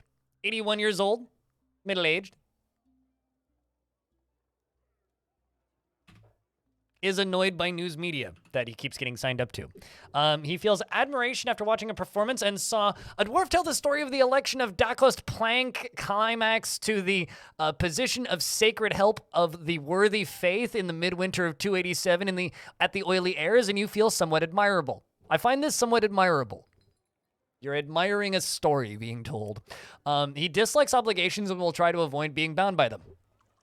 Word. Though he is conflicted by this for more than one reason. He has a tendency to go it alone without considering the advice of others, and he is slow to trust others, and he is grateful when others help him out, and he tries to return favors, and he can sometimes easily fall in love or develop positive sentiments, and he tends to be a bit stubborn in changing his mind about things, and he likes a little excitement now and again.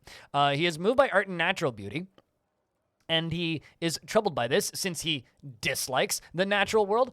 He tends to assume that the worst of two outcomes will naturally be the one that comes to pass, and he isn't given to flights of fancy and occasionally overindulges, and he is pleased by his own appearance and talents, and he is often nervous. He has a greedy streak, and he needs alcohol to get through the working day, and he likes working outdoors and only grumbles mildly at crappy weather. He personally thinks romance is very important in life and doesn't really see the point of working hard and dreams of raising a family.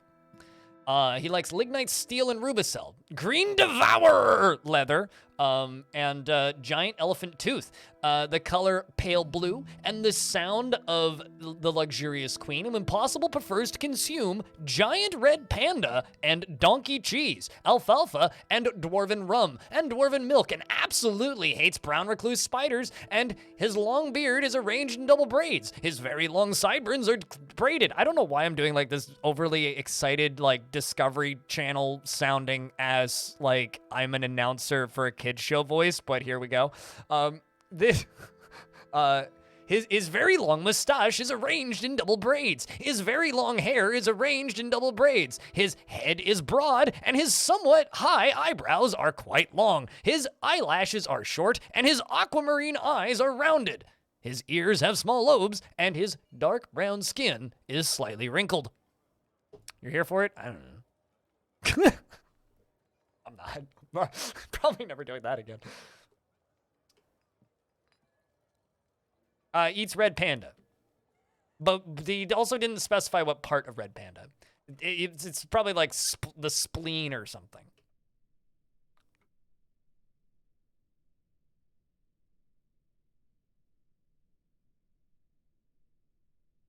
All right, let's channel that down and channel this down.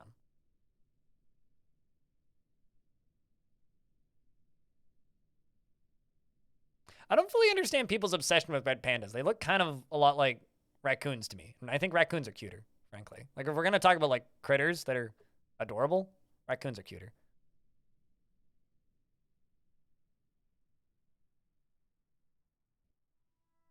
Water go whoosh. It's quite a bit of water, actually. Jeez, Oh, we're going to be here for a bit. This is going to take a while to drain. Cool.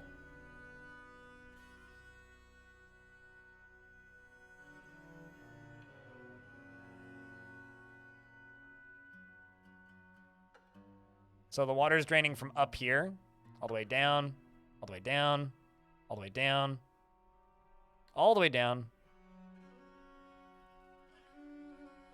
Cool. Well, we'll give that time to drain. Let's see if I can... Actually, not that. Let's see if I can channel into this. And if there happens to be lava in here, it'll be less of a concern. We just obviously need the stairs to clear up a little bit.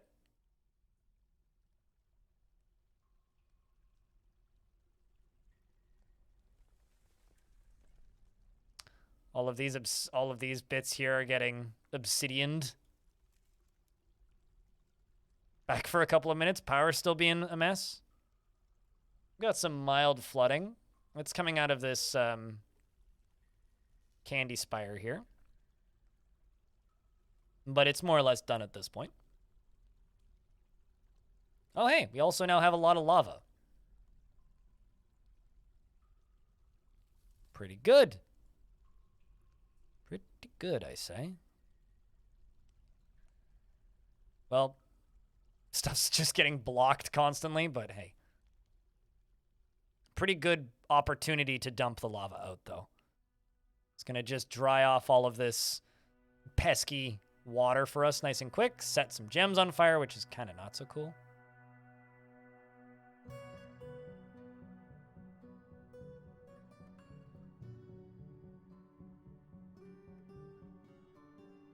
Not bad. Lava incoming is true, Cat Wizard TV. What, these? And these? Well, these ones can burn. These are indestructible because they're an artifact. I'm not too worried. By not too worried, I mean I'm not actually worried at all.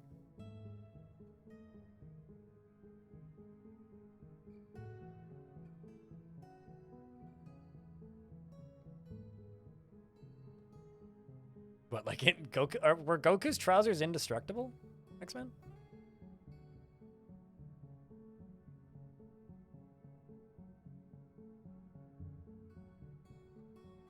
So frame rate got a lot better again, which is nice. We've uncovered what must be another treasure of the gods, and it again doesn't have a sprite. Jagged twisting metal prong. Wait, like an actual pitchfork? All craftsmanship is of the highest quality.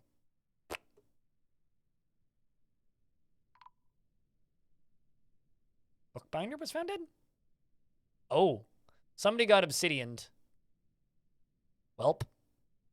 That's a sad tale.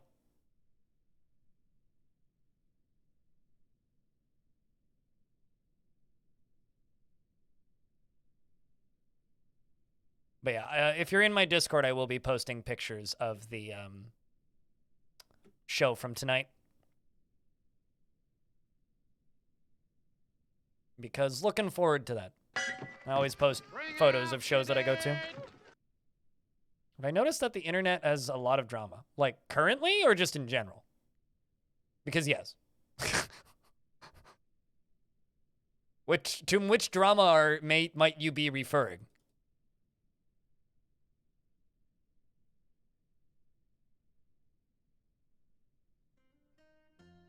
Drama on the internet?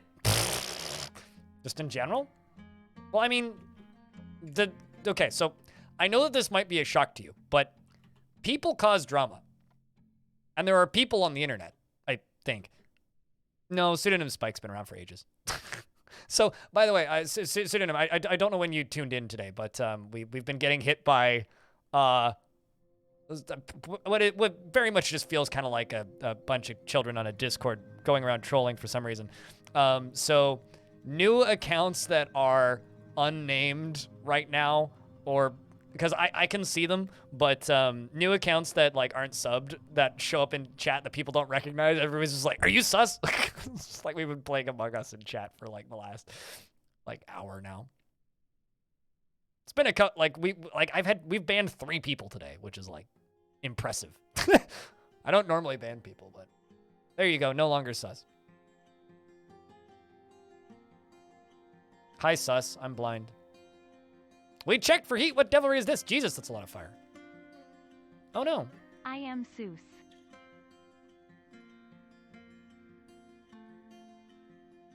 Rest in peace, Justus. 3, you must have blinked. Oh, one of them I sniped real fast.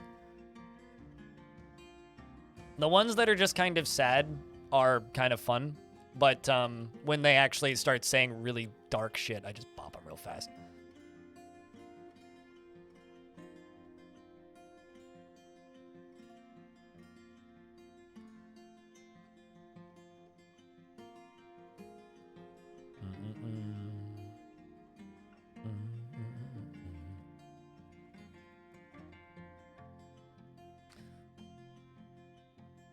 Isn't it delightful?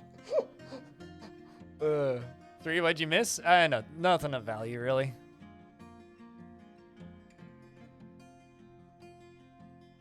That's right about where you wanted it. Yeah, it's a good price for that game. Solid price for it. I don't know how well it'll be received, but it's got 3 reviews that are posted. Mostly positive, it looks like. I mean, it's a very simple little game, but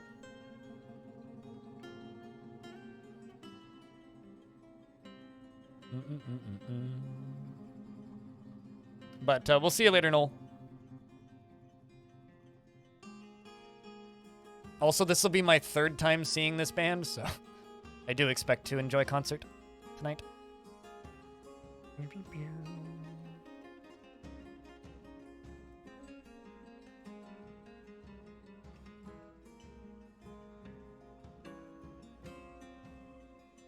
I love that that dwarf went up in a fireball. And the dwarf goes up in a fireball, right? And after the dwarf is finished burning, they then like somehow manage to keep their pants from burning. It's like, okay, so you caught fire and got engulfed in flames, yet somehow your pants that are made of fabric didn't burn. But also, thank you very much for the $1, by the way. And seriously, Raccoon, or not Raccoon, well, scrolling back up a little bit.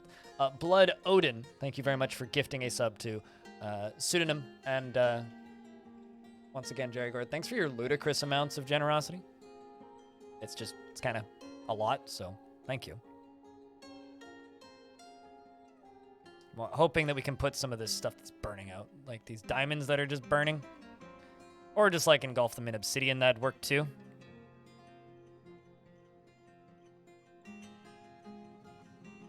I'm gonna get down here and cut through this stuff.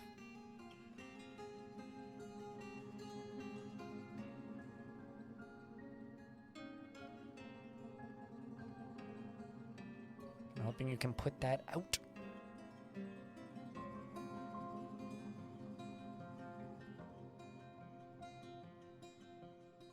Melted rock salt up here. Isn't necessarily water behind these, but I'm kind of hoping there will be.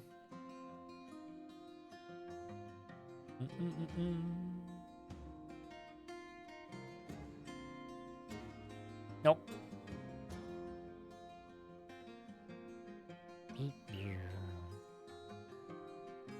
This game kind of becomes really strange Minesweeper when you dig down into these.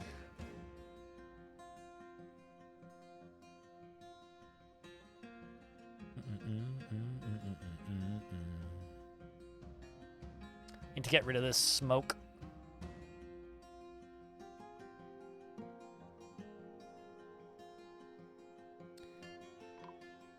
I might... Uh-oh. This stuff has been officially missing for a week. I might take a break digging through this and swap out to just making another mist generator. Because I do need these dwarves to be like at better mental capacity.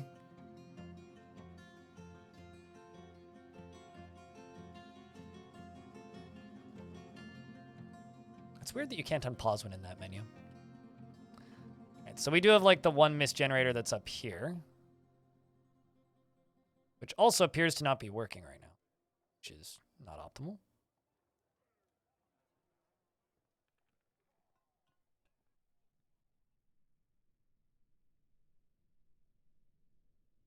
Oh, no, that's a water source. I need a pit pond.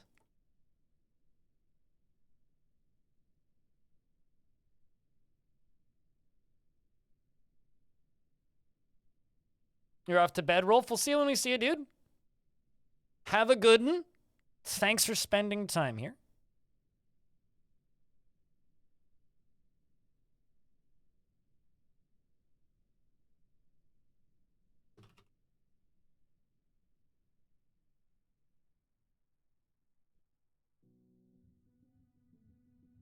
What days do I usually stream? Schedule's beneath the stream. If you are watching on mobile, though, Tuesday, Wednesday, Thursday, generally, for like 8 to 10 hours, sometimes 12. That's the time I do YouTube stuff. Or, you know, just sleep.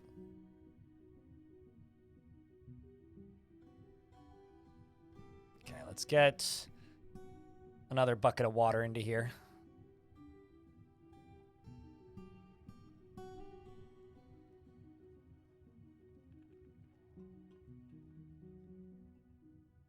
want to get like 3 or 4.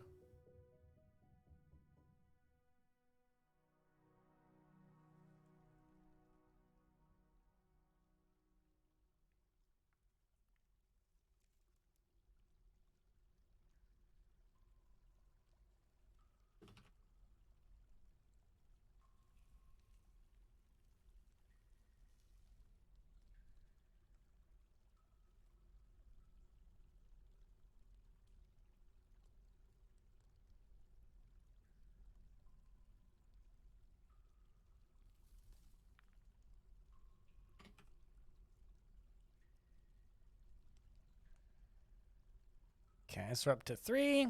Let's get one more bucket in here.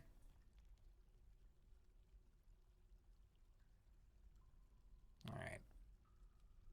That should be good.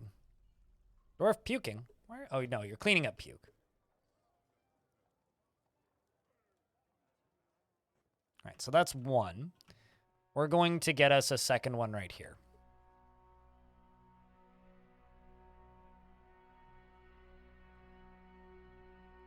Could also put one up here.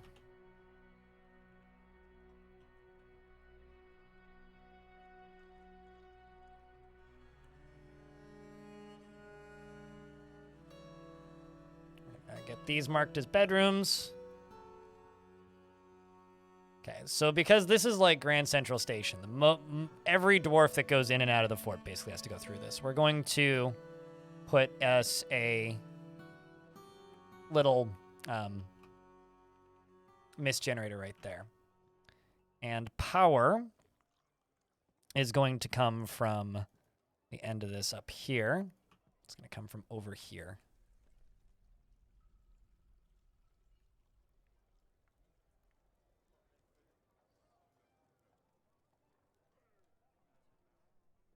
I'm going to put that corner there so I can do a right angle corner, but also make it look slightly more interesting.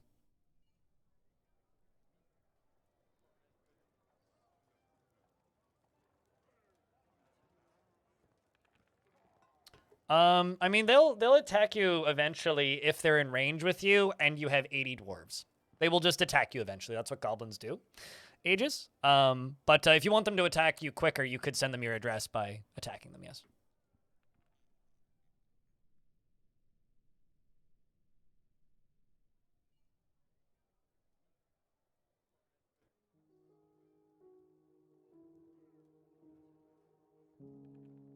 This is quite the socialization zone, frankly.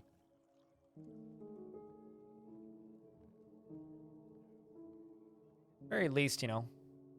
Moods are definitely falling in the green.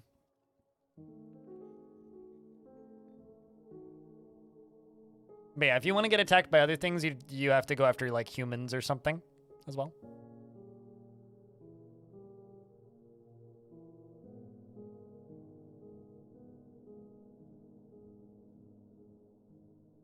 Why do you make a tavern if it often causes people to die? Because they are more beneficial than they are a problem. Because it's the way that dwarves socialize, it's the way that the dwarves meet friends, it's the way that, I mean, like, they operate the exact same way as, like, any of the zones, right? Like, it makes the dwarves cluster together so that they can make friends and get married and improve their life and visit with family and have a sense of community. It is quite important to a fortress, but like any public place, fights can break out and it can cause problems. It's like, I like public transit, right? But somebody got stabbed on public transit close to me recently, which is a little scary. It's not going to stop me from using public transit, and it's also not going to stop me from, you know, advocating for public transit just because sometimes it can be dangerous. You know, it's like, why would you take a car to a destination if people die in cars? You know? Apparently it was labeled domestic terrorism too, which is like fucking crazy. Broccoli. I posted an article about it on Discord in the sub chat room, but it's like, it's kind of wild.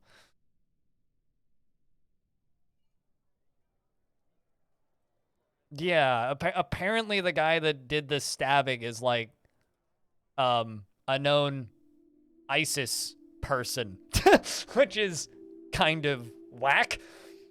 It's like, the fuck are you doing in Canada? Or like a known ISIS sympathizer or something. But although the part of town that I live in and the area that I live in is actually really safe. But pro tip, don't sell drugs. If you sell drugs, you're probably going to get stabbed to death. Because there's like rather frequent spats of crime where I live, but the benefit is that it's all like gangs fighting with people from other gangs. So as long as you're not in a gang or actively selling illicit drugs, you're probably perfectly safe.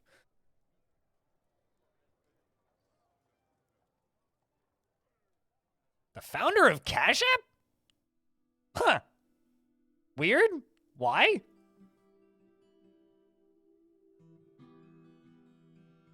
Is Cash App good? I've never used it. I just see ads for it on that. I just see YouTubers hawking it every so often, which means I don't trust it.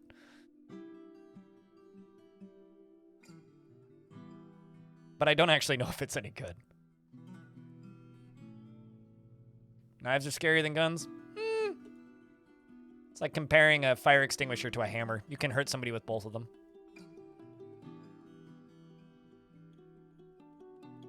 One and the same with Venmo? Okay. Except Venmo has like a catchier name.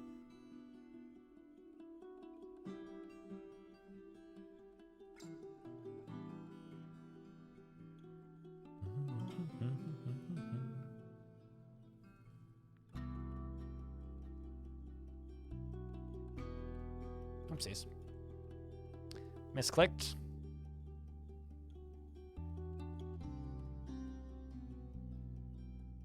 Ba-da-ba-bum-ba-bum.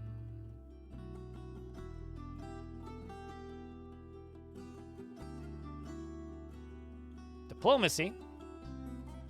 So the outpost liaison finally meets with my mayor. And they say, I've come empowered to elevate your land in the eyes of our realm. We have much to share. What do you wish us to bring? And I'm going to say iron, silver, copper, bronze, brass, steel. They want large gems. Easy peasy. Amos, the ghost, has risen and is spooking the crap out of people in my tavern. I must do something about that.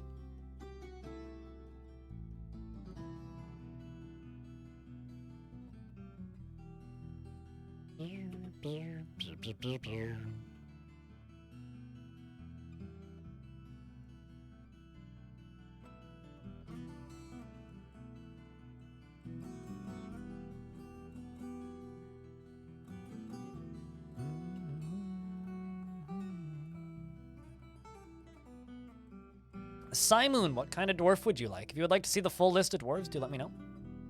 But I need to know approximately what kind of dwarf you would like, and what kind of job you would like that dwarf to do.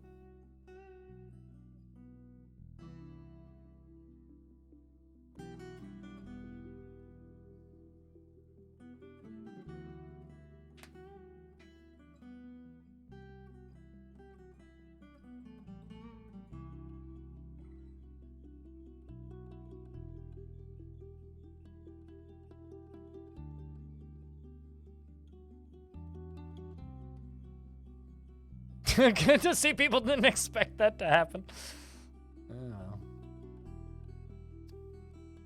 Any one of them will do just fine. All right, here. We'll give you happiest unnamed dwarf. How's that? Simoon. It's like Simon, but it's a psionic moon. He does not feel the slightest need to pay back favors to that others do from, no matter how major the help or how much he needed it. Strongly prefers discussions and ideas of abstract concepts over handling specific practical issues. Is greatly moved by art and natural beauty and is troubled by this since he dislikes the natural world. He is not careful with resources when working on projects and often spends unnecessary amounts of effort. Does not generally seek retribution for past wrongs, and occasionally, very rarely, feels strong cravings or urges. He is confident under pressure and quite ambitious. He has an active sense of humor and is comfortable with others that have a different appearance or culture. He could be considered rude and is not particularly interested in what others think of him. He enjoys the company of others and does not easily hate or develop negative feelings and can occasionally lose focus on the matter at hand. And he likes to take it easy and tends to make small messes with his own possessions. He prefers to present himself modestly, and scratches his ear whenever he's bored. Needs alcohol to get through the working day. Dreams of creating a great work of art and personally views loyalty unfavorably. Likes claystone, sterling silver, sardonyx, rope reed fabric, and the colored lavenders. Likes helms and earrings and donkeys for their stubbornness and giant desert tortoise for their longevity. And the words of the berries of serenity and the sound of the luxurious queen, and when possible, prefers to consume opa and papaya wine. What is that? O-P-A-H? And papaya wine. And giant tapir's milk. And absolutely fucking hates worms. Is this dwarf a librarian? Nope, they're a stoneworker. He has a very long beard, which is neatly combed. His sideburns are neat. His sideburns are clean shaven, and his very long mustache is arranged in double braids. His very long hair is tied in a ponytail, and his ears have fused lobes. His copper eyes are slightly rounded, and his eyelashes are extremely short. It's an ugly fish. Okay.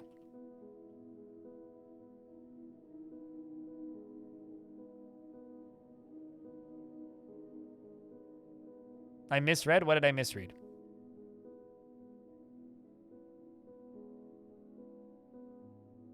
Because that wouldn't be too abnormal for me. Also, hello, Gold Poke. How are you? Your next fortress definitely needs some more water integration, but you'll always end up drowning a couple dwarves. Yeah. Well, I mean, that just kind of comes with practice. You eventually get better at that.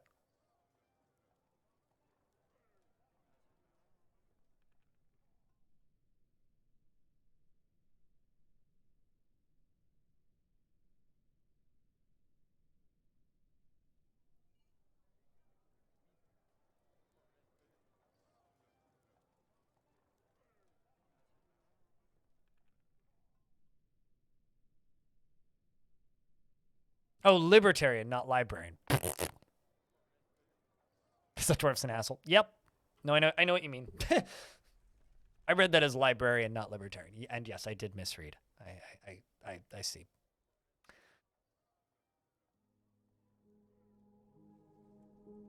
Ugh.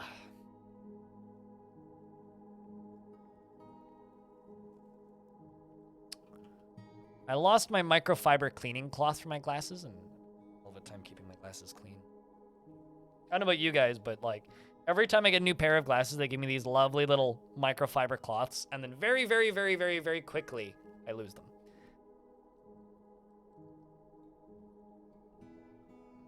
Hell yeah, Shredvin.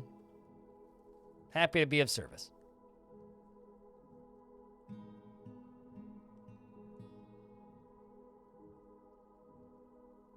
I mean, I do that too, but like certain materials like this stuff, which is like sort of high-tech fabric, just kind of makes messy glasses worse.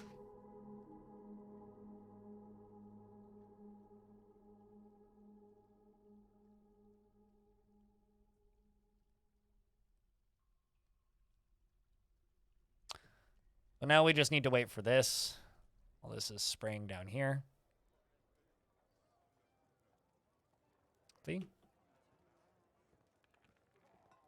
Waterfall. But, you know, I feel like most adults refuse to be adults. Let's be frank about this.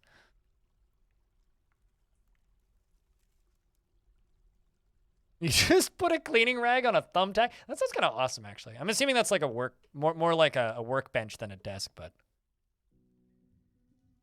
adulting is overrated? I play video games for a living, so yeah, I would tend to agree with that.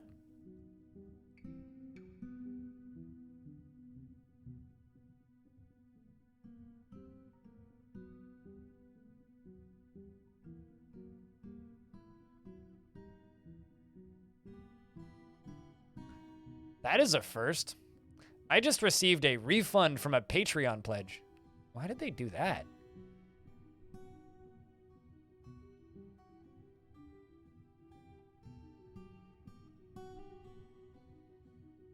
Huh. Oh, apparently like they had intended to have it disabled. Oh, okay. They had intended to keep their Patreon disabled this month, but accidentally turned it on a day early and it charged people and they're like, bah! So they just refunded a bunch of people.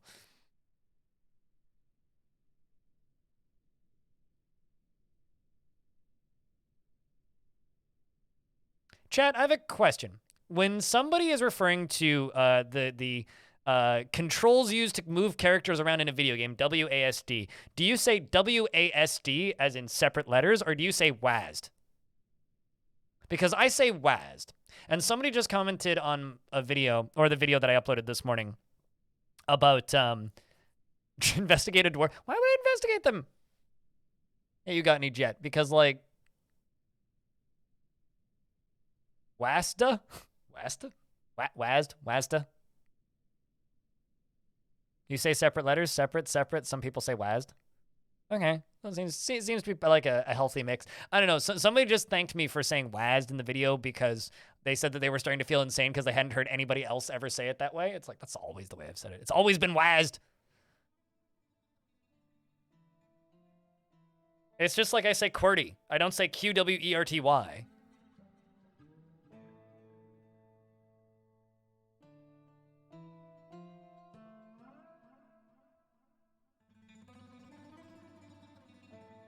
SQL? That's how I would say that? Just like I would say IRC, not IRC. Although, I think I'm going to start calling IRC IRC. Remember back in the days talking to people on IRC?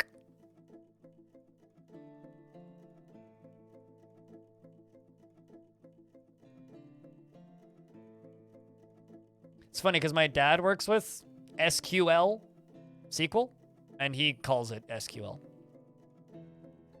But he's also in his 60s, so maybe he shouldn't be trusted.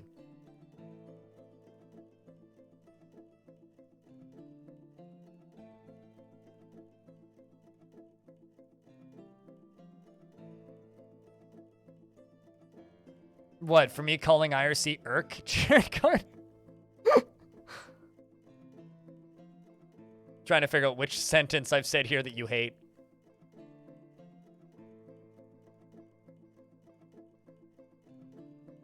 All right, who's going to go construct this? Yeah, remember watching movies on DVD? Although I guess they kind of gave up and called them Blu-ray.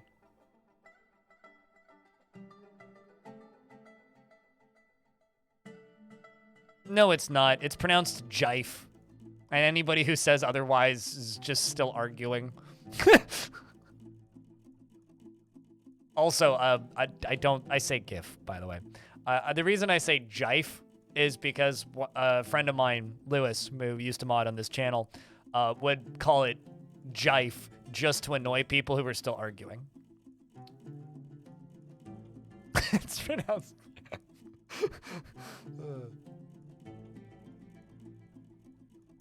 what? Champ? How did...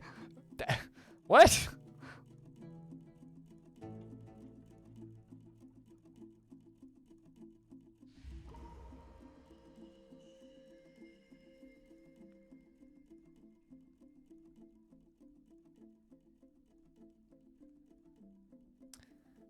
I just gotta say, like, I'm in a stream team, right? And I like to keep all my teammates' streams open. Oh.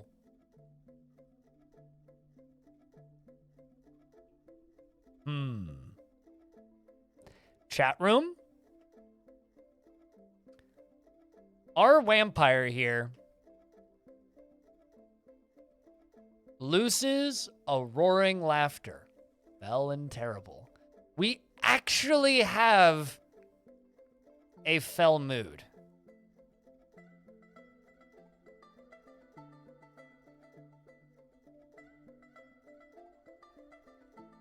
I haven't had a fell mood in this version of... I can't remember the last time I actually had a fell mood.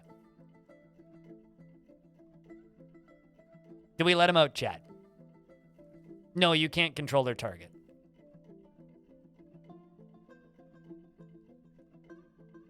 The heck is a fell mood? A fell mood is when someone is so stressed out, they are as upset as you can possibly make them. If they go into a fell mood, well, you know what? Actually, chat, don't say anything. Do it? We're gonna let him out? All right.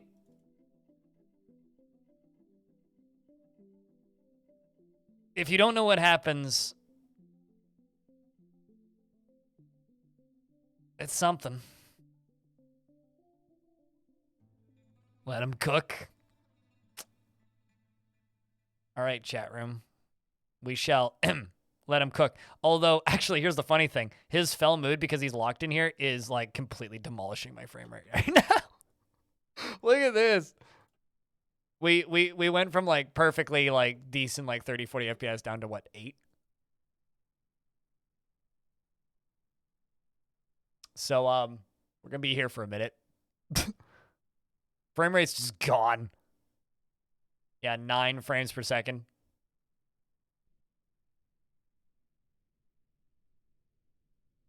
What stuff does he like? I'm not gonna look. That's cheating. I'm gonna keep it all for surprise.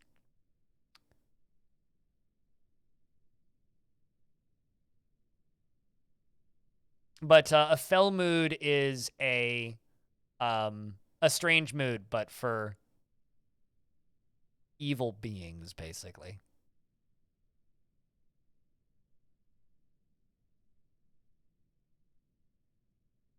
They can hear this screaming through the walls, and they're chipping through to find out what is happening.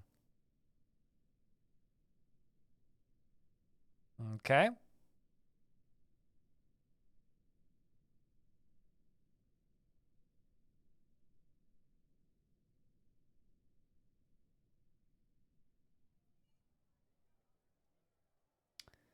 He goes up.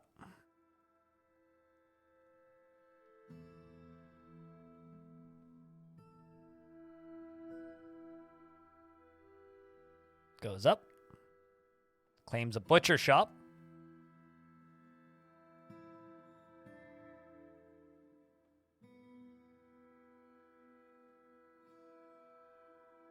Runs around like mad.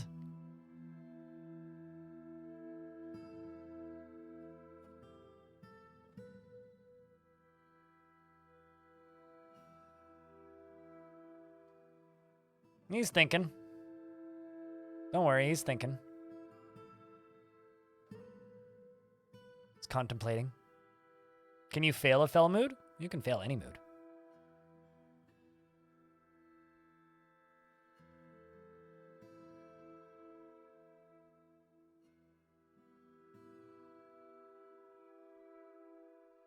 You know, you might actually not be wrong, X-Man. That's probably just a guess, but he might also be like breaking his pathing to try and go eat something because he is a vampire.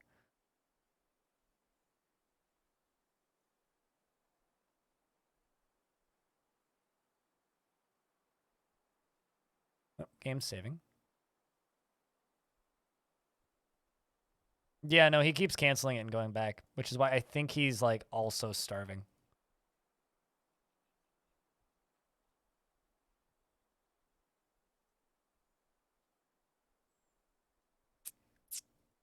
Now we wait.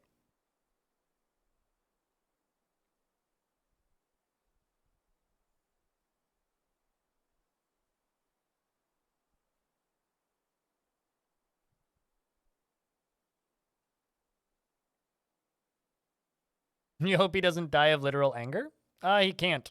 But he could go insane theoretically and just wander around naked forever, which would be kind of hysterical.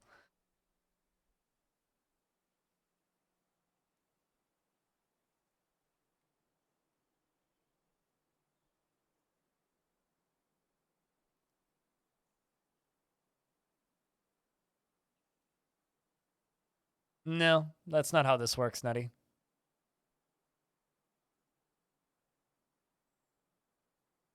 Also, I don't really have any animals to butcher, so.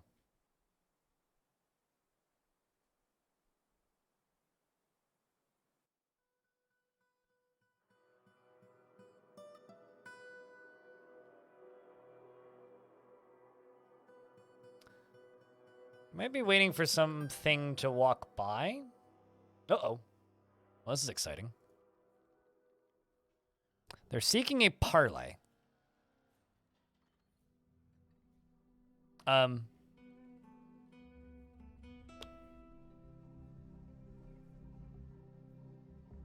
Parlay dis. Or parlay these nuts.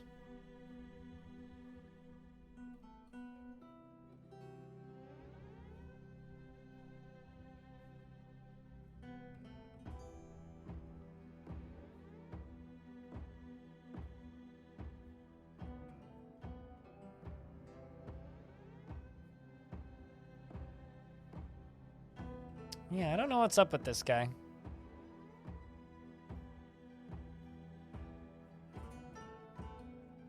This oddball. I wonder if it's just the location. That it's just, like, it's just too far away for him.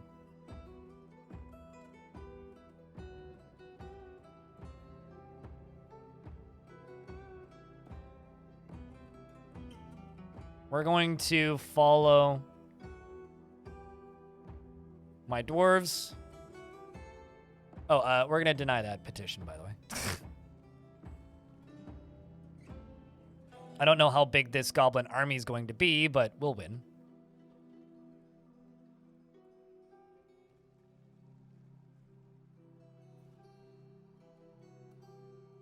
Wait, is the siege already over?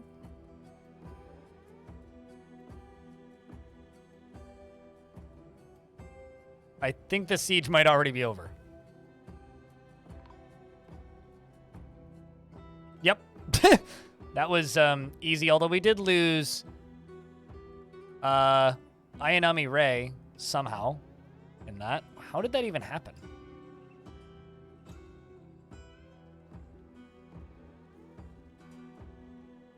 Or not Ryo Shinkat, not Ayanami. The other one. The other Ray, 'cause we had two of them. Oh, man. Got bashed in the upper left leg. Ooh. Hit in the face, crushed an eyelid.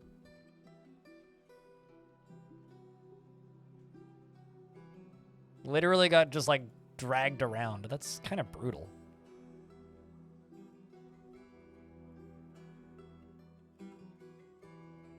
Well, F's for Ryo Shinkat. We finally lost that dwarf. Main squad dwarf, too. It's quite the accomplishment. Let's go back to following, uh-oh. Where did Wampy go?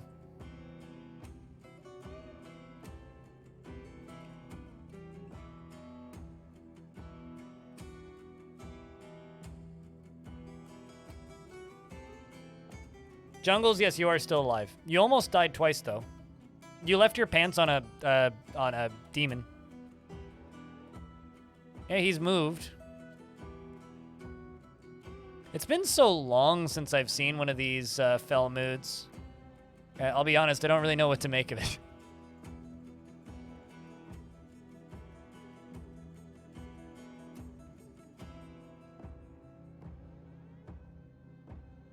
Oh yeah, I know he's harrowed, but like it's not gonna change much. He's still like trying to do the thing. Harrowed is actually less bad than Haggard, believe it or not. Like he's not insane. Like that's not the issue.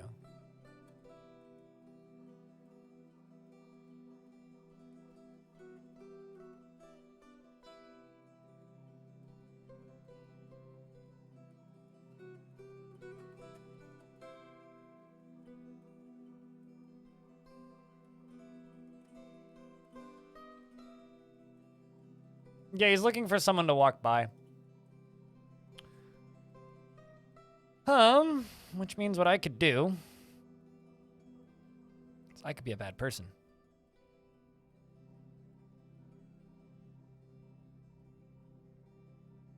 Who's pissed?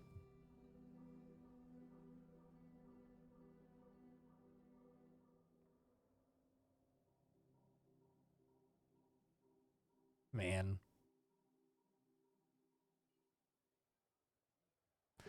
I will not feed your child to a vampire.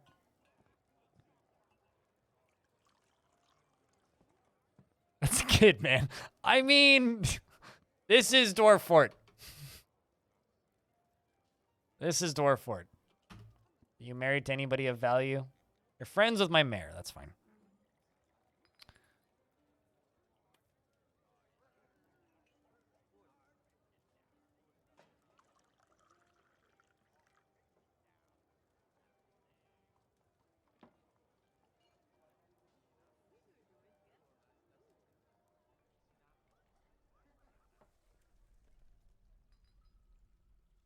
How based artifacts are worth more.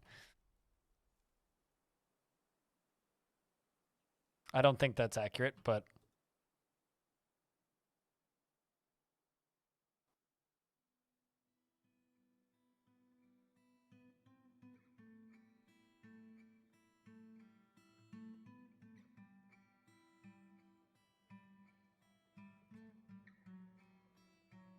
horrified after being haunted by the dead. Well, I do need to memorialize that ghost, don't I?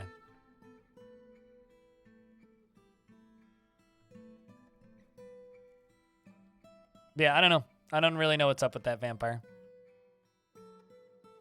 So essentially what fell moods are is they butcher a random dwarf and make them into an artifact.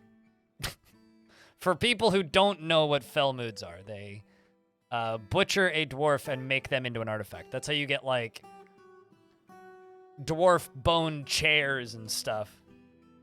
So, no, he's not going to make an artifact out of the child. He's going to make an artifact out of this dwarf, if this dwarf listens to the... Or once this dwarf is done socializing and listens to the, you know, burrow that I've told him to go up there.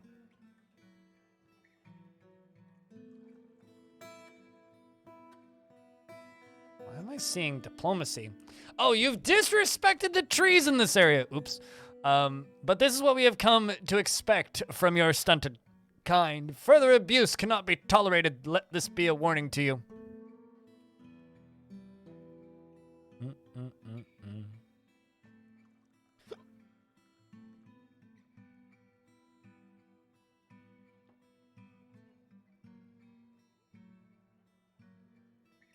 Maybe he'll make Lickbottomus.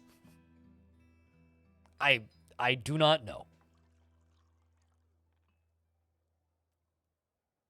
It can neither confirm nor deny.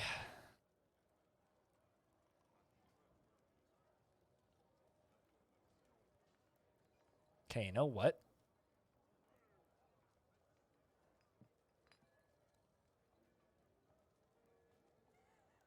I'm just going to assign a few random dwarves to this. What a time to party.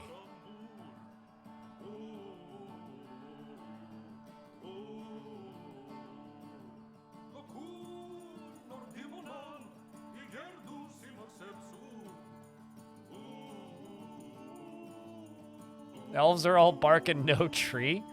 All bark, no branch. Come on, chat. Can I get some jams in the chat?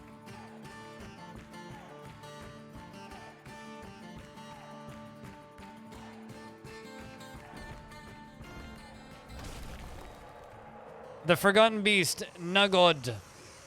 I think we'll just let that guy do his thing. If he manages to figure out an artifact, we'll let him do it. Otherwise, I'm just going to delete Burrow 3 and just let him deal with it. Has come a gigantic beakless starling. It has 2 long curving horns and it squirms and fidgets. Its flack feathers are downy. Beware its hunger for warm blood. Tanto Nos, or Tanito. Tantio Nos, I think is how you say your name. I always say it differently, and I always swear I'm saying it wrong. Thank you very much for that eighth month. Welcome back. And it canceled the good music. Where did the critter go? There you are.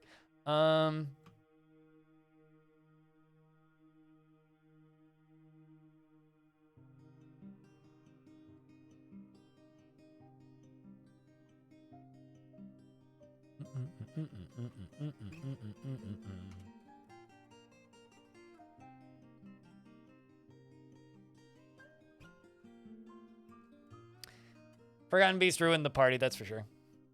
We need the cat vibing emoji? Cat jam? We have it. Just type it in. The dwarves are fighting with the critter. It appears that I Ate Your Lobsters is on the front line with this monster. In fact, I Ate Your Lobsters is dodging a lot, actually. Dodging quite a lot. And there is now Forgotten Beast blood on the floor. Oopsies. I just resized my screen. Hold on, let me...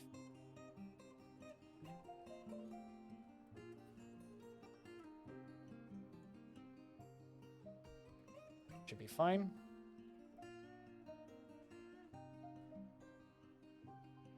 Move a handful of turns forward. Seeing blood on the ground. Bits and pieces on the ground. Sees. That's a lot of blood. Its intestines are out. And there it goes. It's mangled, mutilated body.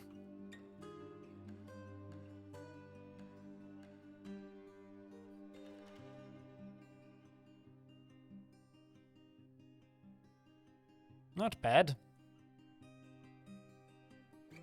See how our Wampy's doing. Yeah, maybe he's just gone nuts. I don't know. I cannot stand the world any longer. I kind of feel bad for this guy.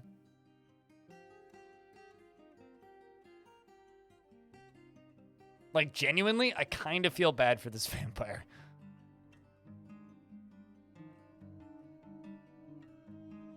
We are butchering this creature's body. How much meat do you guys think we're gonna get from it? The 9,437 eurists worth of weight.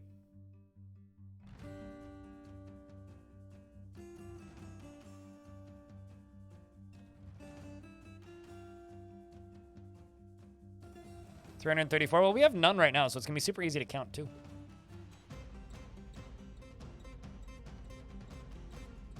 $272 total. That looks like 199 units of meat. Ba-da-bum.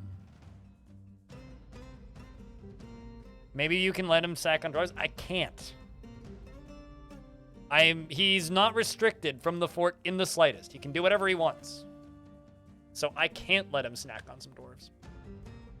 Al? He's completely unrestricted. If he wanted to go snack on dwarves, he could just go do that. But no, he's in a fell mood and he's just running around in circles.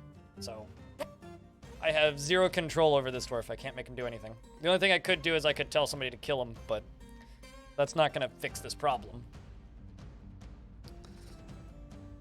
Or, you know, like dump lava on him or something. Gather some cups he's wandering near? Oh, yeah, actually, maybe not. Maybe that's not a bad idea. We could just set some gather jobs. Force the dwarves into this area.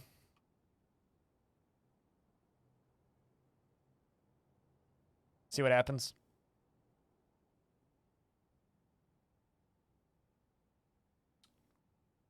Well, we know how effective burrows are in this version of the game. I hooked you on Songs of Six. Well, that's good, I suppose.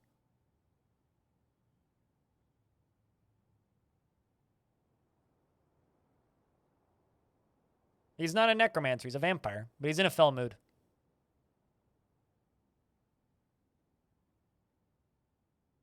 Is what happened. But either he like went insane in the middle of it, or there's something odd with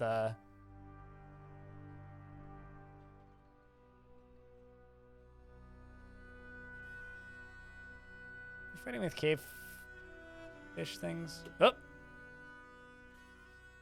got someone. Got nil. Okay, there he goes. Got what he needed.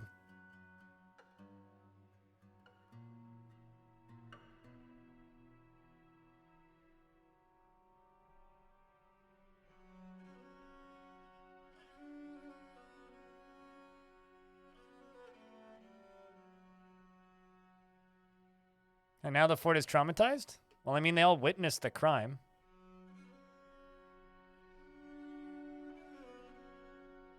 I think we expel the vampire after this. Personally.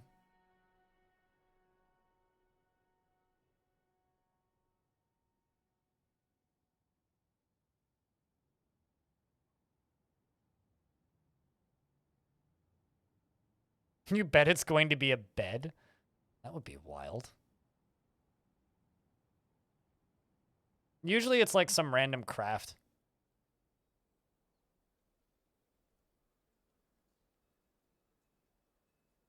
Toy boat. Yeah, actually, a toy would be kind of messed up, wouldn't it?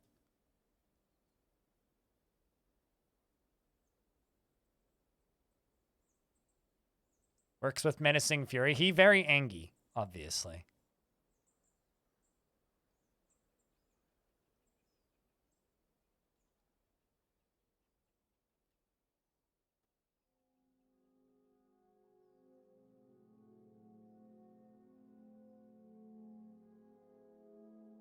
Or as they say, he very Madge.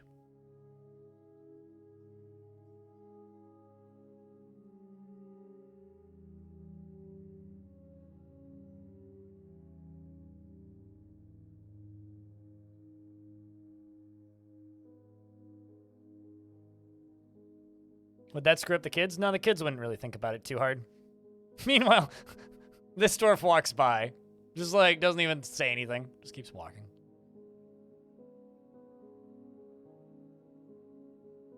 Elves have arrived and are unloading their goods. I shall sell them some gems.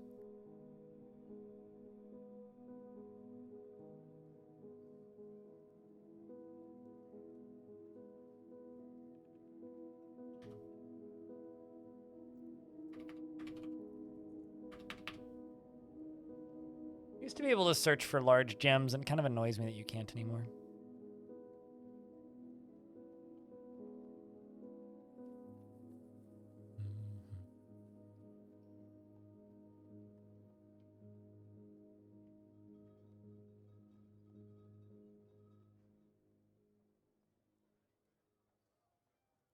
I have no way of checking now that they're dead. Shilholic. I also don't particularly care. Okay,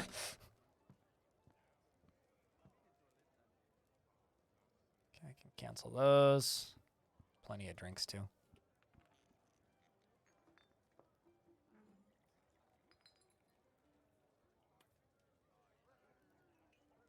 Yeah, subscribing gets rid of ads. What did he get made to? We don't know yet. Artifact's not done. Gotta wait a little bit for it to be finished.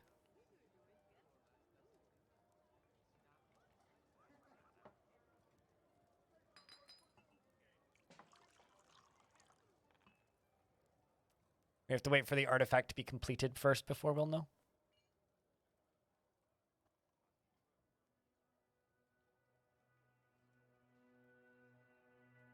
Jerry Gord, thanks for gifting a sub to Xman706. And a Pimp 3K, thank you very much for that brand new Prime subscription.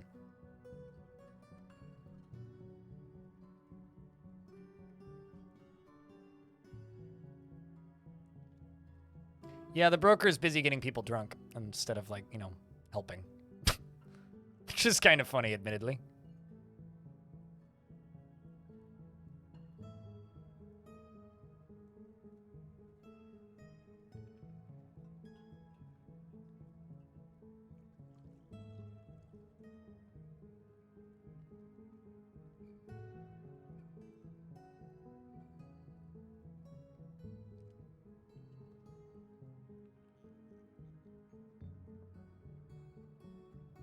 Are you going to do your job, broker? Or are you just going to keep serving people wine?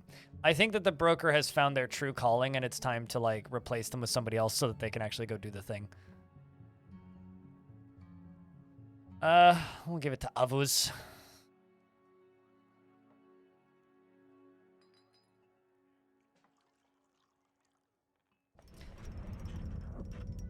Wow.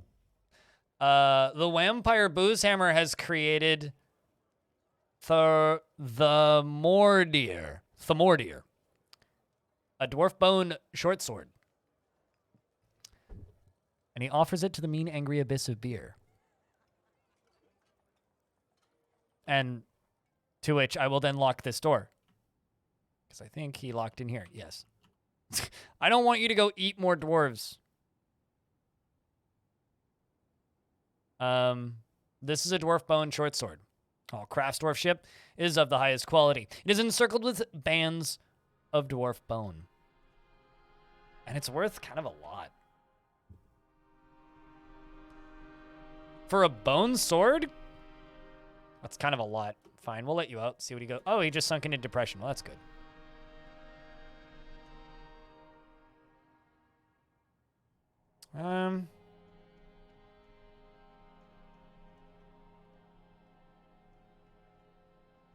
Should we make a slab for that dwarf? Yeah, but I didn't catch the name.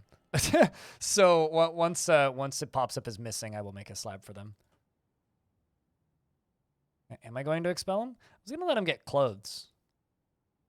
He is just... I can't actually tell what that is. It's either sweat or tears. Mill something? Well, I need to wait for him to show up as missing first. So once he shows up as missing, I will give him a slab.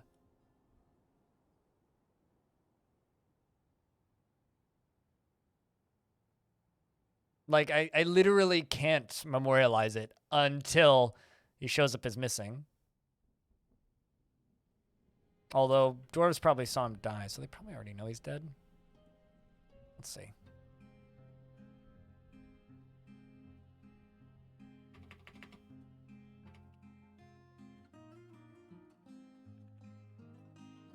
Yeah, no, see, he's not even listed here.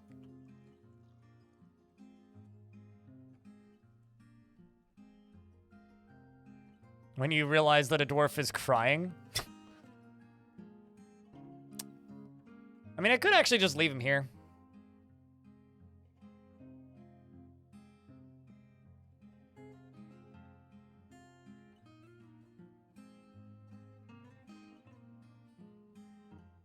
I mean, I can read what your name is. But, so it's like Pimpek kind of thing? Well, cheers. Thanks for swinging by. I'm not super bothered by that particular word. So. Ah, there we go. Now we get the notification.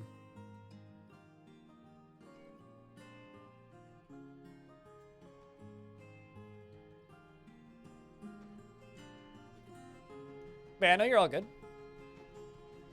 Honestly, the only time where that word gets kind of weird for me is the developers of 7 Days to Die. Because the developers of 7 Days to Die are called the Fun Pimps, which is just like the weirdest fucking name for a studio. It just concerns me. It's like, how? Why did... Just go look at 7 Days to Die. You can see it yourself. It's the name of that studio. I didn't name it that. They did.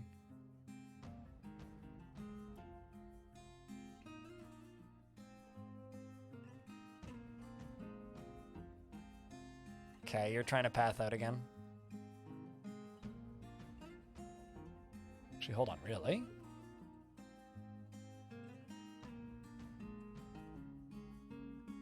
Oh, that's wild. This door locked. 23 frames. Unlocked.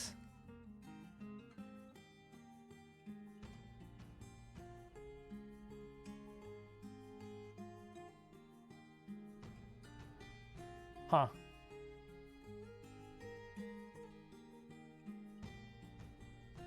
I'm gonna call them the Fun Pimples. Yeah, I don't know. I don't play 7 Days to Die myself, but I think I'm just gonna do this. Let's dig out this door. And we'll entomb you.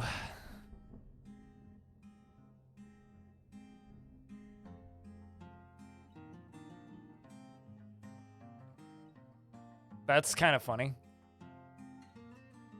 Also, like, really bad planning on behalf of the legendary bone carver, naturally. Also, really bad planning on the part of whoever wrote that Pokemon's name. Well, it's just kind of like when World of Warcraft implemented its curse filter, you suddenly couldn't say the word grape. Because if you subtract the G, the game thought that you were trying to get around a bad void. Which, to this day, is very funny to me. It's like, I fully understand why they want that word censored. Makes perfect sense. No issues there. But, like...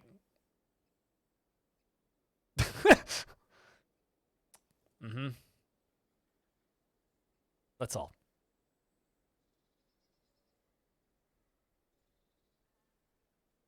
Is this like this is going to turn into the fun factoid that everybody knows because of Scott Pilgrim versus the World?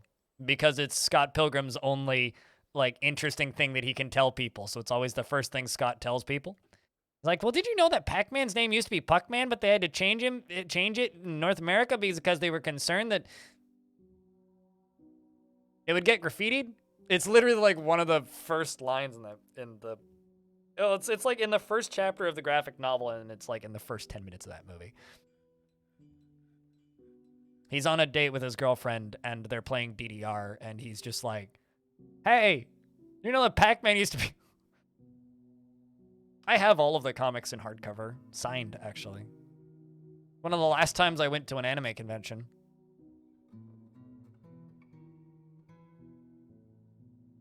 I'm actually, like, weirdly curious about that cartoon, or anime, air quotes, that they're making based on the graphic novels.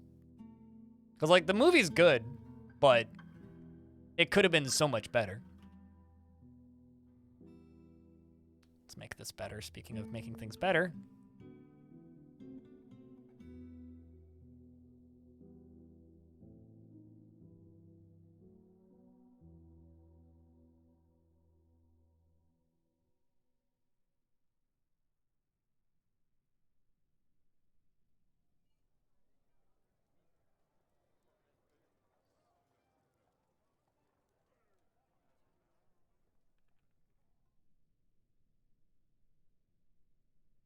Having your dwarves just go nuts from not having materials for strange moods? Generally, what I would advise is first trade caravan, buy some leather, buy some silk, buy at least one metal bar, and buy some glass. And then you won't have so much trouble. Once you kind of know the materials that are a little bit harder to acquire in a pinch, it becomes quite easy to just, oh, well, I just need one of this, one of this, one of this, one of this, one of this.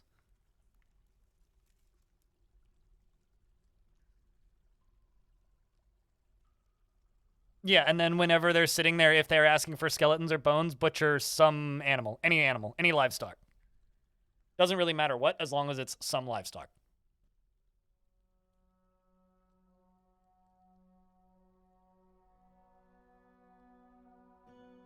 McJerby, what kind of dwarf would you like? You know the rules at this point, I think.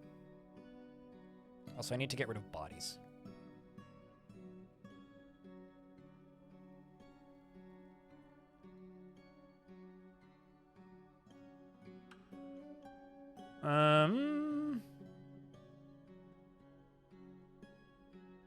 I also need to go to standing orders and stop collecting webs.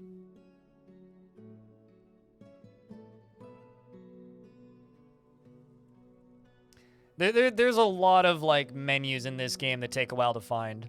You know, it's funny. People always thank me for my tutorials. Most of about 12 of those quick tutorials was recorded before the game was out, and literally the process was like, all right, I've been playing this game for years. I know all of these menus. It's just I don't know where any of them are because they're all in different places than they used to be. So it was literally just this process of, okay, where's this menu? Find menu. Okay, once I've found menu. Now that I've found menu, make tutorial about the menu that I just found. Then just like rinse and repeat. Like it was, man.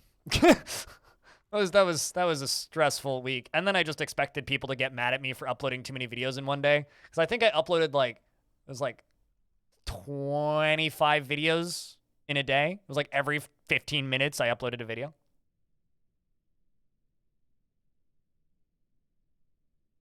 It was a wild day. Military or minor?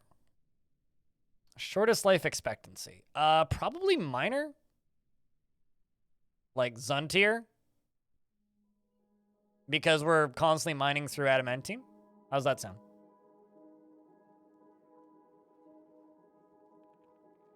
Oh, it didn't really matter. It doesn't matter when it comes to new releases. With new releases, you just want them out as fast as possible. Fuck the algorithm. I mean, I got 3 million views in December, so clearly I did all right. Based on staring at stats, I did the best out of every single person who actively makes content about Dwarf Fort on YouTube. The only person who came close was Nucrium, And that's just because he has 150,000 subs, and at the time I had like 12,000 when it started. Oh, by a long shot. Yeah. Well, Krug Smash doesn't upload that often, right? On an average month, I get more views on my YouTube channel than Krug Smash does, but that's because I upload 1 or 2 videos a day. Nick's only ever live for like 3 hours, and he streams at really weird times. He's a good dude. I like his stuff, but... He does quality over quantity. I'm very much quantity. Quality is TBD. Anyway, Mick Jerby. Yeah, no, I like to think that my stuff is high quality, but it's high quality in that it's held together with staples and zap straps, and like, you know, considering rocket ships have landed big thanks to duct tape and staples, I think that like the content I put out might not be the most polished, but it works. Anyway, he is a friendly individual. He is friendly and always tries to say nice things. He is not particularly interested in what others think of him and rarely feels discouraged. He prefers to present himself modestly and is slow to anger. He prefers that everyone live as harmoniously as possible, and he is quite ambitious. He is grateful when others help him out, and he tries to return favors. He generally acts with a narrow focus on the current activity, and he doesn't focus on material goods, and he often tells pointless stories when he's nervous. He bites his nails when he's annoyed, and he needs alcohol to get through the working day, and just picked up a frosty metal pick. Everybody likes a metal pick frosty. He dreams of mastering a skill, and personally is put off by family and does not particularly value the truth. And the frames are getting low. He likes marcasite, brass, white chalcedony, amber, yaks for their shaggy hair, and squirrel men for their tails, and bloated tubers for their stout shape. And the words of the page of aquamarine, and when possible prefers to consume common snapping turtle and guava wine, and absolutely can't stand leeches. I engage with chat. You like that? You know what's funny? There are people on the YouTube channel that complain I engage with chat too much. Sorry to those of you on YouTube, but that's why I put you guys up here. That's why you live on my head, is so they get an idea of who I'm engaging with.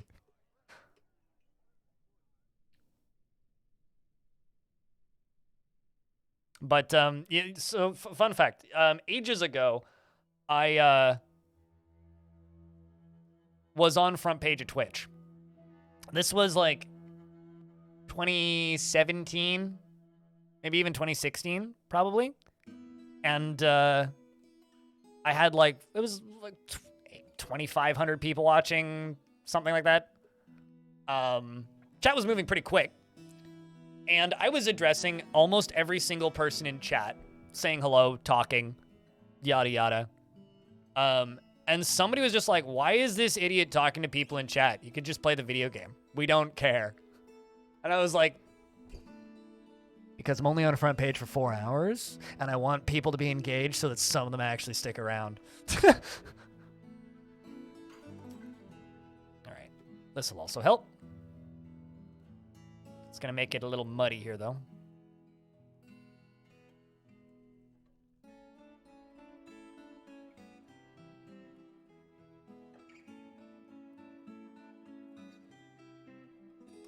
That's going to help a lot with moods.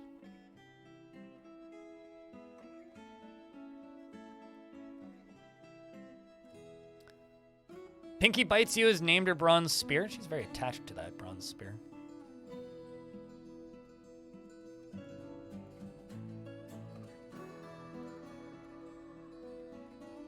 You know, every now and again, I feel like I should charge people for consulting on, like, Twitch streaming. Because, like, the amount of, like, extremely valuable advice I give out for absolutely nothing is kind of hysterical. I mean, there's definitely a, there's absolutely a audience for streamers who've been doing this a long time, teaching other streamers. And there probably is a world where, or an alternate universe where I ended up doing that. But it just, I don't know, it always feels kind of sleazy and shitty to me.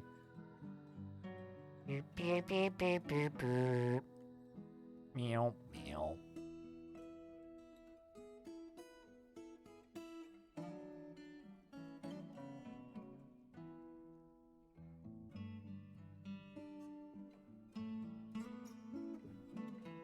One's texting me.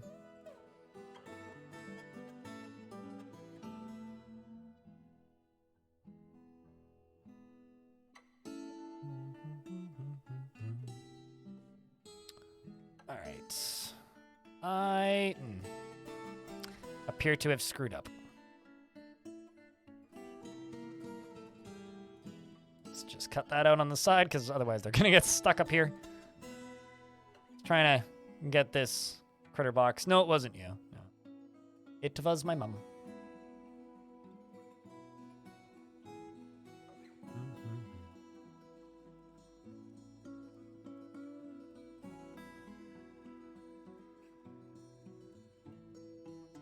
Those dwarves want some action? I don't think so. All right, well, that's a lot cleared out there.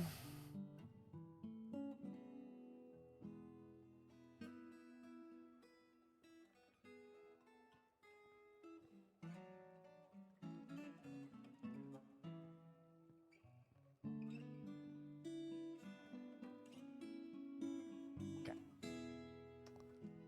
Got... Trying to figure out what I need to do at this entrance. I feel like I need to retool it.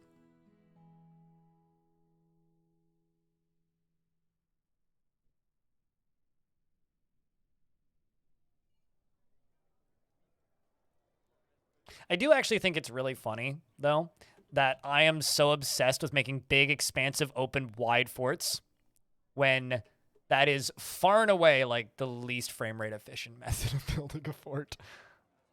Let's make a drink stockpile up here. Prepared meals and drinks.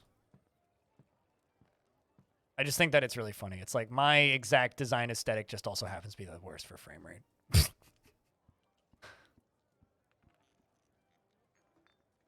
You love decorative cage traps. That's definitely something that an S&M Dom would say.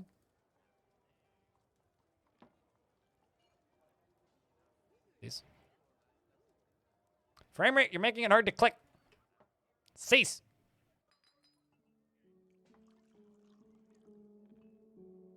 Only you can do that in regards to revealing one's secrets.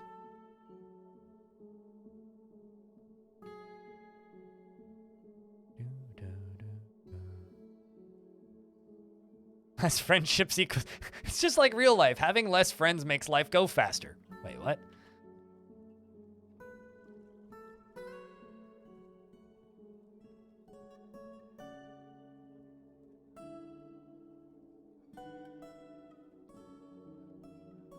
Guess I'm gonna start filling this out with dolomite is what I'm gonna start doing.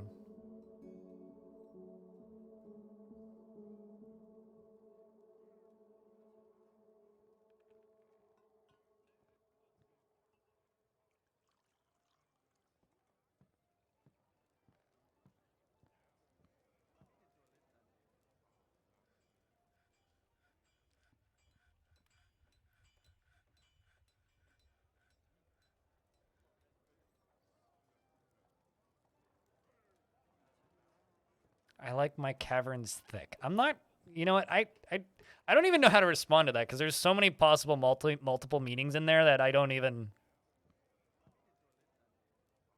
You know what that reminds me of, Lightning Roger? That reminds me of a panel I went to once at a convention where there was a Cave Johnson impersonator. There was a guy dressed as Cave Johnson, pretending to be Cave Johnson, talking like Cave Johnson, and he did the voice real well. And after like kind of doing a bunch of like basically comedic skits with the other people on stage, they did an open mic Q&A, and the first question asked was, "Do you enjoy putting your Johnson in caves?" And he just like died laughing on the stage.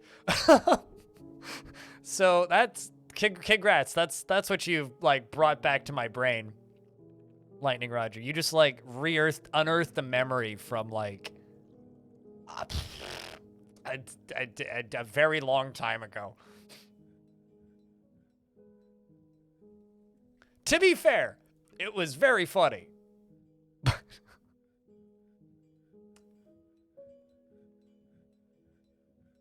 The things our brains hold on to. Yeah, I could have withheld so much useful information over my life, yet my brain chooses to surface that crap. But did he? The answer was yes, after he stopped crying. Hi. He was laughing so hard. Hi, Indie Gamer. How is you? Good to see you again.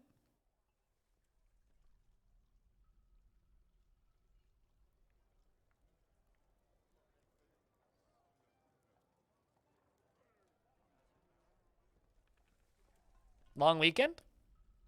All my weekends are generally about the same length. Although they can vary quite drastically. If, and it can vary quite drastically in length if Tarn decides to post blog posts.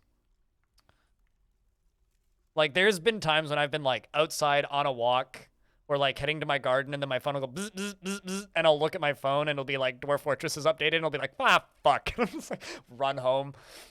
Like, I've legit, like, canceled activities to, like, go home and edit shit. Easter holiday? Yeah.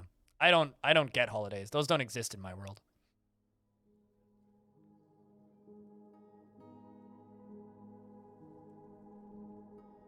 Gotta pick up your friend from the train? All right, hopefully your friend's not too heavy.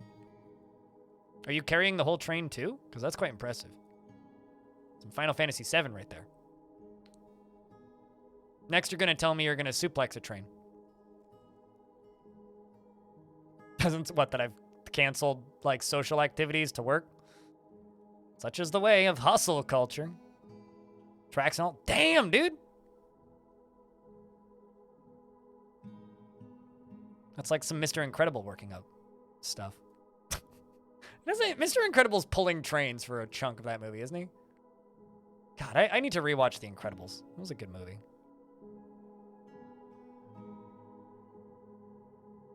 You know, what reminds me about Easter is suddenly there's Cadbury cream eggs for sale again, and then I buy like 80 of them. But I'm like, oh shit, Cadbury cream eggs are 12 cents because Easter's over.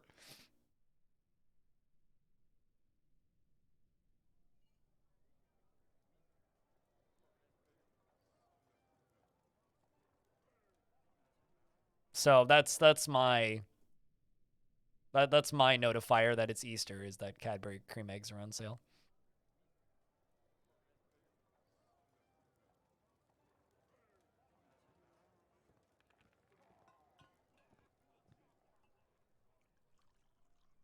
With zombies? Why? Why do you associate Easter with zombies? I think I'm going to make a tavern down here where the old vampire used to live. Because I need to get these dwarves out of the tavern and into a different tavern.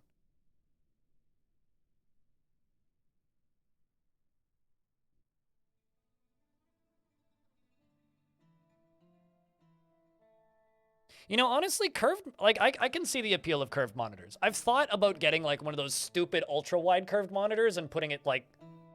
Okay, well, we're about to get hit by an ad, so you're not going to miss much.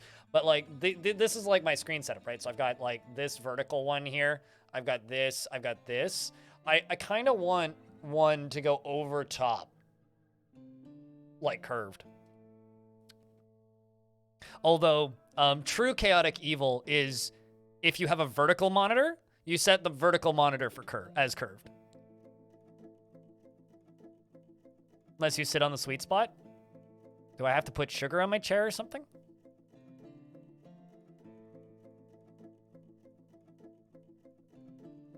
Makes them look like they fit perfect. I understand. I don't know. I understand the appeal of curved monitors. I know some people are just like, I don't get it. But, like, I get it.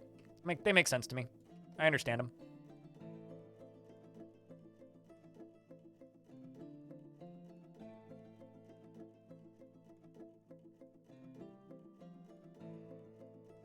$32 by 27. Yeah. You know, that's about the size that I would put over top. In a diamond 2 by 1 by 2. You know, honestly, I think I will stick to my flat monitors, but at one of these years, I will get a fourth monitor. One of these years. More monitors, more power. I mean, it's more free screen real estate.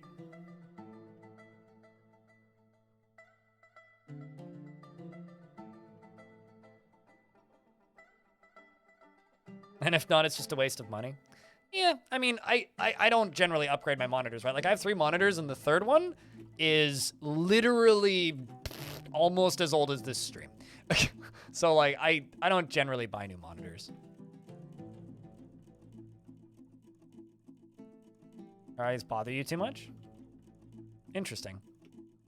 Where's the eye bother coming from there? Out of curiosity. As somebody with eye problems.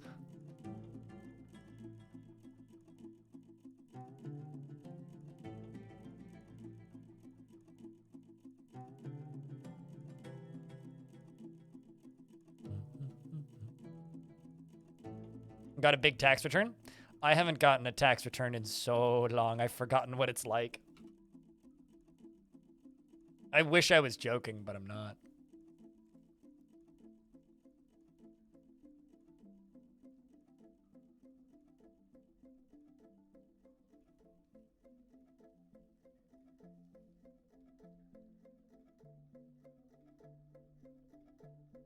Let's go 78. You have little vision left in your left eye. Also had some LASIK done. You get a lot of headaches quickly. I gotcha. I don't know if we've had this conversation before, but do you want to trade eyes sometime? I don't know what it's like to see out of the right side of my head.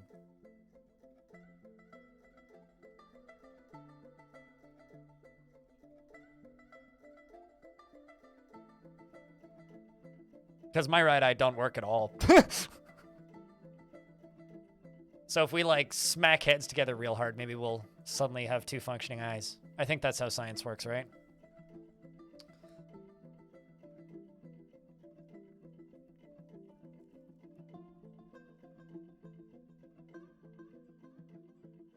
Spanish. One eyeball. Value. Priceless. Status. Broken. Reason for shipping. Shipping for repairs. Just imagining the customs declaration on an eyeball. That'd be something. I have a feeling that probably would just put you in prison, actually. Tried to ship an eyeball.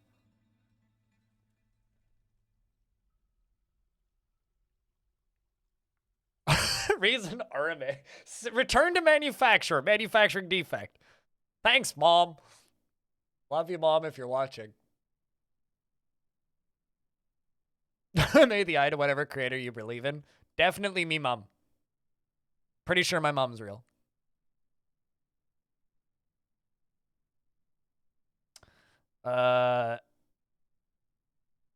Pretty sure you can't ship that across most borders. Oh yeah, you definitely can't ship human organs across any borders for any reason. It doesn't change the fact that it's humorous to think about.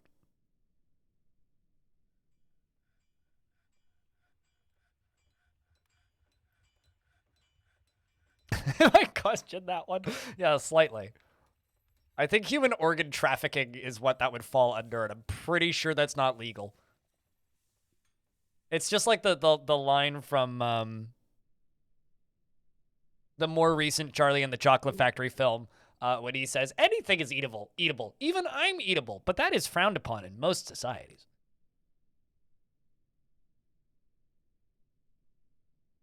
Just like I would imagine shipping in, like, you know, any organ. Except for maybe a pipe organ. That would probably be doable. Dolomite. Flooring. We'll get this tavern done. Build a third tavern. And then after we build a third tavern, we're going to go back to digging through the gem spire.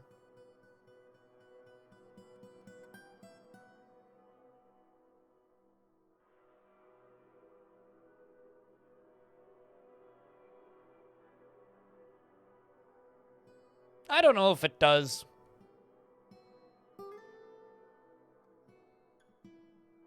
Well, so's shipping carcasses. Orange. But, yeah, construct... I don't know if having, smoothing the floors under the thing helps. I just kind of do it sometimes. Also, Jungles was asking if they're still alive. I've just located Jungles. Very full. Okay, this dwarf has stitches in their liver. This dwarf's been through some rough times.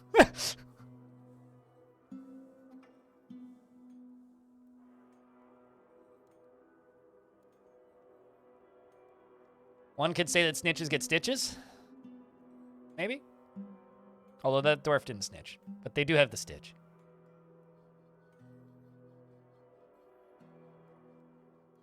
You got a bingo, Boreas? You want to play bingo alongside of Boreas, end this stream, exclamation point, bingo in chat.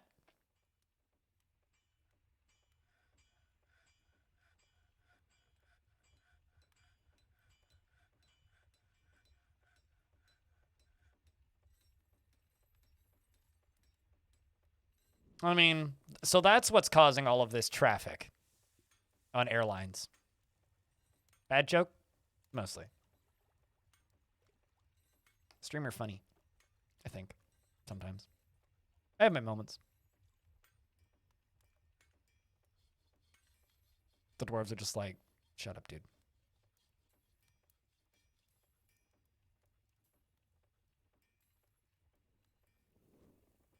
All right.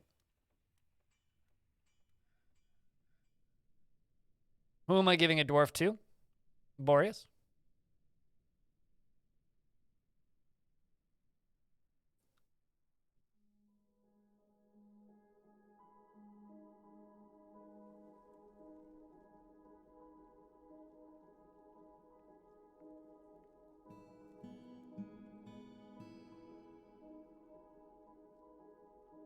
Orange does not have one, I don't think. Maybe he does. Orange, do you have a dwarf? Orange does not have a dwarf. What kind of dwarf am I giving Orange? Boreas.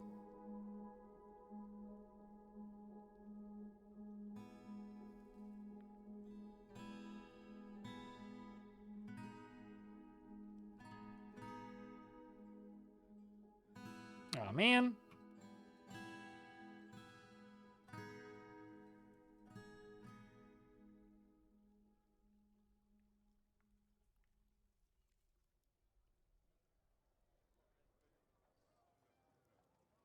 You know, I'm thinking about maybe nuking this tavern.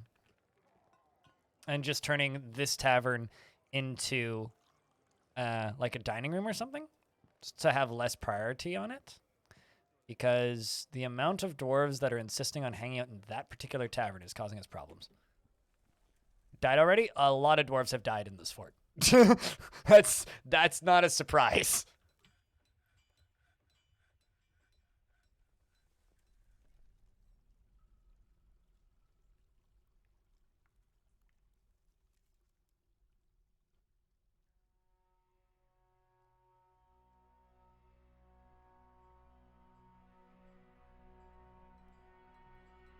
Am I going to take over the world? This is a large world, so it's actually not possible. And it would take a very, very, very, very, very, very, very, very, very long time. And conquesting is not exactly the most developed part of the game, so no interest, no intention. Maybe on a pocket world. Well, it's getting quite expansive. I think I'm missing one, but it is getting quite expansive.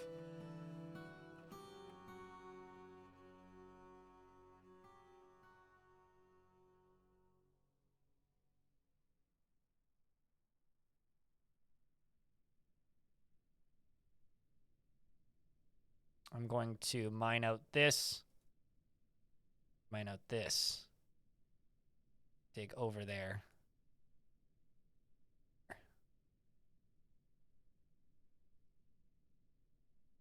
Any happy drinking dwarf with a beard. Okay. Currently drinking. There's like nobody drinking. Nobody in the fort is currently drinking. I have a happy-ish dwarf that's eating. Yeah, literally there isn't a single dwarf in the fort that's currently drinking. So here, I will give you a happy dwarf that's in the tavern with a beard. Oh, wait. There's a child that's drinking. There we go. Holding a golden goblet. This is Orange. He is in a constant state of internal rage. He can be very happy and optimistic, and he has an overbearing personality, and he actively avoids exciting or stressful situations. He does not find most jokes humorous, and he very rarely develops negative feelings. He is a friendly individual, and he is conflicted by his nature, since he would ideally prefer strife in his life, and he finds helping others to be emotionally rewarding, and he is not particularly interested in what others think of him, and it rarely feels discouraged. He doesn't try to get things done perfectly, and he has a greedy streak, and he doesn't handle stress well. When he's nervous, he tends to chew on his cheek. When he's annoyed, he starts to talk slowly. And when he needs alcohol to get through the working day, and does not mind being outdoors, at least for a time, and doesn't really care about anything anymore. Dreams of mastering a skill. Personally, sees competition as wasteful and silly, and doesn't respect a society that has settled into harmony without debate and strife. He likes kimberlite, brass, gray chalistone, backpacks, and beak dogs for their large beaks, and horned melon vines for their fruit, and the sound of the lacy phrases, and the sight of the festive suitor, and when possible prefers to consume giant cougar and river spirits, and absolutely hates mosquitoes. His mom is Pandasaurus Rex, and he is 6 years old. And he's quite a happy dwarf, actually.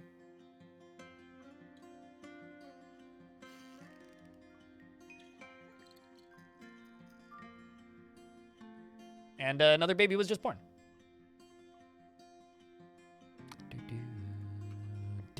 This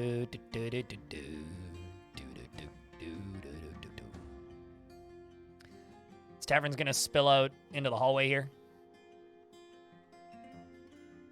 This is going to be a new inn/tavern, the Kobold Bellies. I kind of like it.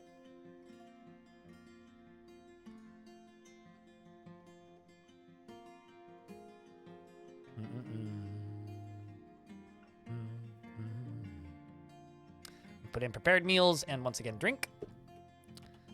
See if there's any. Okay, let's make a rock table, rock throne.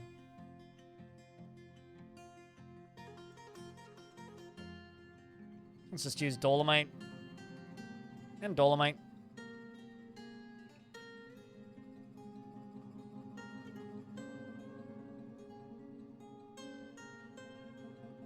What do you get as a streamer when people use channel points? Absolutely nothing. They don't matter and don't exist. There's only one streaming site that has a system where the streamer actually gets something like that, and it's called DLive, except with that it's cryptocurrency, and it's because they're mining cryptocurrency on your computer. So it's a good thing I don't get anything, frankly.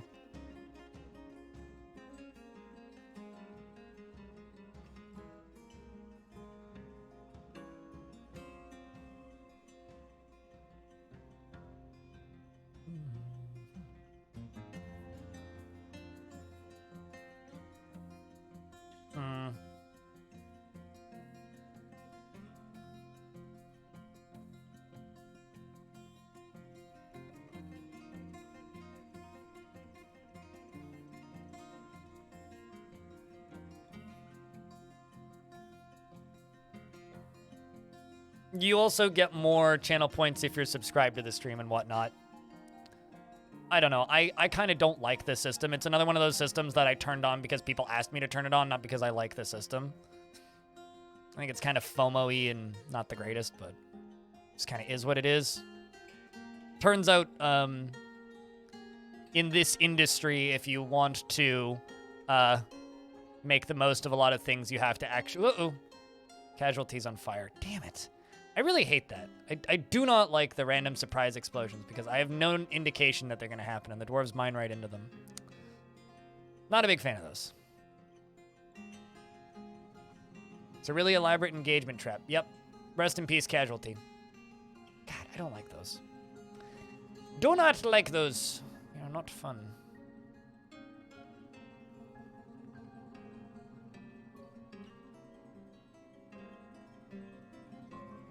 Danger.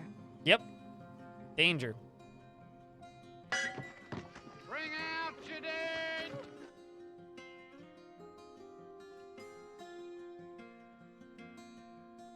But, Boreas, thank you for the $1. Unlike channel points, I do get money for bits. You know, a lot of people are very much kind of doomers when it comes to, like, Twitch and things that they could do. They're constantly working and prototyping stuff, and a lot of that stuff, people on the, user side of things don't ever see any of that stuff.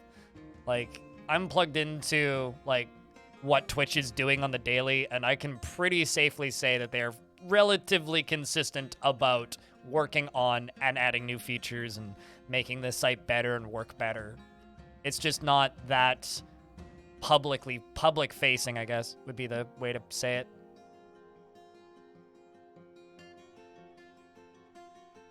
All right. Not bad. I'll just leave that as is for a minute.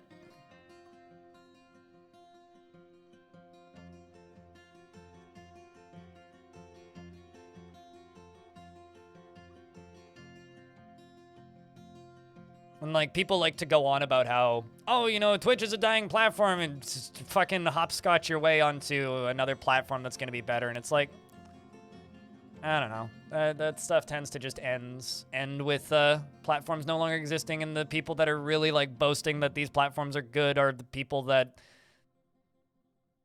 maybe aren't the kind of people that you want to associate with, generally.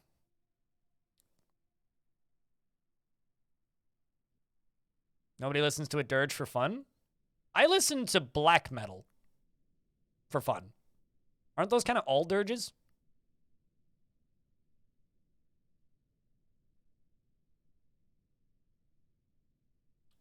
Also, Orange and Boreas, thanks for the dollars. Cheers,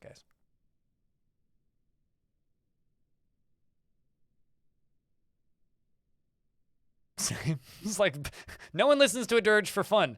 Every black metal head, like, wakes up. All right, I'm going to remove all of these so that you get the hell out of here, Vabok. $1 more. $1 more. Thanks for the dollar, Lightning Roger.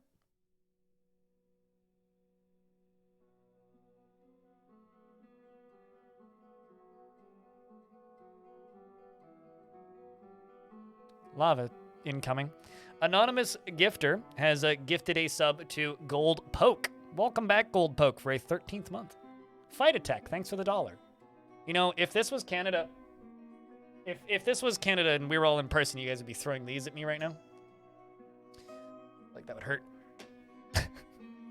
Always wanted, like, a penny cannon. I feel like that's something that they should make on, like, tested.com or something. Jerry Gord, thanks for the dollar. More dollars. Sure seems that way.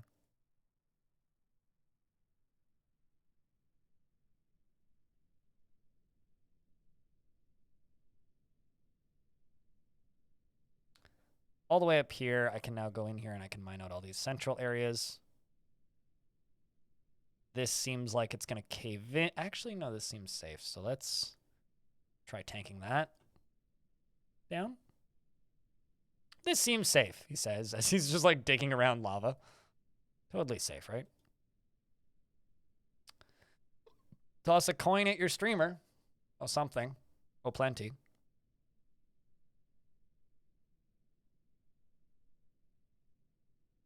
I don't know. It's very strange being in this position that I'm in now because, you know, I went years making, like, $40 a day maybe on a good day. And now to be in this position where I'm actually making money, it's like, guys, just fucking stop. Like, you've done enough for me. This is where my brain wants to go. It's like, yeah, I'm fine. Just don't worry about me. But at the same time, it's like, Have a concert beer on me blind. Cheers. thank you, Boreas. Actually took out $50 at the bank specifically for that. Ah, it's not good. Something evil is emerging from the newly exposed pocket. Okay, let's see what it is. Thanks for the $7.18, Boreas. Safe? Totally safe. Definitely safe. Oh, it's a yellow-green monster. We already killed one of these, I think. Yellow-green monster is a very large feathered Gila monster. Twisted into humanoid form. It has a poisonous bite, and its yellow-green feathers are long and narrow. All right, well. It seems to not be super interested in moving. Well, that's good. Uh-oh. Now it's going for a Shortast here. And Shortast goes, oh no, I upset. Run away, Shortast.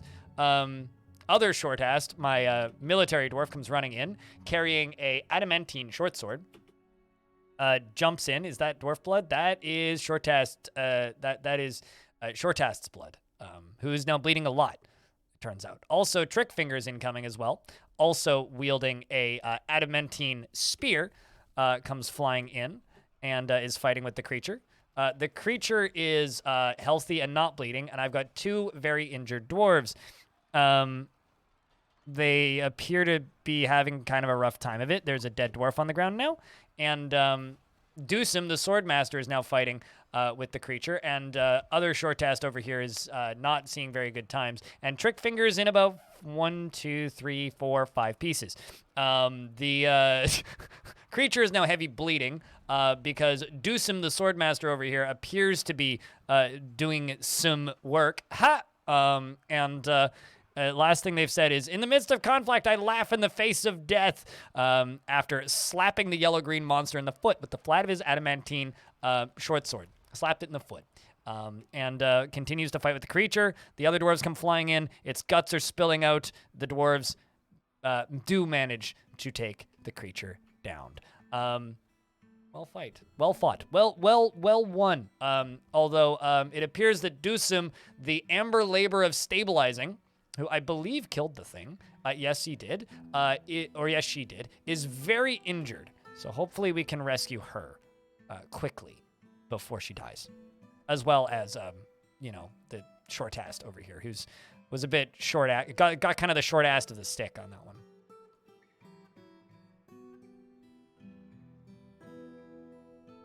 Which means it's time to test out that brand new hospital that we have.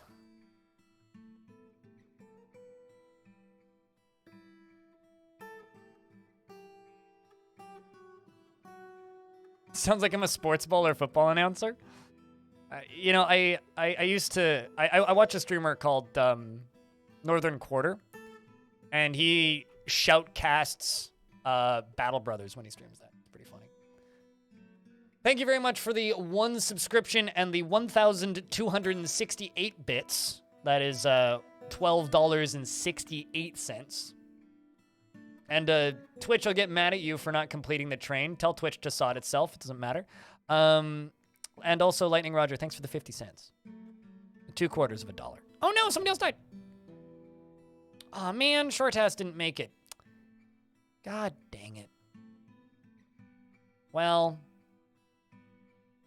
rest in peace, Shortast.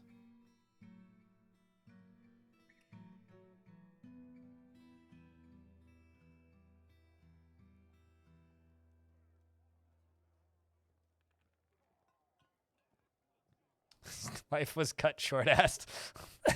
That's sad. It's a rough day to be Dewsum over here.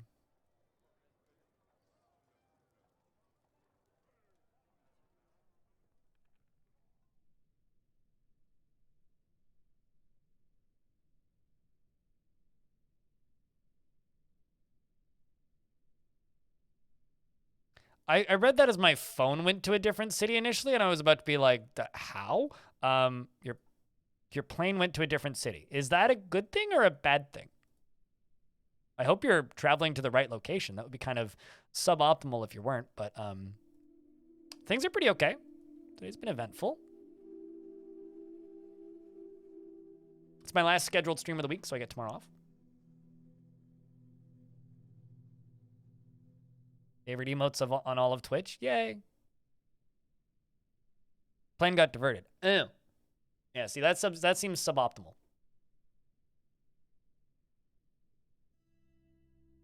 Plane landing in the wrong place. There's a decent... Yeah, it's probably got something to do with that.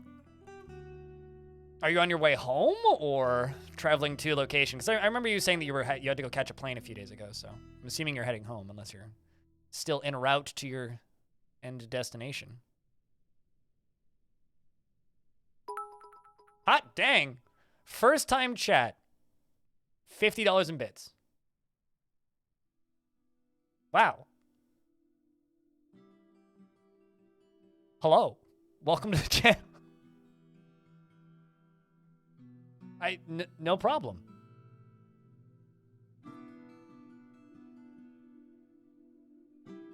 You'll be downloading the Future of the Fortress update? Gotcha. What? Wow. Thank you. Means a lot. It really does.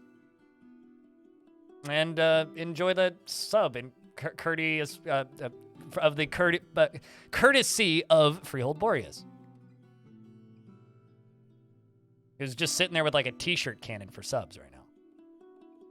Although right now I really need to like take my own tips for like frame rate stuff because frames are terrible in this fort currently.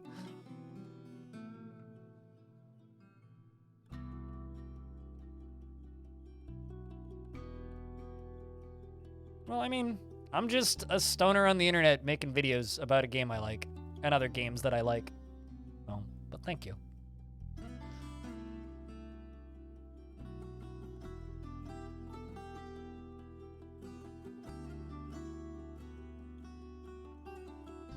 right, let's cover all these.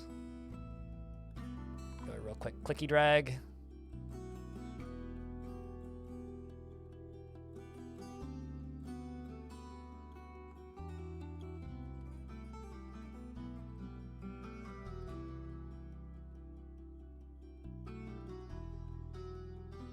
I'm your stoner.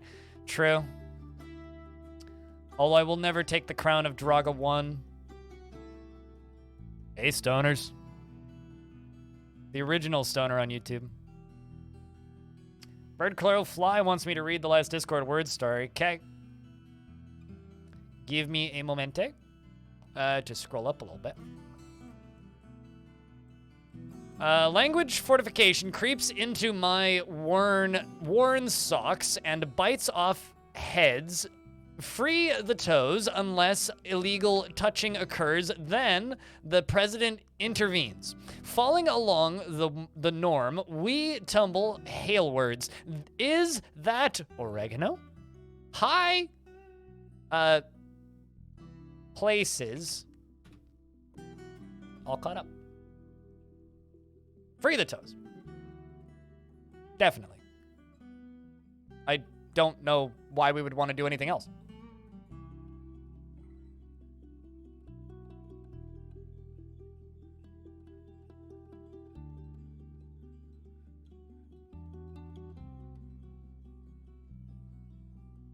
You know, it's funny. Like, one of my biggest complaints about this game over the years isn't like, you know, it's weird balancing or like the very well documented problems. It's the fact that the dwarves don't smoke.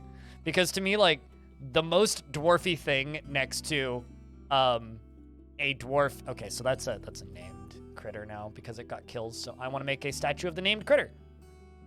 To me, the most dwarfy thing next to dwarves drinking a lot of ale and having hammers and axes is dwarves smoking. Like, it's weird to me they don't even have, like, a hookah or something. Specify stone, obsidian. Specify image, historical figure. PHIBAMBENLATH. Hushed Seduces is the name of this creature. A large, hairy Gila monster. As far as we know, they might be. I mean, plump helmets don't exist, so they could be quite special.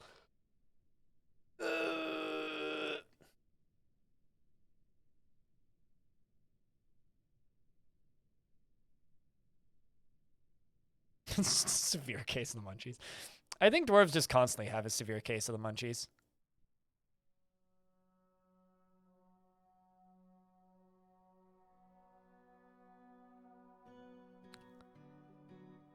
All right, let's...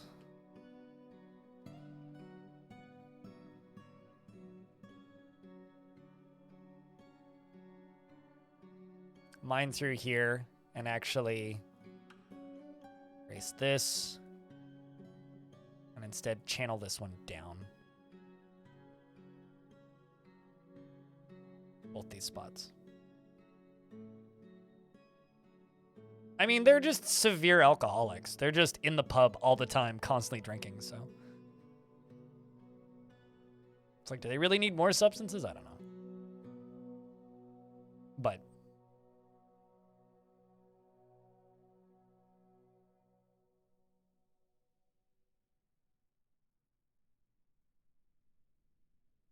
That's a lot of water.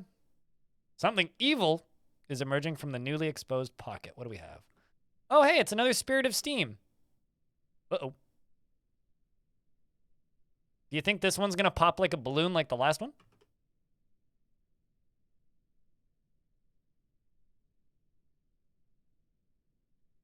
So this is literally made of steam, this creature.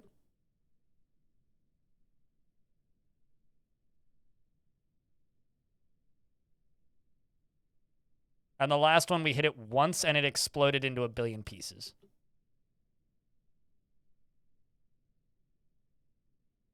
Oop. Claiborne, I think, just got a free kill. Actually, no, it's not. It's, wait, what? Oh, what?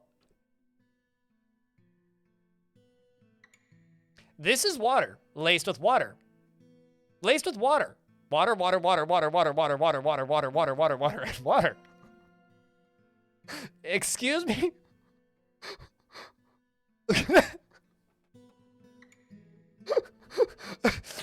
It has a value of 10. It's a water laced with water. Would you like some water with your water, chat? Okay, that one's going on Twitter. Because that's a new one. Not wet. Yes, definitely not wet.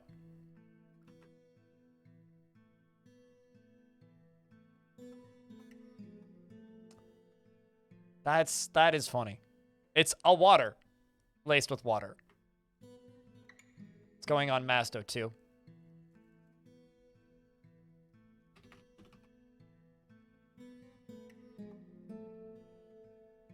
That is very funny. This is truly a game of all time. I don't know about the greatest game, but it's truly a game of all time. It's definitely a work of art, though. Spirit of Next Steam. It's the Spirit of Next Steam, chat. Trapper's been missing for a week. Hero Quest is the best game ever made. Oh, true, Anyone actually. who says otherwise is wrong. You are very much correct. Hero Quest simply must be one of the greatest games ever made, and anybody who says otherwise is obviously wrong.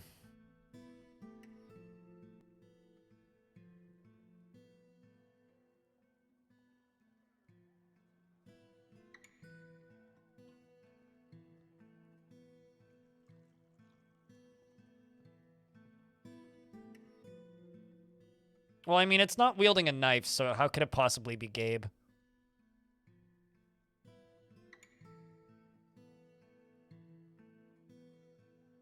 Now, if it's a Spirit of Steam that's desperately trying to show you its knife collection, then yeah, maybe. Maybe ask if it's Gabe at that point.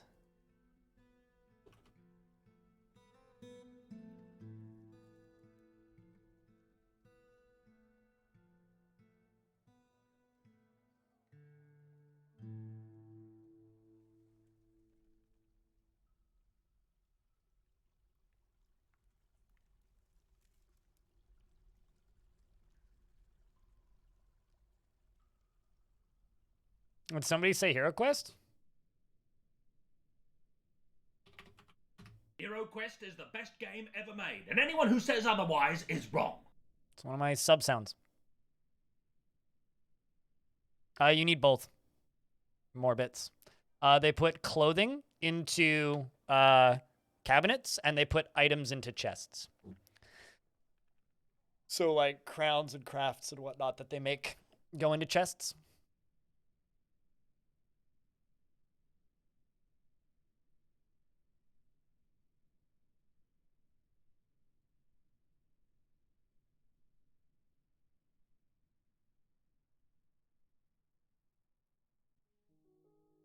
All right, well, I need more slabs.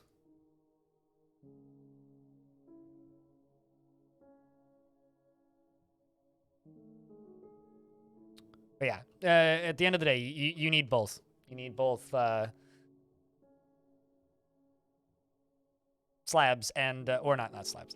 You need both chests and cabinets for different types of items. So different uses. It's not a matter of which one's better.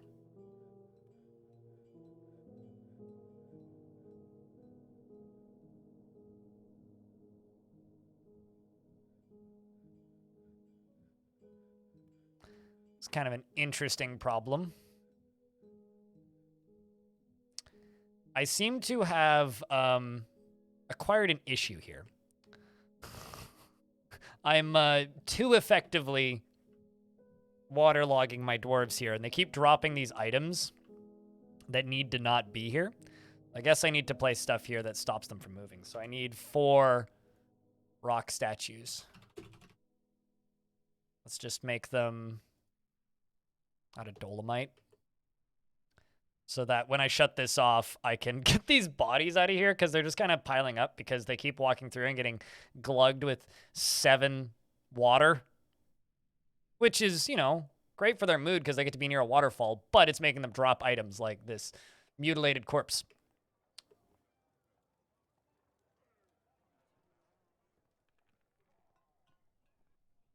But yeah, no, Dwarf Fortress is a work of art, and in my opinion, one of the greatest games ever made. But,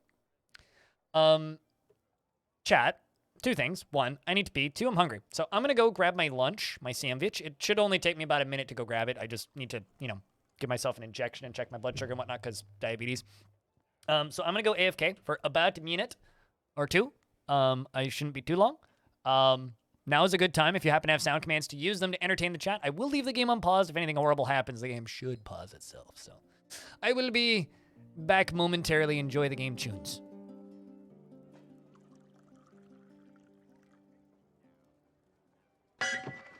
Bring out your dead!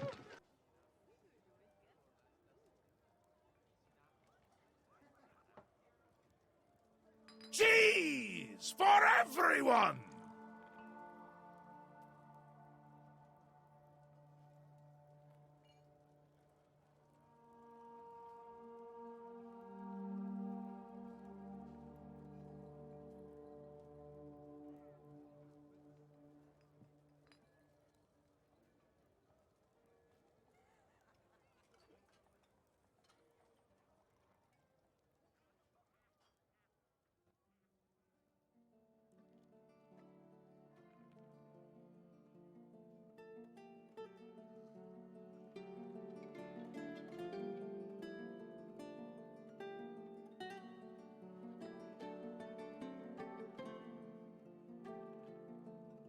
See how he bites off the shell to get at the nut?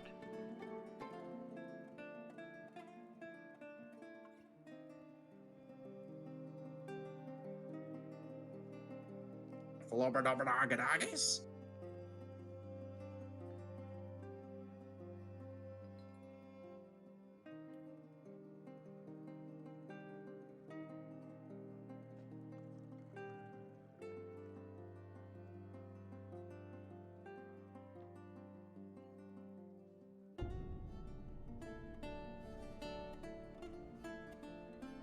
Sandwich!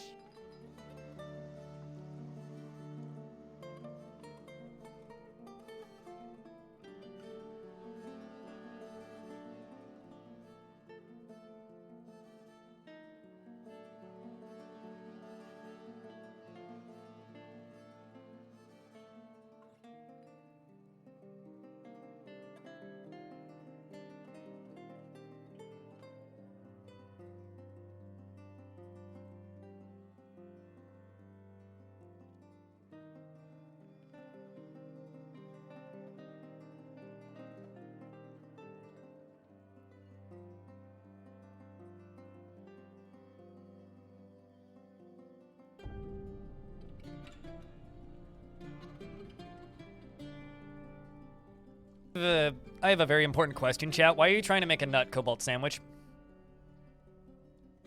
A dead cheese nut cobalt sandwich, specifically. All right, I don't have a dead cheese nut cobalt sandwich. But I do have an avocado and fried onion and a cheese sandwich.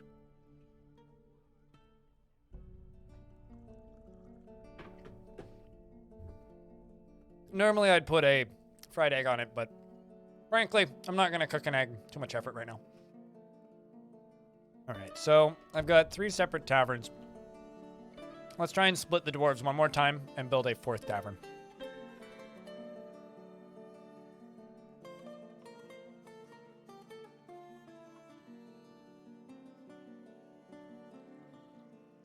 we'll see you later, Nutty. Thanks for hanging out today. Next stream will be Monday. Monday off-schedule stream around 11 a.m. my time. Unless, like, they patch the game over the weekend, which I doubt.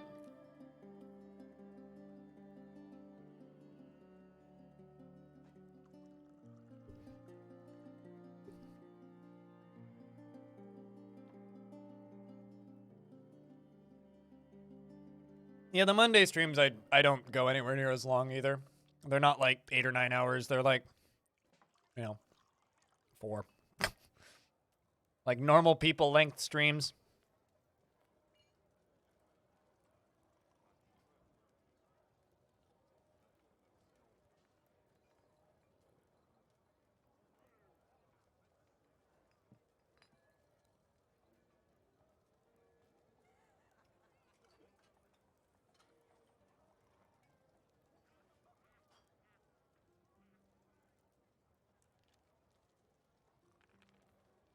Right, we lunch through that. Waiting on more beds. Actually, hold on. What the heck did that say? Oh, Bloodthorn Splint.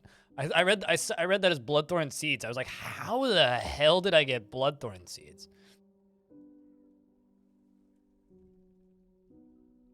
Sorry, elves.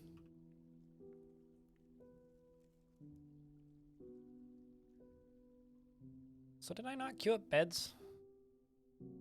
No, I did. What the heck my manager up to? Oh. Boreas, what the hell are you doing? Oh, you're pondering incision. Well, that would be why you're not doing your job. All right, well. Boreas, you're fired. Let's give it to Mincott the Metal Crafter. Pretty sure it's just a room in the tavern, I think. Nope. I don't know where I put that chair.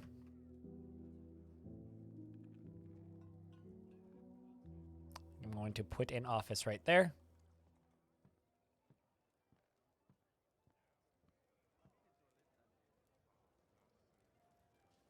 Oh, duh. It's trying to multi-office.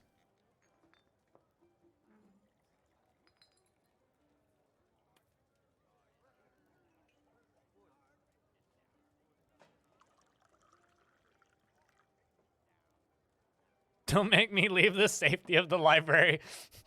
You know, one of these days a demon's gonna pop in there. You know, it's funny that you think that the library is safe, you know? Actually, okay, it's not the worst. A creature could, like, just climb down here or fly down here and into here. Like, it's not exactly safe. Oh, actually, that is your office right there. The chair I was looking for is in the library, but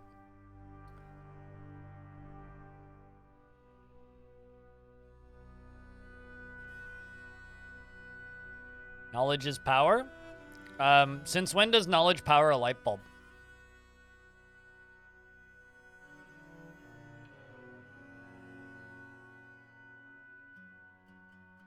I'm just saying. Knowledge might be power, but I've never seen a knowledge keep my stove alight or heat my house. You're an electrician? Never. Exactly.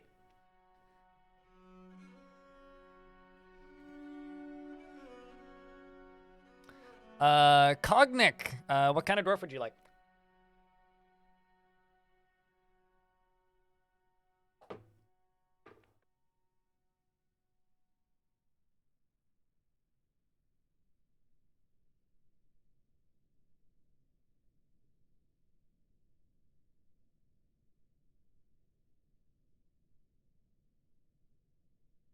Let's mine that out. And I'll you down into this. I get an idea of what's behind it. A fisher dwarf will be cool. So I can give you a fisher dwarf, but just keep in mind, no dwarves are actually fishing in this fort. So I can give you one, but just note that your dwarf will become something else. Because I intentionally don't fish in the vast majority of my forts.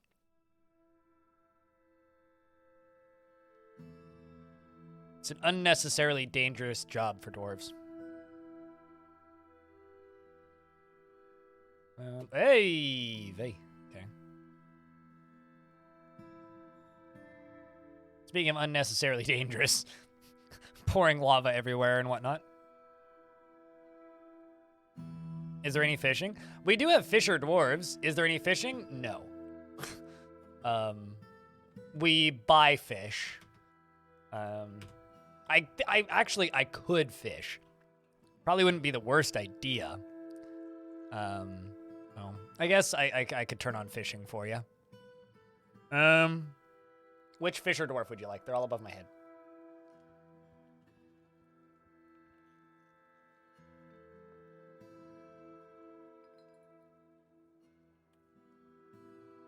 If you'd prefer a gem cutter, those are the gem cutters we got. But you want Einod? Okay.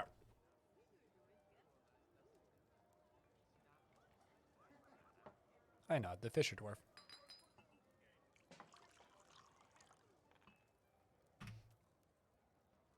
Cogneck and there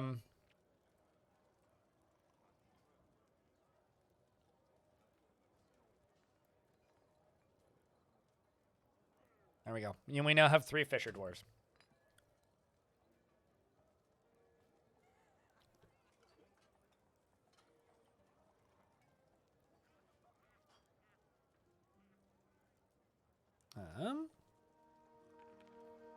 She is bored by reality and would rather disappear entirely and forever into a world of made-up fantasy. Big fan of the metaverse. She has an active sense of humor, and she tends to form only tenuous emotional bonds with others. She is quick to anger, and she is quite ambitious. She does not reveal personal information, and she tends to make a small mess with her own possessions. First girl. Yeah, well. She needs alcohol to get through the working day, and she likes working outdoors and doesn't really care about anything anymore. Personally, dreams of mastering a skill, generally views tranquility as one of the highest ideals, and finds herself to be somewhat disgusted with eloquent speakers. Values artwork and doesn't particularly care about craftsmanship. Likes obsidian, bismuth, and yellow zircon, desert lime wood, and giant gray parrot leather, amber and greaves, and tables and mules for their stubbornness, and prefers to consume prickleberry wine and absolutely hates slugs. Her slightly rounded gold eyes are bulging, and she has a round chin. Her ears are narrow, and her head is broad. Her raw umber skin is wrinkled, and her medium-length hair is neatly combed. Her hair is a crew with a touch of gray. Welcome to the fort.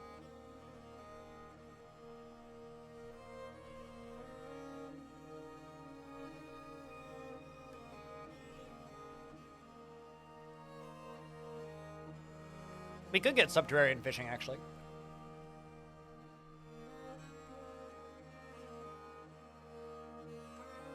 But remember, man, even my hotkeys aren't working. Frame rate's too low. There is a lot of fish up here.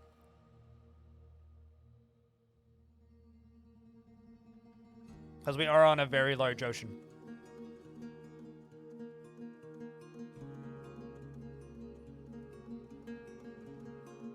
Any goblins in my fortress? No.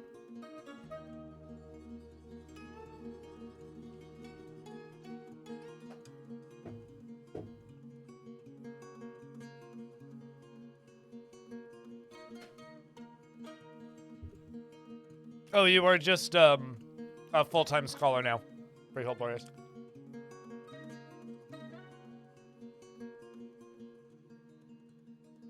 Full-time scholar.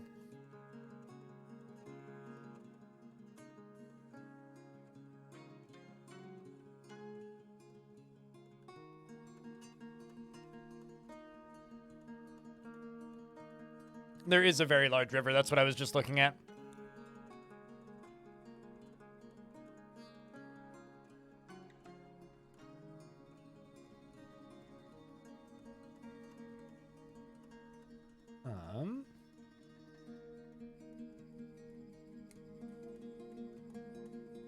Let's try and do some garbage cleanup in here.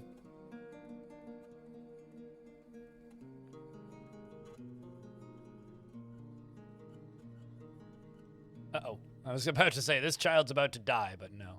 Fortunately not. Gosh, frames on this fort are pretty bad now. Which is a shame.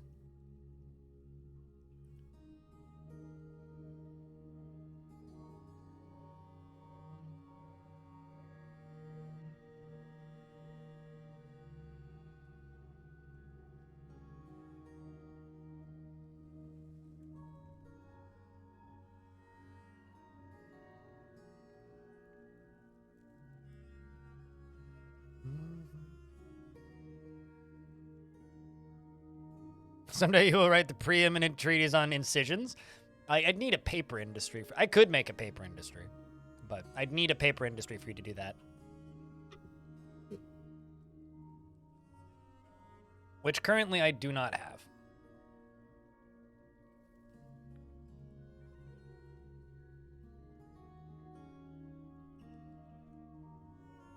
Huh. Everspace 2 is out of early access.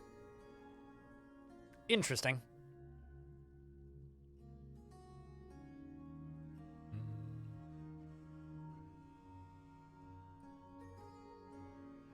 All right, what else can I do to potentially help with frame rate ever so slightly? Knock a wall off this door. Back from dinner. The frame rate getting lower. What else did you miss? A few things, probably. Had a couple rather exciting-ish moments, but nothing super crazy. It's kind of like around lava and had a few dwarves die, killed an angel, or killed a demon, a Gila monster specifically. Because I don't know exactly when you left, it's kind of difficult for me to fill you back in on every single happening. You know, it's kind of I've been thinking about this since it was brought up in chat. It was mentioned earlier in chat that I talk with chat a lot. It's weird to me that people don't.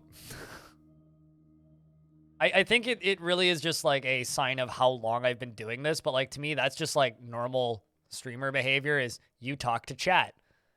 But I feel like as Twitch has gotten bigger and as people on Twitch have gotten bigger, like that's become a less necessary thing. It's called chat for a reason. Well, chat can talk with chat. Chat doesn't need streamer to talk with chat, right? Chat can be for streamer to engage with chatters, or chat can be for chat to engage with chat while streamer does whatever the fuck. Like, I don't know, like, so many massive... Like, I guess I will never fully... Like, this isn't my realm of entertainment, not the stuff I watch on Twitch, so I will never fully get it, but, like, you know, some of the most popular streams on Twitch are just, like, 4 dudes playing a video game and just, like, talking on voice chat. And, like, never paying any attention to chat. And I will never fully understand the appeal of watching a stream like that. Even like, you know, like golf with friends and stuff. Like if it's just like a streamer in voice chat with like a dozen people, it's like, no, I'm there for streamer. I don't care about the other dozen people or 10 people or 3 people or 4 people. I don't care about streamers' friends. I want to see streamer. It's like I've always been that way. You see streams like that being more like live television? Yeah. You know, touche.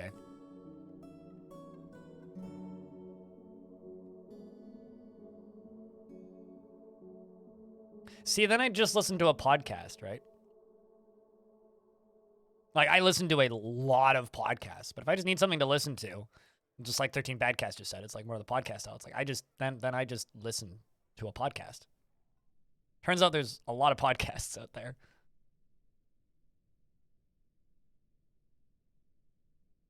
Okay, the obsidian statue goes down here.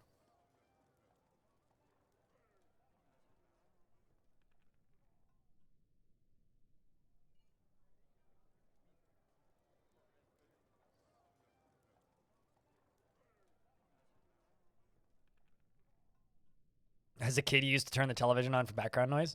I never had TV growing up, so I used a radio. And now it's like I listen to podcasts. So.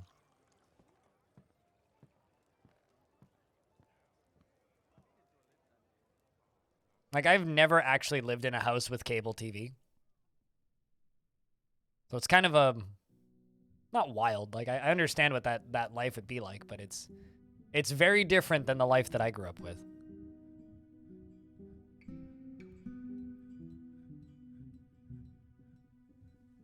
But yeah, I either use my records to fill the void of silence, or I have a podcast running, like at all times. Got yet another artifact starting. Cheesemaker's been taken by a Fey mood. We'll have to pay attention to him. I can't wait for the legendary Gouda. I know that they can't actually make legendary cheese, but I just kind of want some cheese.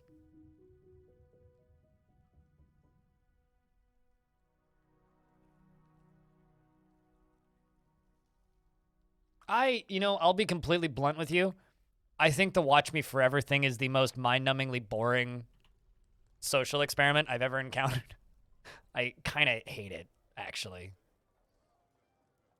Like, I not only do I not really understand why anybody would watch that for any reason, I also get kind of annoyed that people do watch it. Because it's like, it's bad content, as far as I'm concerned.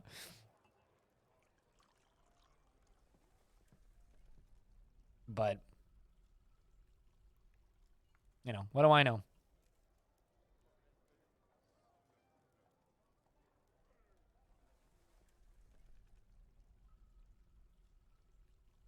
I mean, didn't it already die when, like, or did it get unbanned? Because I know it got banned for a minute there.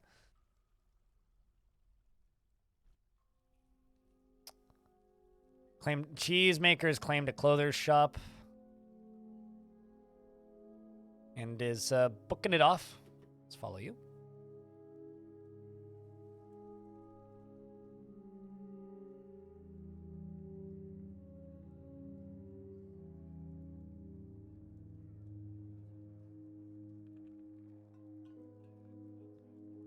But yeah, I guess for me, if I don't have time to sit and interact with the stream, Wiz, I don't generally watch a stream. Like, sometimes I'll lurk. Perhaps forgotten beast leather.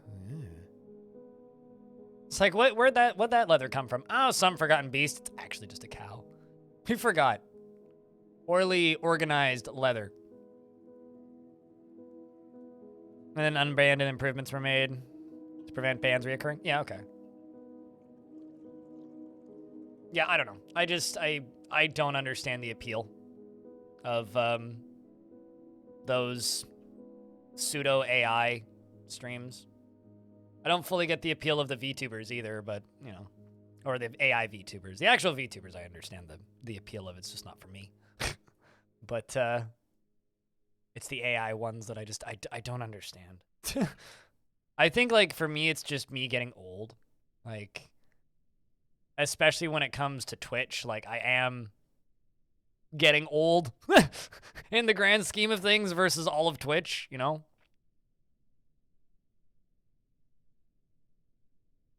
I am actually getting old because I've just been doing this for so long. Must have bones. Bones! Bones, he demands. Bones! Okay, fortunately, we do have a colony of cats of which I can pick from. So, unfortunately, I will have to be eating one of the cats. Because the cheesemaker demands death. I mean, any of that shit. All of it. Like, I don't understand the appeal. Like, to me, the appeal of it, from what I can gather, is just, I'm waiting for this thing to say something problematic, which I don't understand why people watch that.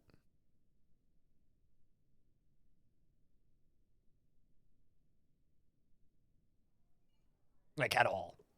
I don't think I ever will.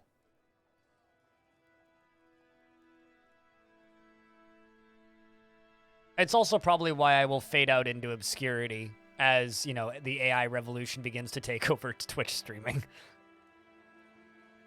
Let's plop these down in here, if you could even call it that. Everything becomes slowly more similar to each other, and eventually we fall into a bland world of boredom where everything is completely identical, sanitized, AI-generated hogwash. Looking forward to our boring dystopia getting more boring. It's novelty. There's nothing novel about it, though. Like, I that's why I don't understand it, is because I don't see the novelty.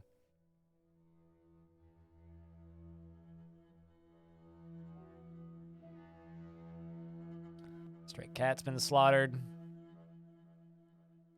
Okay, Dwarf's grabbing cat bone.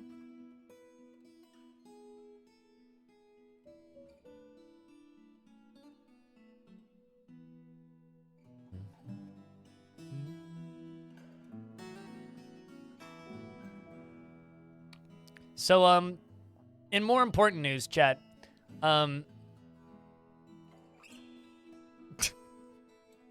Super Mario Brothers movie,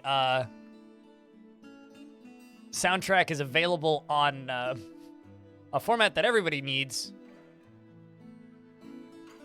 That's actually kind of hysterical that they're actually doing that, I am 8-bit. Not gonna buy that, I don't think. Has anybody seen that yet? Is it any good? Should I go see it? How many drugs do I need to take first?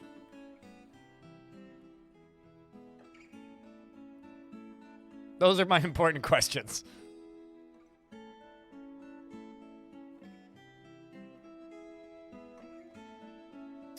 How do you move power down a Z level? You can stack mechanisms or you can use vertical axles. So, like from here it goes zip, zip. And then on the layer beneath, built a vertical axle, then another vertical axle. You build them one layer at a time. They go and get sued out of existence? Nope, that's officially licensed. I am 8-bit. That is definitely officially licensed. 1000% officially licensed. Everything I am 8-bit does is officially licensed. They ain't getting sued at all. But I also ain't buying that on record or in any other format because I don't really feel like getting TMCAs from frickin' Nintendo. You want to see it? You'll sneak in the beer?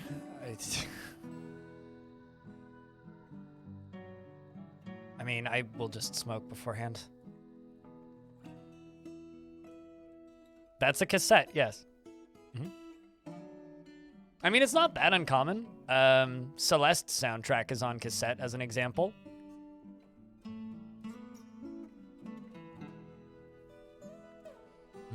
Someone is not keeping up with modern audio format distribution of movie soundtracks, clearly.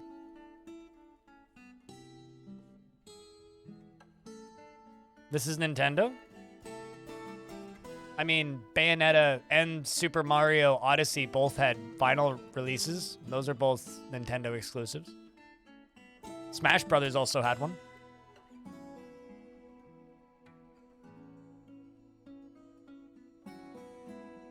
You know, frankly, they should do a limited release of it on VHS because that would be kind of cool. It'd be better than selling, like, fucking pop figures. At least they'd actually have a use.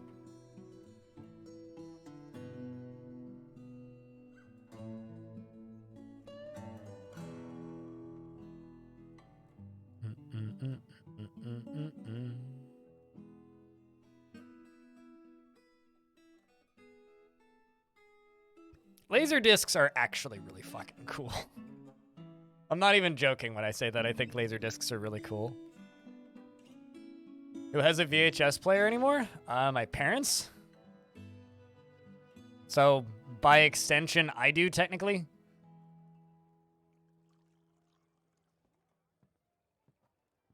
You have one in your basement? I mean, people who watch my stream know this about me, but...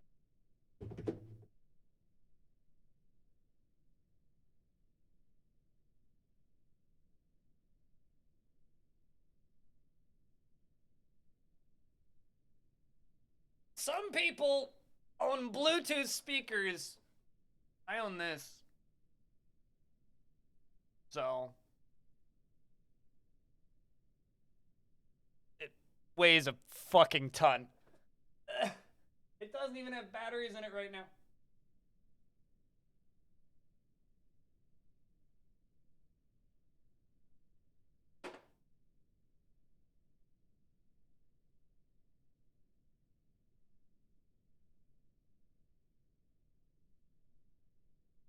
It is really, really, really fucking loud. And it has an audio in jack too, so you can just straight up plug your phone into it. It's kind of great.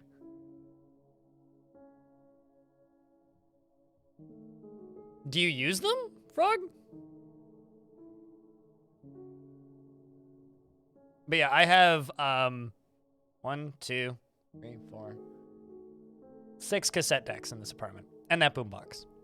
6 cassette decks and that boombox, and 2 record players, 3 radios, a CD player, mini CD player, 2 amplifiers. I think I might actually have another FM tuner. Yeah. 2, both of the amplifiers are phono compatible, which is why I have 2.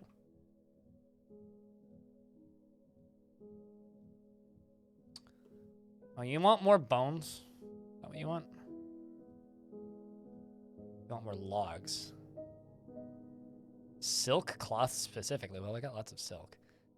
Hand hides you've got. Cut gems. Got.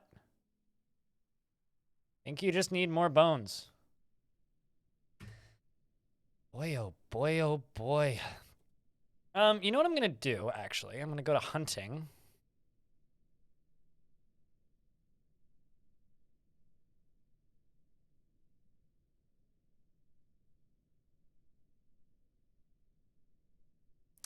I give a few dwarves hunting. And I'm going to make iron bolts. Let's make 10.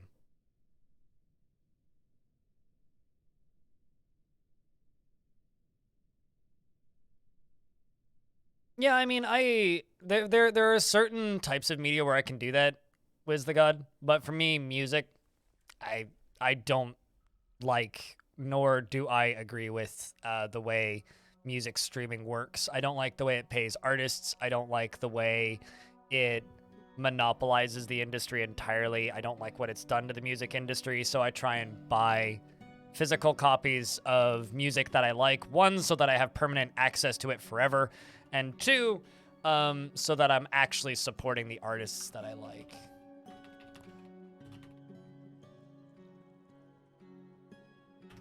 And, you know, I have quite an extensive collection of records now, you know? Because of that.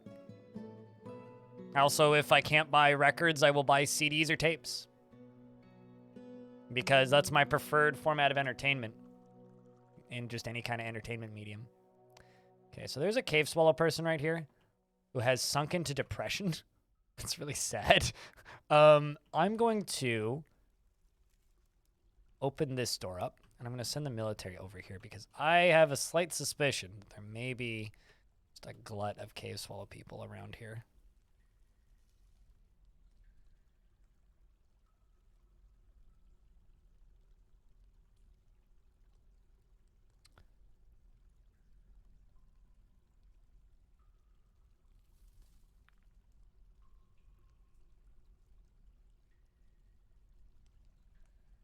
Tube amps are the only thing missing. I almost bought a tube amp once. I don't know. The maintenance on those things is a bit of a pain in the dick.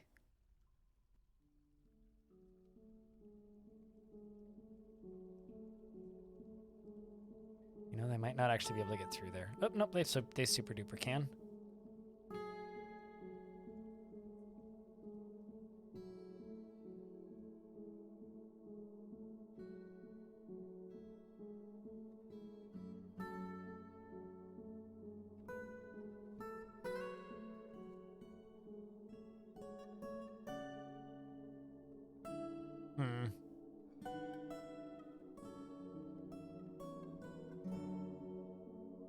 That poor depressed.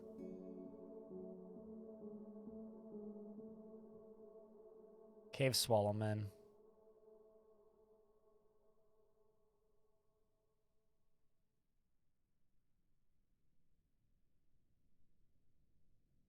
Just trying to end you. That's all I want.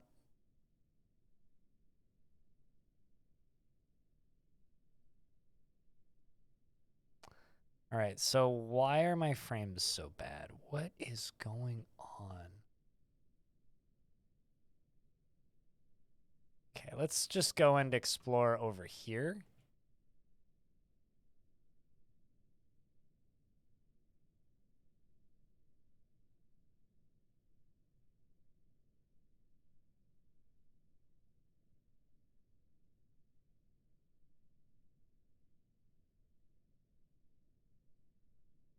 Usually buy actual albums and then stream them on Spotify that way. They get paid more once you're at a gig and you bought 3 albums and you don't even have a record player. Yeah, no, it's a really good way of just getting merch.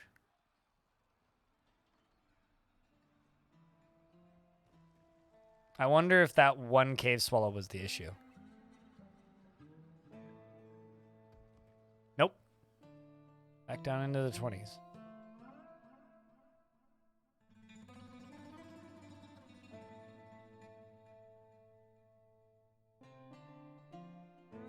Back down to 14.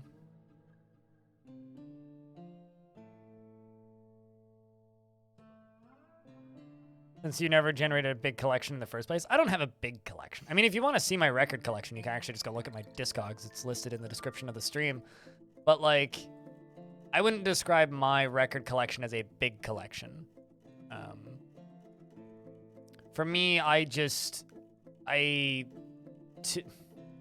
to me, physical media, specifically for music, right? Like, I don't care that much about movies, so I don't super duper care about amassing a physical film collection. Although one of these days, me and my dad, once my dad's retired, we want to build a server and put Plex on it and move all of their physical media over to Plex. And there's a bunch of stuff that I want to do. If not Plex, then like NB or one of those other, or Jellyfin or one of those other alternative services is something we really want to do, because for them, their movie collection is very, very important. Like for me, my records are just, it is the best way for me to collect music, and I like music a lot. Okay, there's a mangled vomit monster down here, as well as a bunch of, unfortunately now deceased critters.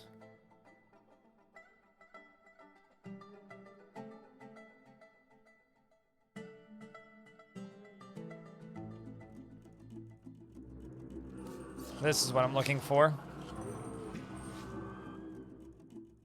This is what I'm looking for.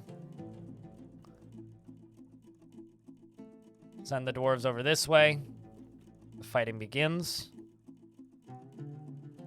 Free shields, looks like.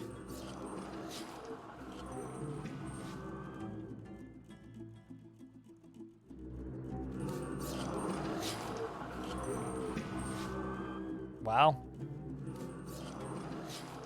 I found the block of them.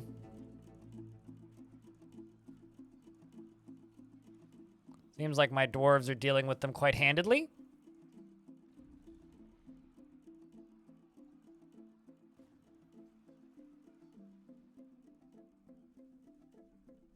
All right. How's the frame rate doing? About the same. So it was cave swallow people. All right, let's check this corner. This is just cavern cleaning. Hey, Claiborne.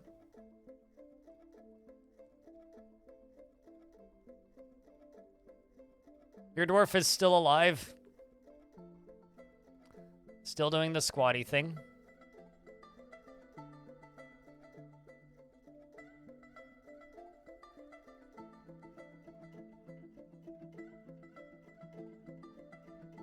All right, let's keep moving.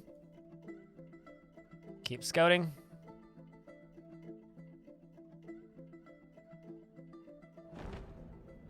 Forgotten Beast has come, a giant eyeless ceratops. It has a pair of spindly antennae, and it is ravening. Its green scales are small and set far apart. Beware its poisonous sting. Where do it be, though? Oh, that's very inconvenient, actually, because my military is at the other end of the map. Okay, well, let's send them down here to go fight this thing, and scream loudly. This is actually kind of bad.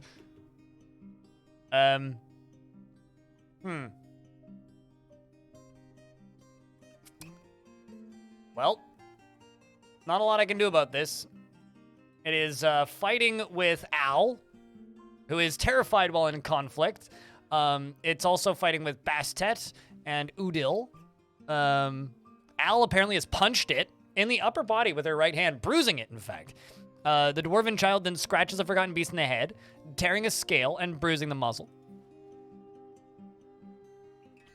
Al keeps on dodging, quite skillfully, I should add. Is still dodging, also quite skillfully. Come on, Al, you got this. No damage yet on her. Okay. She is punching it and kicking it and punching it and continuing to fight quite well, actually. Come on, kiddo. You got this. She last punched it in the tail with her right hand, bruising it, so it's covered in bruises. It is weak. I should note this. Its head is cut open. Its rear leg is cut open. Meanwhile, over here, she is just vengeful while joining an existing conflict. And is now a dabbling armor user, by the way. Is wearing, just like clothing, silk clothing and a loincloth. So, come on, kiddo. You got this. Just keep dodging. Just keep dodging. You don't have to dodge that much longer. I mean, yeah, you do, actually. But, like, uh-oh, there's blood on the ground. Is that yours? Okay, not, okay. Stunned and bleeding. Okay, she took a hit. Al, please, come on. You got this, kiddo. Seems to have been kicked by the Forgotten Beast in the upper body with its right foot, bruising the muscle and shattering the right floating ribs through the cave spider silk robe. The dwarven child is propelled away by the attack. Not very far, though. She is still bleeding, but she is still moving as well. Forgotten Beast is healthy still, so this is maybe suddenly rough times. Although the Forgotten Beast is, like, dodging attacks still, and so is she. Like, she's not, like, done just yet. Definitely not optimal, but she's no longer stunned and dodges an attack. After taking a kick to the lower body, she screams, "In the midst of conflict, I laugh in the face of death." Well, at the very least, kiddo here gets to, laugh in the face of death, is no longer bleeding, and is terrified while in conflict, but says that has the tide turned, I must press on. Continues the duel against the Forgotten Beast. Back and forth, she fights. It appears that maybe another dwarf is coming to help. Simoon over here, who has no relation to her whatsoever. Forgotten Beast over here now is bleeding. The dwarven child scratches the Forgotten Beast in the head, chipping the scale and bruising the muscle. Where'd you get the bleeding, though? She laughs in the face of death. Oh, I see. She scratched it in the left front leg, tearing the scale and bruising the fat. Come on, kiddo. Let's keep moving this forward. All right. Looks like we've got another dwarf joining in with the fight. Did you, like, just... Okay, didn't take any hits. Simoon jumped into the fight and appears to have punched it and then got kicked. Which is fine, just got a bruise. But Al over here kicked the Forgotten Beast in the right front foot with her left foot, bruising the muscle.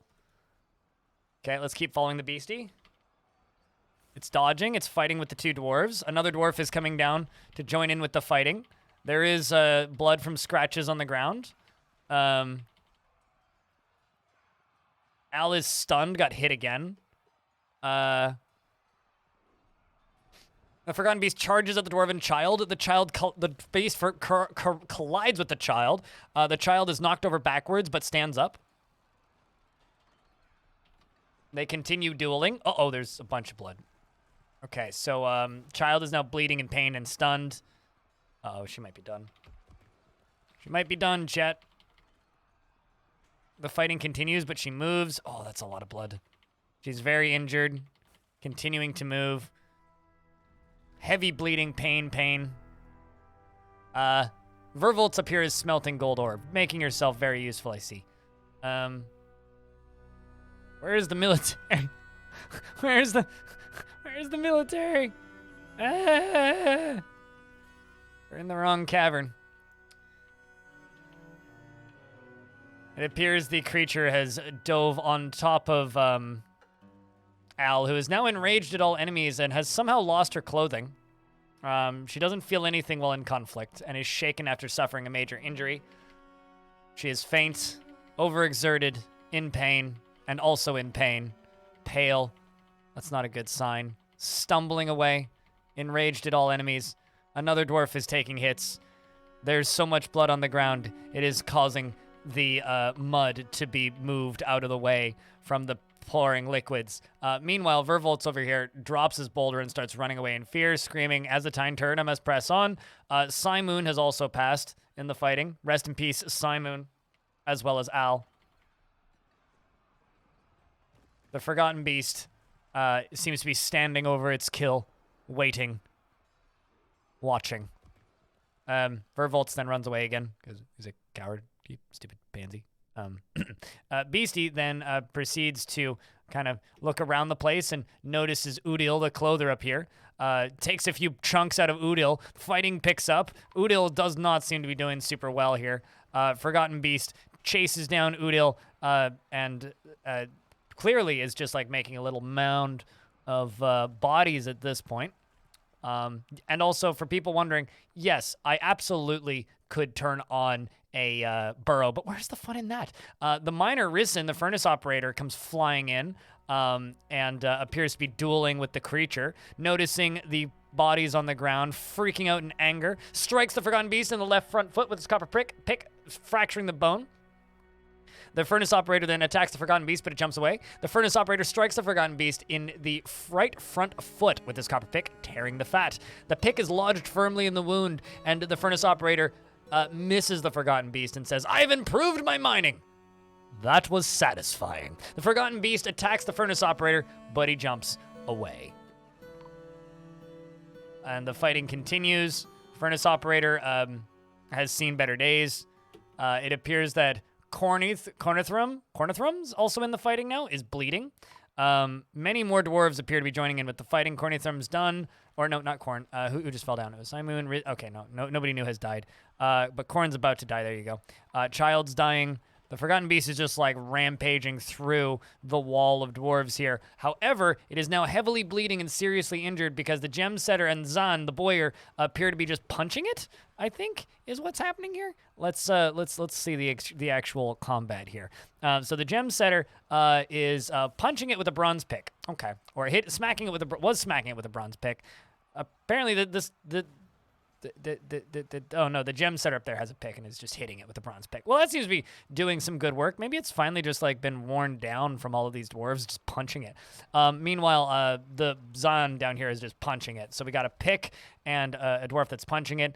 There is blood on the ground. It is the creature's blood. The creature is bleeding quite immensely at this point. The military is still far away and not where it needs to be. The dwarves are just fighting with the creature as it is down on the ground, and other dwarves are coming up to begin burying the bodies, but realizing that the fight is still going on. The creature, the Forgotten Beast, seriously injured, winded, faint. We do have Lytas, the miner, who is in a state of peril. Currently, Casual Elephant has dove in with the fighting as well. A legendary brewer and sacred canyon of the Cobalt Doctrine, a dwarven religion. And the fighting just continues, and the creature finally falls. Lytas seriously wounded, and we have 1, 2, 3, 4, 5 casualties. What a horrific battle. Do they have maximum kill counts? No. No. But it seems that Dastot, a.k.a. Casual Elephant, has now truly earned his position as holy leader of this fortress as, well, killed a Forgotten Beast.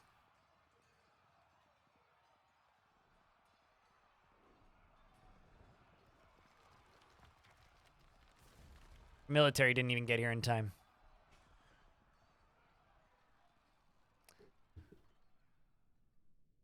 I wouldn't say he saved anybody. I think, like, actually just a lot of people died, but pretty epic little battle, that.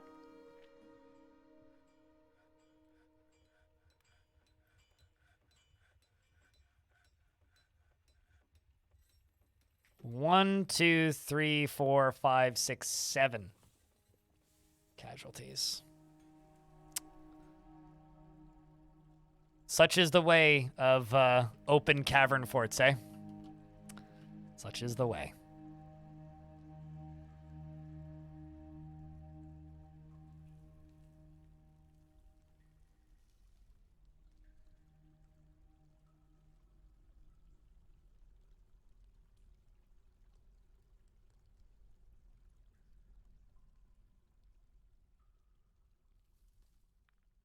Bring in send wave upon Zap, bring in send wave upon his own men until the rampaging killbots hit their kill limit? What? What are you talking about?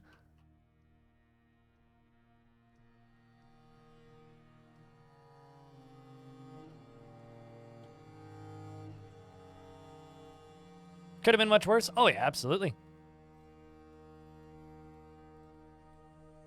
Frankly, I'm looking forward to fights that'll be much worse. Because this is the main source of fun of this fort. Oh, is that what that is? I don't know. It's been so long since I've watched Futurama. Heck if I know. Hey, now the military arrives. A little late there, guys. A little bit late.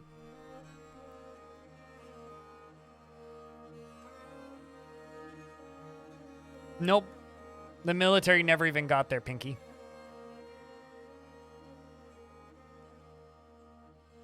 Shoutouts to this child hauling the body of this creature.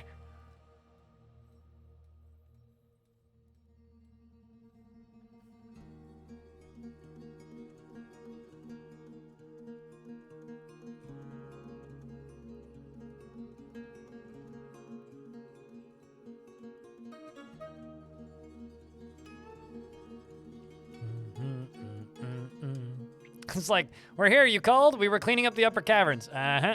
I mean, it was my fault. I shouldn't have sent both squads upstairs. Trips over 3 dead kids. It wasn't 3 dead kids. Only 1 kid died. I think it was just 1 kid. Don't worry. The water... Oh, never mind. The water is no longer laced with water.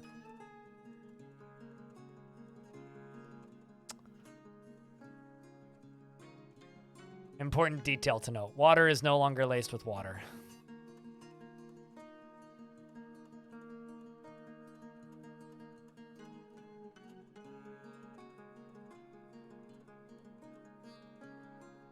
The frame rate did go up by like 10, though.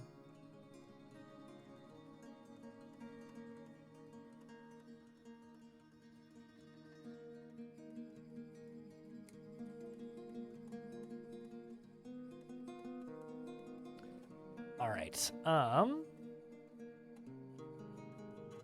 What else can we do?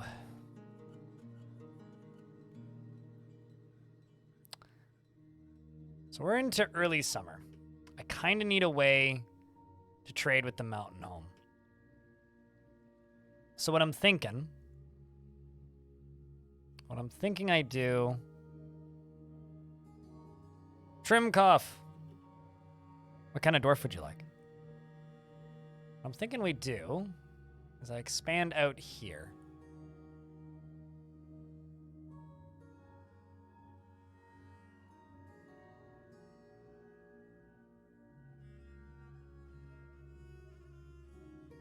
Why do I do it twice in a row?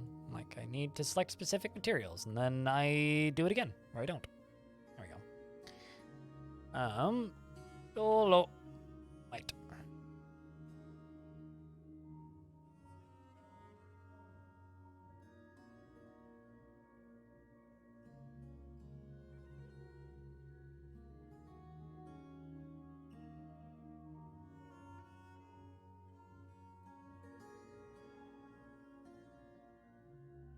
Boreas, thank you very much for gifting a sub to Trimkoff. Appreciate you, dude. As people's subs run out from the subathon or various other reasons. Keeping all that going. Boom, boom, boom. Oh yeah, the sub counts actually dropped quite a bit again. We're down like another 40 or so. Any that is good vibes. Beard or no beard? What's my favorite biome? I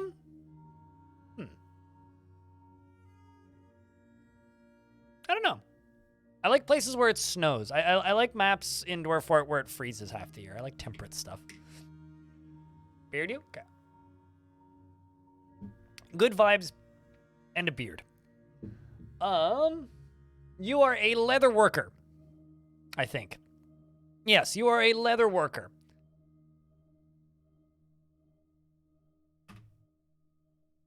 You're the created of Nebgitter. And he doesn't generally think before acting, and he is currently more thoughtless. He cracks easily under pressure and isn't given to flights of fancy. He personally prefers that everyone live as harmoniously as possible, and he tends to ask others for help with difficult decisions, and he is quite ambitious. He rarely feels discouraged, and he can occasionally lose focus on the matter at hand, and he tends to share his own experiences and thoughts with others, and he is currently less private. He bites his nails when he's annoyed, and he rarely speaks when he's annoyed, and he needs alcohol to get through the working day and doesn't really care about anything anymore. Dreams of crafting a masterwork someday, and this dream was realized. Personally, does not respect the law.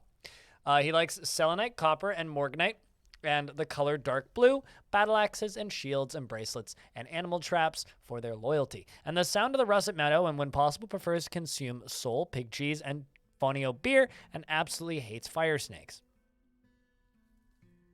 What was once a thin frame is now bearing enormous thick layers of fat, has a very long beard, which is arranged in double braids, and his very long hair is neatly combed. His free-lobed ears are tall. His heliotrope eyes are slightly rounded. His eyelashes are short, and his hair is dark crescent. His hair is dark chestnut, sorry, and his skin is cinnamon flavor.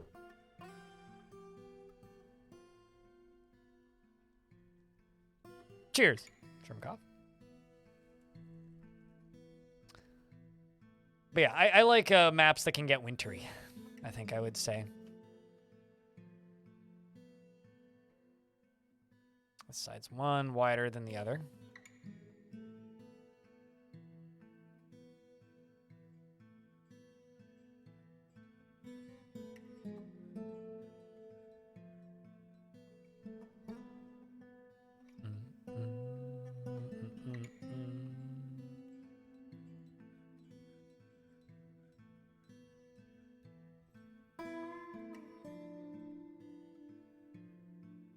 But yeah, I would say in older versions of the game, I think I liked... actually, another type of biome, I would say, if it's not like somewhere where it snows, I like good mountains because you get mountain gnomes. Where you had a 100-plus cliff once, that's pretty rad. Yeah, cliffs are fun. I think I tend to really like cliffs. Steep, tall places. Fun stuff to build into walls. Things like that. You've never seen a gnome? Settle on a good mountain. Or settle on a dark mountain. Good mountains and evil mountains.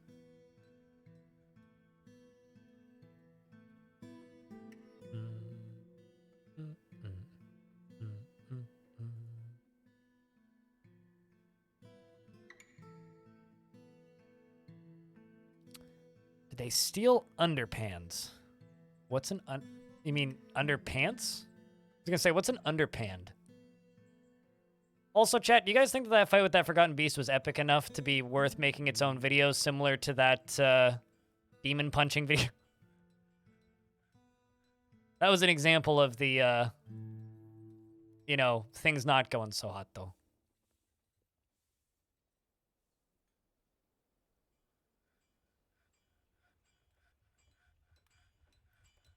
All right, noted. We'll have to do something with that.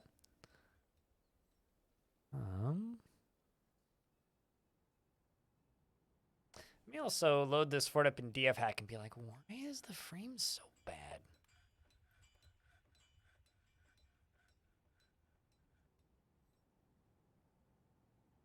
Like, I'm starting to feel like there might be elves stealthed on my map somewhere.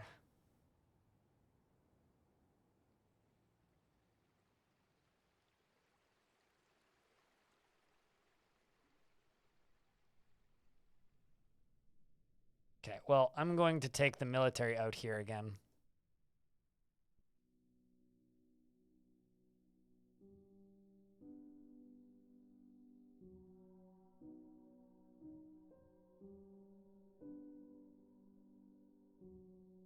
Let's follow Pinky.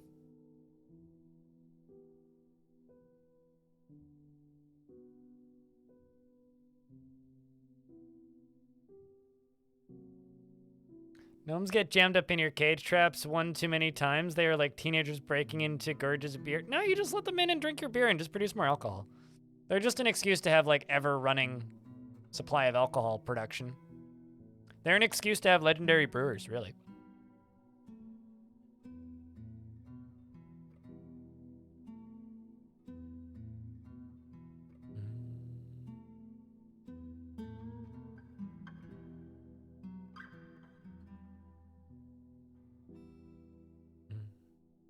Okay.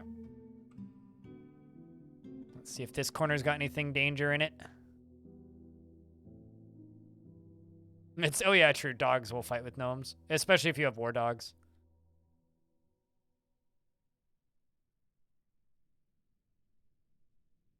I'm sorry, what? Claiborne, how did you get over here? Whereas all of these dwarves are just colliding with the tree. Did you just climb that? I think that just happened. I think that Claiborne's dwarf just climbed this. Also, like 150% there is more things down here that we need to make go away.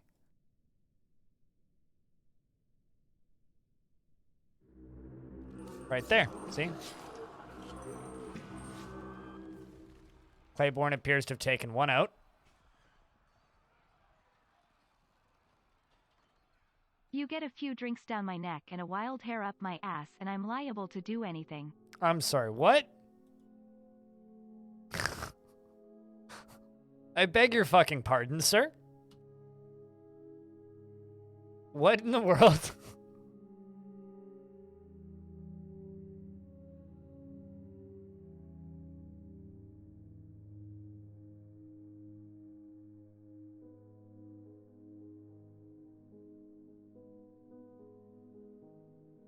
I need an adult? Yep. I think that's a reference to something, but I couldn't tell you what.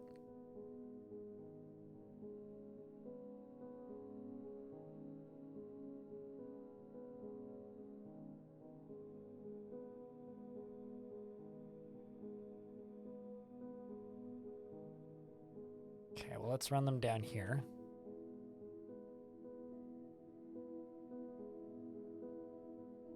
Just trying to find the rest of the cavern dwellers, if there is more. Bodies down here.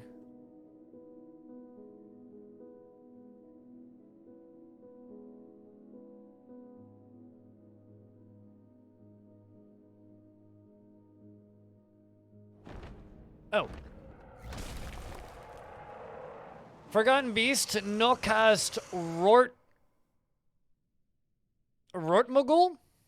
Snowdub. Stozu has come. A great feathered spider. It has large mandibles and a gaunt appearance. Its dark indigo feathers are long and narrow. I will deal with that gifted dwarf after. Tell me who I'm giving a dwarf to. Oh, sweet. Very convenient. Right where I need it. This will fall apart pretty quick, I think.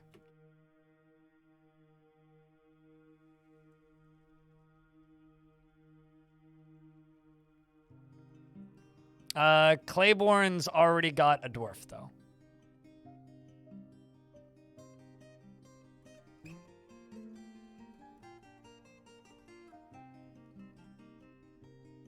Oh my god, it's actually got webs? Did it say beware its webs?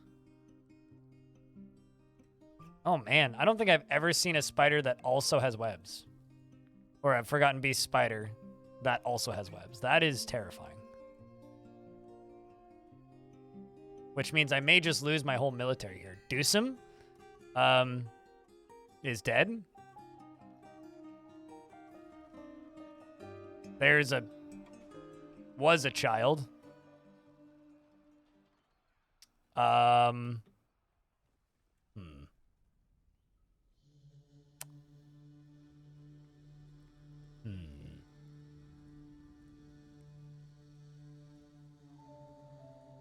Yep. Nope, webs are stupidly powerful. Yeah, I've never seen a Forgotten Beast spider that has webs as well as an ability. This is basically just like a stronger... Oh boy. It's going for a devilish potato and Gimli. Jortas Clother's been found dead. A devilish potato is running as fast as he friggin' can. I'm gonna send in the other squad as well. Keep running, devilish. What in the shizballs is going on? Okay, so there's also cavern dwellers. Great. Well, maybe they can help us against this beastie. Where'd the beastie go? Let's follow it and jump back to you. The dwarves, uh-oh. It caught devilish. Chat room, it caught devilish. Oh, boy. It appears that Gimli's been taken. It is now fighting with the Cave Swallow Man as well. The enemy of my enemy is a Forgotten Beast. Cave Swallowman's dead.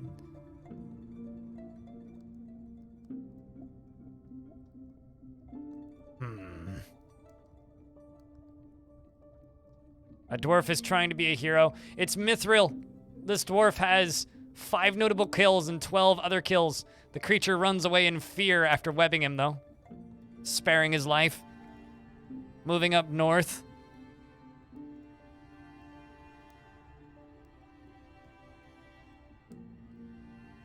Okay. There's a Time Ninja. This is a dwarf that's been in the military in 2 different forts I've had. So Waterlungs and Danger Caves. Is this how your story ends? Well, that's how Mistim's story ends. Oh my god. Okay. Creature is healthy. I think that Time Ninja is dead.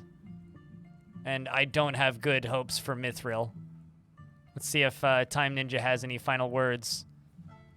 He's currently taking a lot of injuries. Yeah, he's getting kicked by it. Or she's getting kicked by it. Well, there goes Mithril and Time Ninja. My main squad is completely obliterated in these caverns. Creature is fighting. Where even is it? Oh, there it is.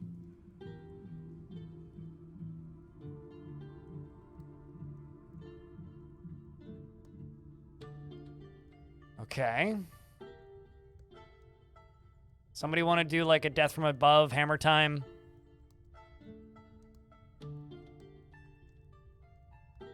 Why are webs so OP? Because they're a permalock stun and they get free hits. And so you combine webs with, a poison. So they have a permanent stun and then they just get a free hit with their poison and you're just insta-dead. That's why webs are so OP. There goes Servish. I may actually need to turn on the burrows.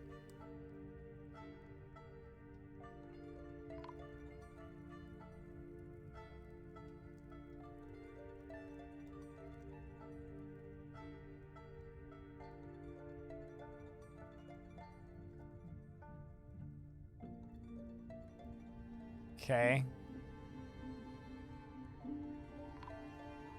Here comes... Oh, nope. Yeah, okay. I need to turn the burrow on. We've lost enough dwarves.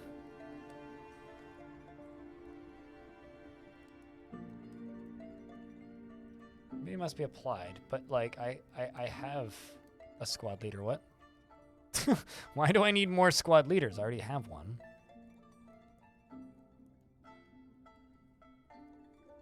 Unless they're talking about this squad.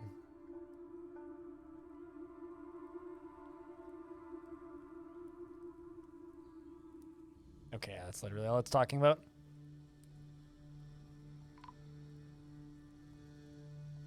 Okay. I ate your lobsters is walking in slowly. Is currently webbed.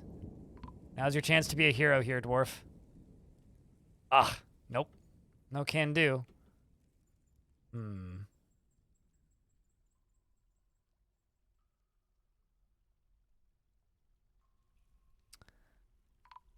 Any big ass ramps right anywhere? Nope. No, no, no. I was kind of hoping it would go to my stairs, but yeah, I guess I just have to call off the squads. Appoint a new leader to bottom squad, which I can't even do anything with right now.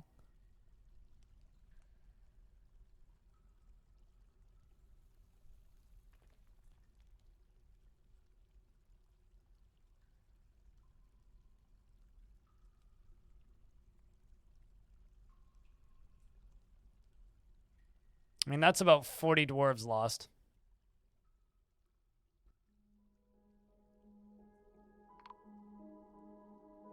I mean, honestly, the smart thing to do at this point, Geek 2 Games is incoming. It's now dead. Smart thing to do is to just lock the caverns.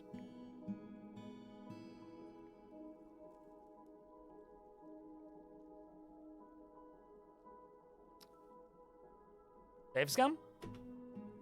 Give me $100 and I'll save scum. I really don't want to. You have 10 seconds. It kind of defeats the whole point of this fort, right? Okay, no saves coming. You save scum on your own fort. This isn't your fort.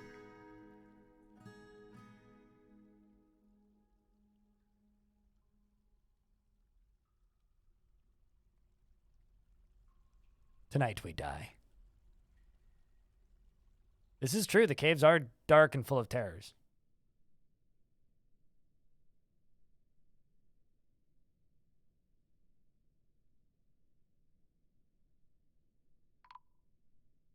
You don't remember the design? Well, time to build a new design. You're more than welcome to save scum your own forts, but I ain't gonna do that.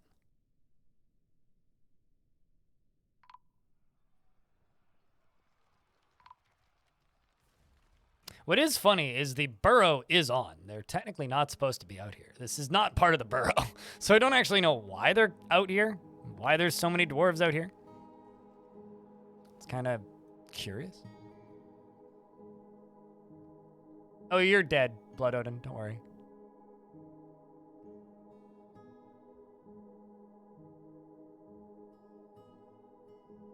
This is why you hate caves. Fortress is called Danger Caves, my dude.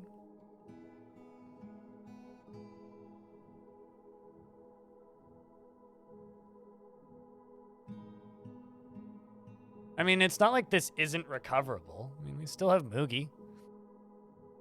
Absolutely recoverable.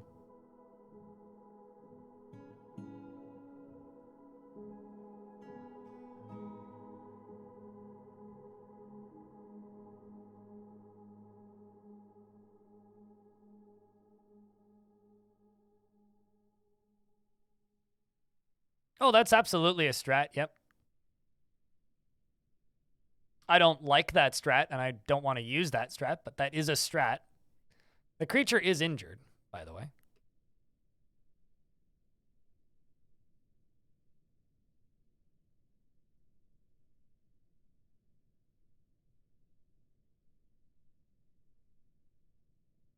Okay, it appears to be heading towards the central staircase. Orange already has a dwarf, and no, I'm not going to gift him another dwarf. I thought I said that when you asked. But no, I didn't, and no, I'm not going to. So. My bad. Sorry, there's been a lot happening. Well, so much for you being a militia commander, unless you want to be a hero at this exact moment. Okay, who's this? This is Ugnat, my other militia captain. Fights with the monster. He's lost his intestines.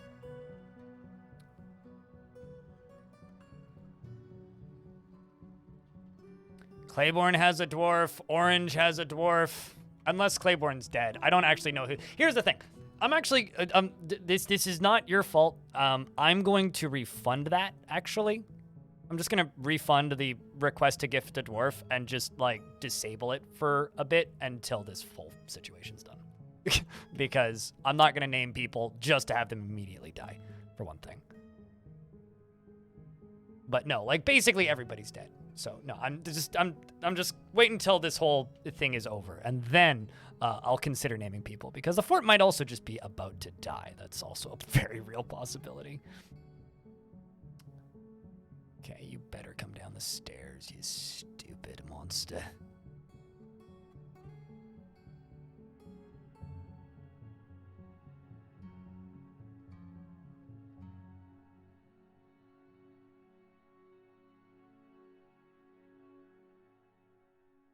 I'm just going to fill out this squad.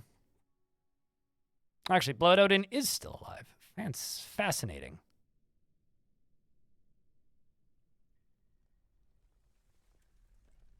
Very big bad Spoder is here, yes.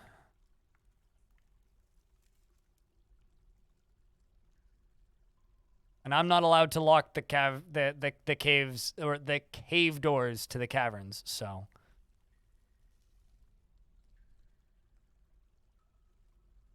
It's a main shtick of this theme here. You're going to a butchery demonstration, are you? That seems unwise. Okay. I don't even have a chef's guild, so why would you be a butchery demonstration of you? Are you the one being butchered?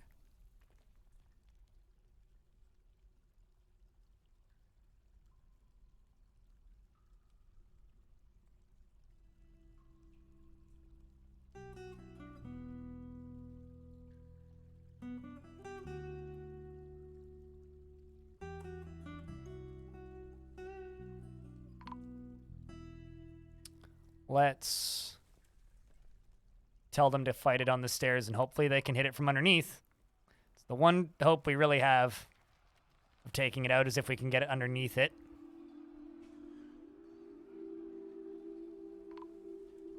Or if it leaves for the surface. Kind of don't want Stellanitis in there. All right, critters in the fort.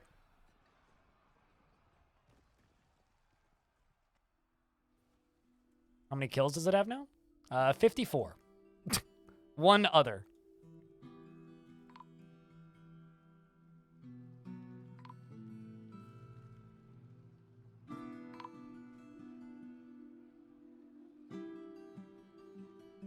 Okay, it's down to seriously injured.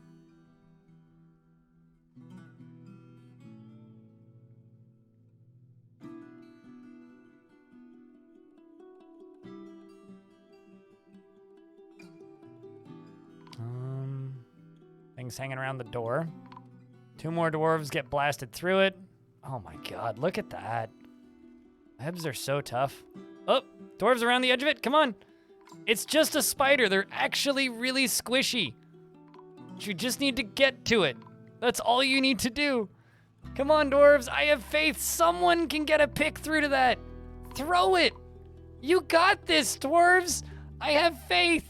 It is seriously injured. You can't all die that fast. Holy crap, come on. My noble still alive? Is Moogie still alive? Moogie's still alive. The fort is not dead yet. They got it. Yes.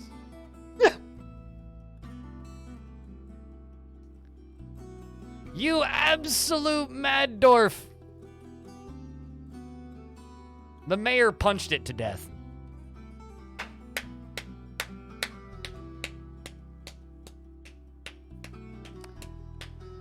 Danger Caves lives on. Hey, you know, on the bright side, frame rate's probably gonna get better. Clap. Clap. All right, let's see who's still alive. So we did lose our mayor. Stellanitis and Moogie are still alive. The vampire's still alive.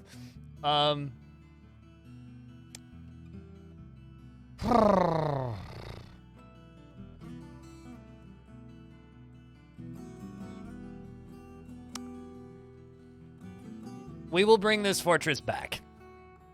Next time on Danger Caves.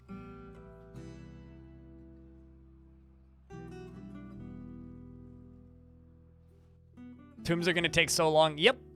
And I have to be heading out in like 35 minutes.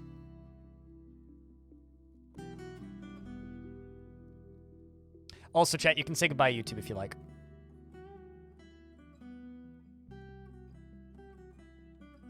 So, you know what's funny? I don't actually think I have enough boulders currently to make all of the stuff I'm gonna need.